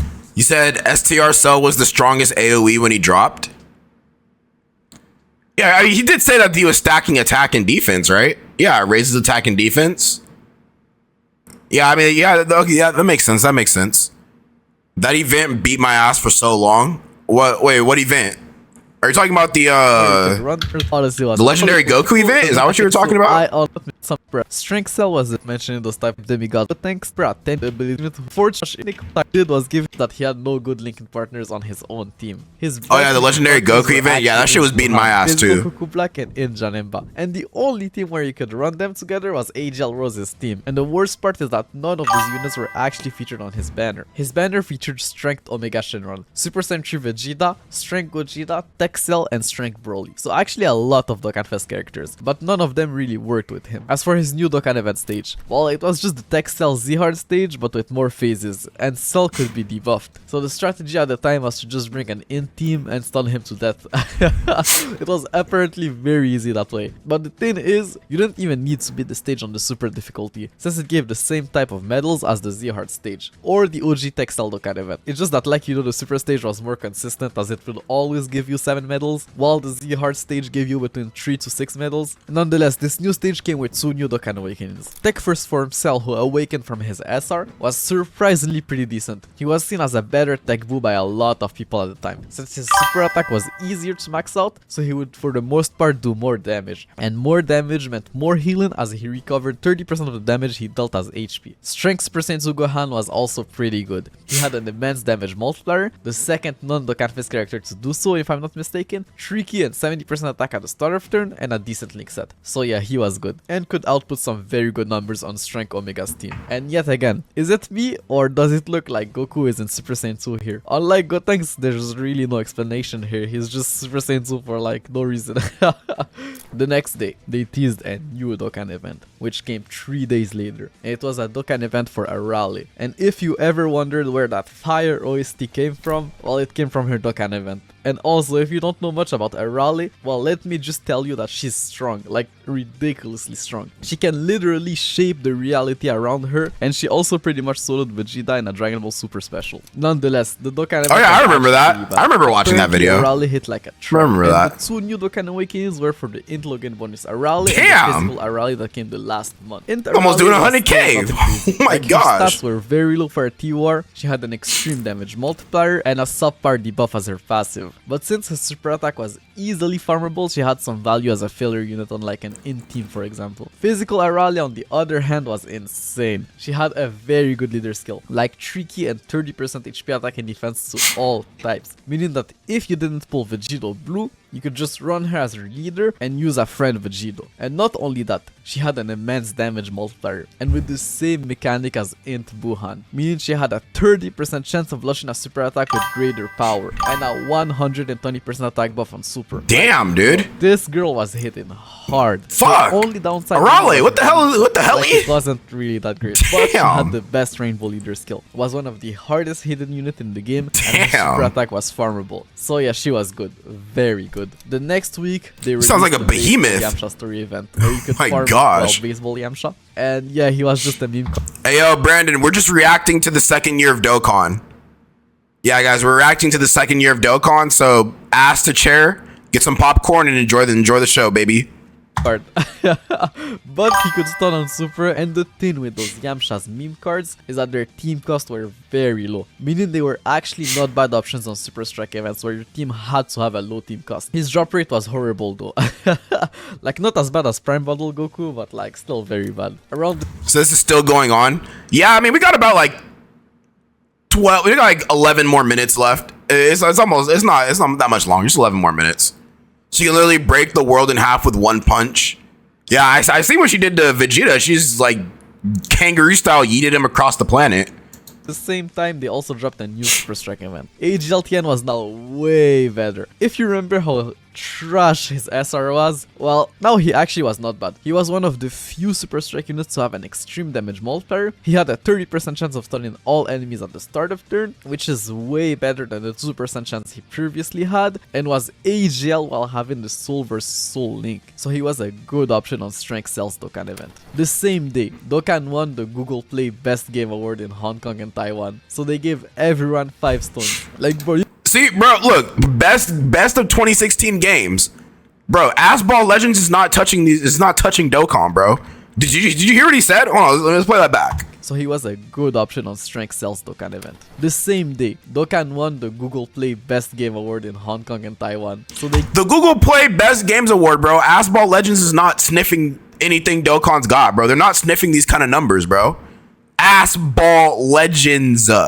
give everyone 5 stones. Like, bro, you can hate on Toshi all you want, but at least this guy was getting Dokkan some awards.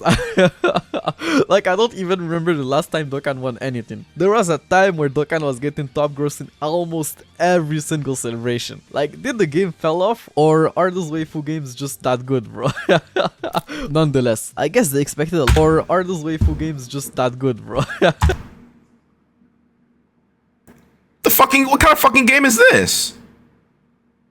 Yeah, those waifu games make some serious bread, bro. Holy shit. Nonetheless, I guess they expected a this lot is the Gooner bait in the following weeks. So they released some sort of returning login bonus campaign where returning players would get some login rewards every day. This campaign also brought back a lot of events, some new stones pack, triple EXP and so on. But the interesting part is that first, they revealed that In Piccolo would get his LR Awakening this month, and they also teased a new Future Saga story event. So you already know the end of the month was going to be crazy. A couple of days later, it was already time for the Christmas campaign. It came with a lot of new things, but let's start with the new Future Saga banner. This banner came with a new sort of special discount, where you were guaranteed one of the 3 new featured units on your first multi-summon. And honestly, they made them quite decent, to try and bait players before the big banner that was teased 2 months ago. 6% Blue Vegeta, who was simply the best Blue Vegeta in the game, and honestly it wasn't even close. He had a supreme damage multiplier, or raising the attack of all allies by 20% for 1 turn, 70% attack and defense when facing 1 enemy, and a decent link set. That actually worked pretty well on the Monotech team. Physical Super Saiyan Trunks was also very good. He had the same spray attack effect as Blue Vegeta, gave 25% attack and defense to the entire rotation, and also had a decent link set. But it was obvious that they were meant to be run together. Him and Blue Vegeta shared 4 links together, with 3 of them being key links.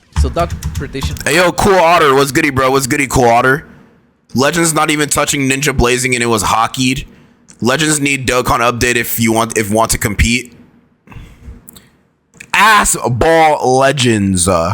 Was actually pretty strong. Like, nothing crazy, but decent if you were starting the game. Strength Blue Goku was also not bad. He had a supreme damage multiplier, an 80% attack buff when facing 1 enemy, and a not so bad link set. So yeah, he was good for an SSR. This banner also came with the new Future Saga story event, where you could farm a new Future Saga Rage Trunks. I generally don't know why his name is... Oh yeah, speaking of that, bro, you know we just got a battle motion update for the new Trunks? I know, we got a battle motion for Super Saiyan Rage Trunks.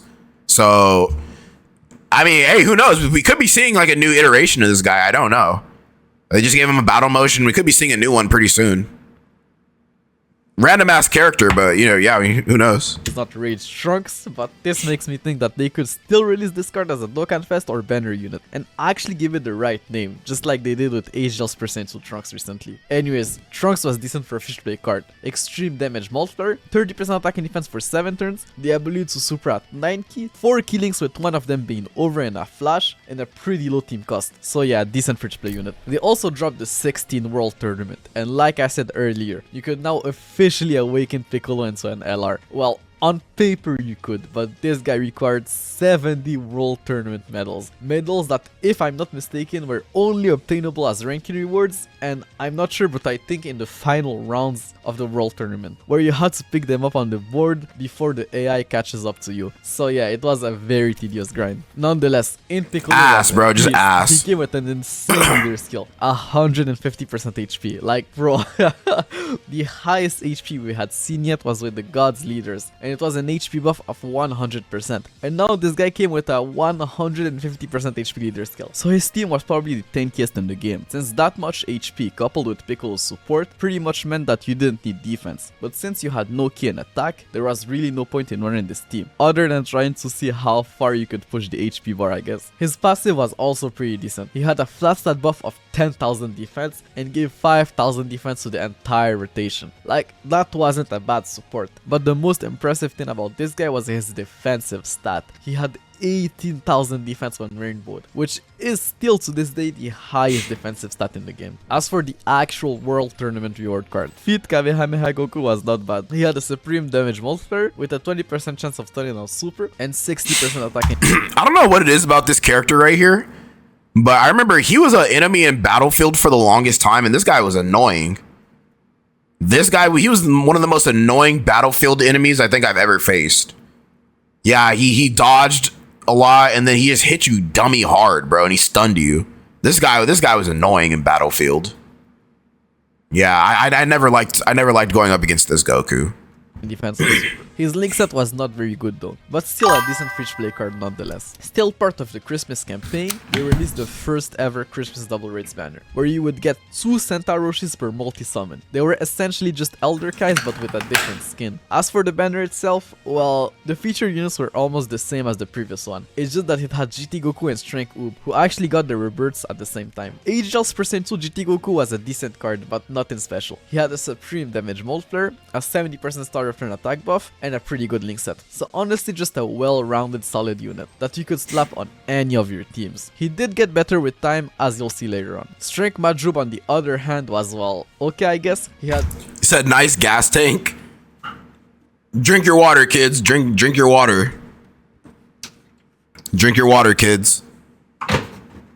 A not so bad leader skill, could lower attack on super, had 7,000 attack and defense when above 30% HP, and a very weird link set. Like, bro, his best linking partner was Boo Babidi, and I don't know why, but people at the time were expecting the 2nd year anniversary to feature Super Saiyan 4 Gogeta, so they expected this Oob to at least share 2 links with that future Gogeta, being Fused Fighter and GT. But yeah, that banner was a big bait for the craziness that was about to drop very soon, because not so long after, the next 2 Dokkan Fests were already teased in game, and it looked like it was going to be Merge Zamasu and Sword of Hope Trunks. Nonetheless, the month ended with a New Year's big thank you campaign. It featured a special Logan bonus campaign that wasn't really anything crazy but worth mentioning, and the obvious big end of the year summon banner, featuring a new Merge Zamasu and Sword of Hope Trunks in the same banner. And bro, Gogeta better not be on this fucking banner, bro. I kid you not, bro. If Gogeta better not be on this fucking banner. If the last banner of the year, he better not be on there. Craziest part is that this banner also brought back physical Vegito Blue. So if you didn't have him, this was your chance. And funnily enough, every other featured unit was a Trunks. So if you were a big Trunks fan, okay, bro. I was about to say. Hold on, bro. I was about to say. But anyways, let's cover the new units and Dokkan Awakening. I was about to say. Namasu came with a new type. It was nothing but Trunkses. I was about to say. Of Rose's leader skill minus 2 key, but obviously due to the lack of key, this leader skill was really not. I was about to say, bro. Like, I'm tired of seeing Gogeta on this fucking screen, bro. I'm tired. You could run this guy as your leader, have Rose on your team, and use another Rose as your friend leader. And thanks to Rose's key support, you wouldn't even feel the lack of key. All you had to do was keep 1 on each rotation. This might have been the strongest team at the time, because Merge Zamasu was actually insane. He had an immense damage multiplier while greatly lowering defense on super. His super attack was farmable. He had one of the best extreme class link set in the game, sharing 5 links with Agel Rose and Physical Goku Black, and most importantly a massive 120% attack buff at the start of turn. So yeah, this guy was hitting hard. And I know some people might have disliked the fact that he lowered super class allies attack by 10%, but you weren't running this guy on a super class team anyways, so it didn't really matter. In Trunks was also very good. He had the super class variant of Merge. Yeah, these two, they have not super easy aid yet. So it's about to be 6 years since they dropped on, well, yeah, it's been 6 years and they haven't super easy aid yet. So I mean, they're coming up pretty soon, I can tell. They're coming up pretty soon. Zamasu leader skill, which in his case also worked even though he didn't have a unit like Rose, because all the fusions units were already overflowing with ki. Like Vegito Blue, Super Vegito, Str Gogeta, and Super Sentry Gotenks shared like 7 ki between them. So the 1 ki that Trunks gave was actually more than enough. And unlike Merge Zamasu, you could actually run 2 Trunkses as your leaders, and it did work. As for his kit, Trunks had the same super attack effect as Merge Zamasu, a farmable super attack, a Nuken passive, and a decent link set. So an all-around decent card. Fun fact, but this was probably Super Sentry Gotenks' best team, since it was way easier to hit his 11k on that team as long as he wasn't put in the middle slot. The 2 new Super Trunks Dokkan Awakens were also pretty good. They both had very decent kits and passives, and both shared 6 links with the new Sword of Hope Trunks. Trunks' new Dokkan event was fairly easy. He had the same gimmick as the Golden Frieza Dokkan event, so a finishing blow on his last phase, which you would almost never see because units by that point were just doing too much damage. Like if you had physical Vegito Blue, this event was probably a joke. Merge Zamasu Dokkan event was also pretty easy. Like you just needed Trunks or a full mono in team and you were good to go. His stage also came with a new physical Merge Zamasu. This card was actually very good for Super Strike events, thanks to his massive attack debuff and low team cost. But outside of that, he was mainly just used to raise the super attack level of the summonable tech. You said Gogeta theme song is Dreams and Nightmares, but it's the part where he says, hold on, wait a minute. Y'all thought I was finished? Yo, Dreams and Nightmares will always be a banger. It will always be a banger for me. Hold on, wait a minute. Y'all thought I was finished? Let's go, baby. Hey, elite ball knowledge. That's what I'm talking about, baby. Somebody, hey, listen. As sus as Meek Mill has been in the last couple of years, you can't deny Meek Millie's dropped some bangers. Meek Mill's dropped some bangers, dude.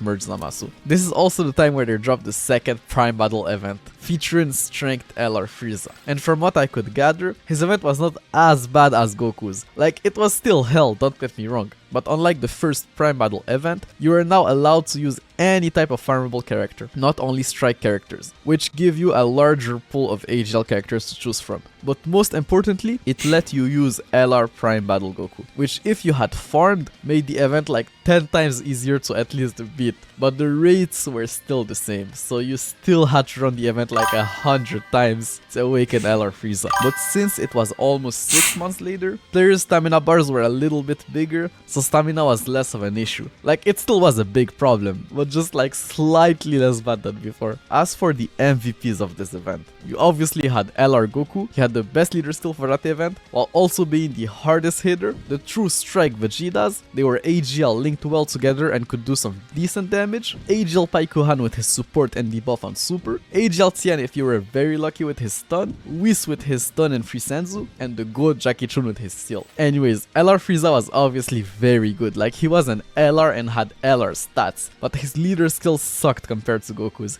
He just gave a flat stat buff of 7000 attack to all types. That was just a horrible leader skill even at the time. But the rest of his kit was pretty decent. He lowered attack on his 18 ki, had a better passive than Goku, giving him 30,000 attack and 5,000 defense at the start. Said Meek Mill was meh? Team Apocalypse, you don't understand, bro. Meek Mill? Bro, I started listening to Meek Mill when I was like a freshman in high school. That was like 2012, bro. So that was like the Flamers, Meek Mill. That was yeah, bro. Meek Mill like carried me through high school. I ain't gonna hold you. Meek Mill, bro, dropped some bangers. And a league set that was also better than Goku's. The problem is that most of his best linking partners were not out yet, and as for the one who was out, well, he was a Dragon Ball Fusions character, so very limited. But if you actually did manage to pull him and Frieza were a very strong rotation on a mono strength team. The month ended with the first ever New Year's Are you fucking serious? Another Gogeta?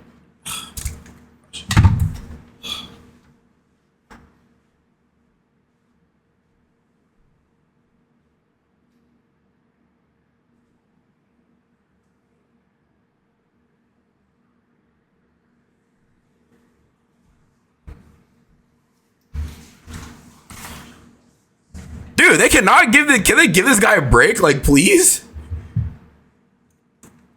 Bro, again, bro, they couldn't end the year. They had to end the year off with this guy on a banner. Are you fucking serious?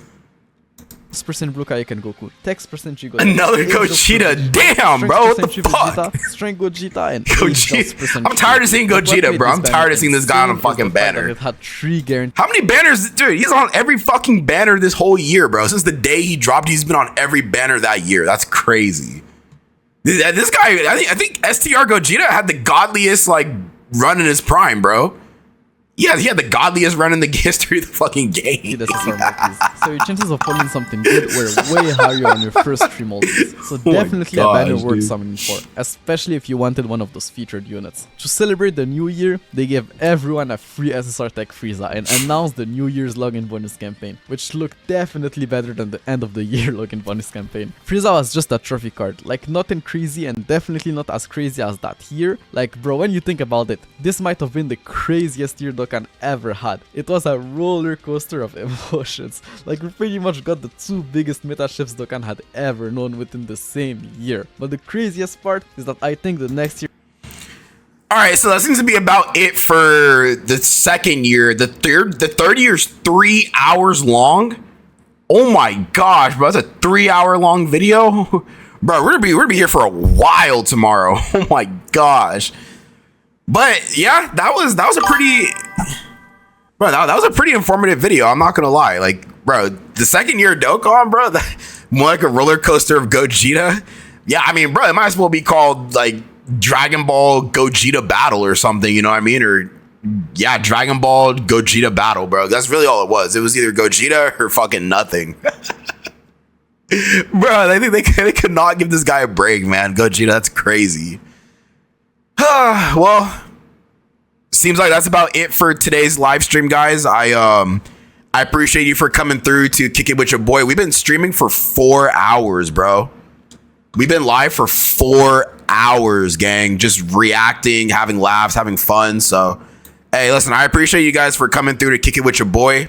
I'll be back on tomorrow to do some actual like gameplay. Like I'll be just like streaming.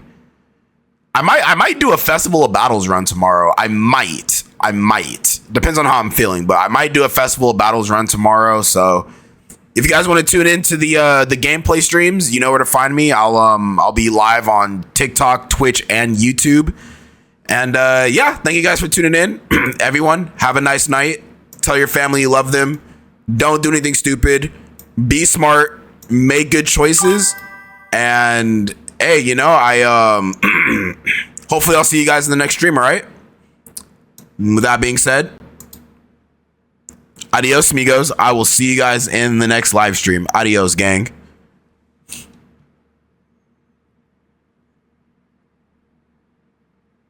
Oh, wait, you're saying, good. So you're saying do the Shikra video tomorrow? He does a 40-minute video on this stuff? All right, yeah, I think we'll peep the Shikra video tomorrow. If I find it, we'll peep it. We'll peep. But yeah, that being said, adios, amigos. Everybody, have a nice night.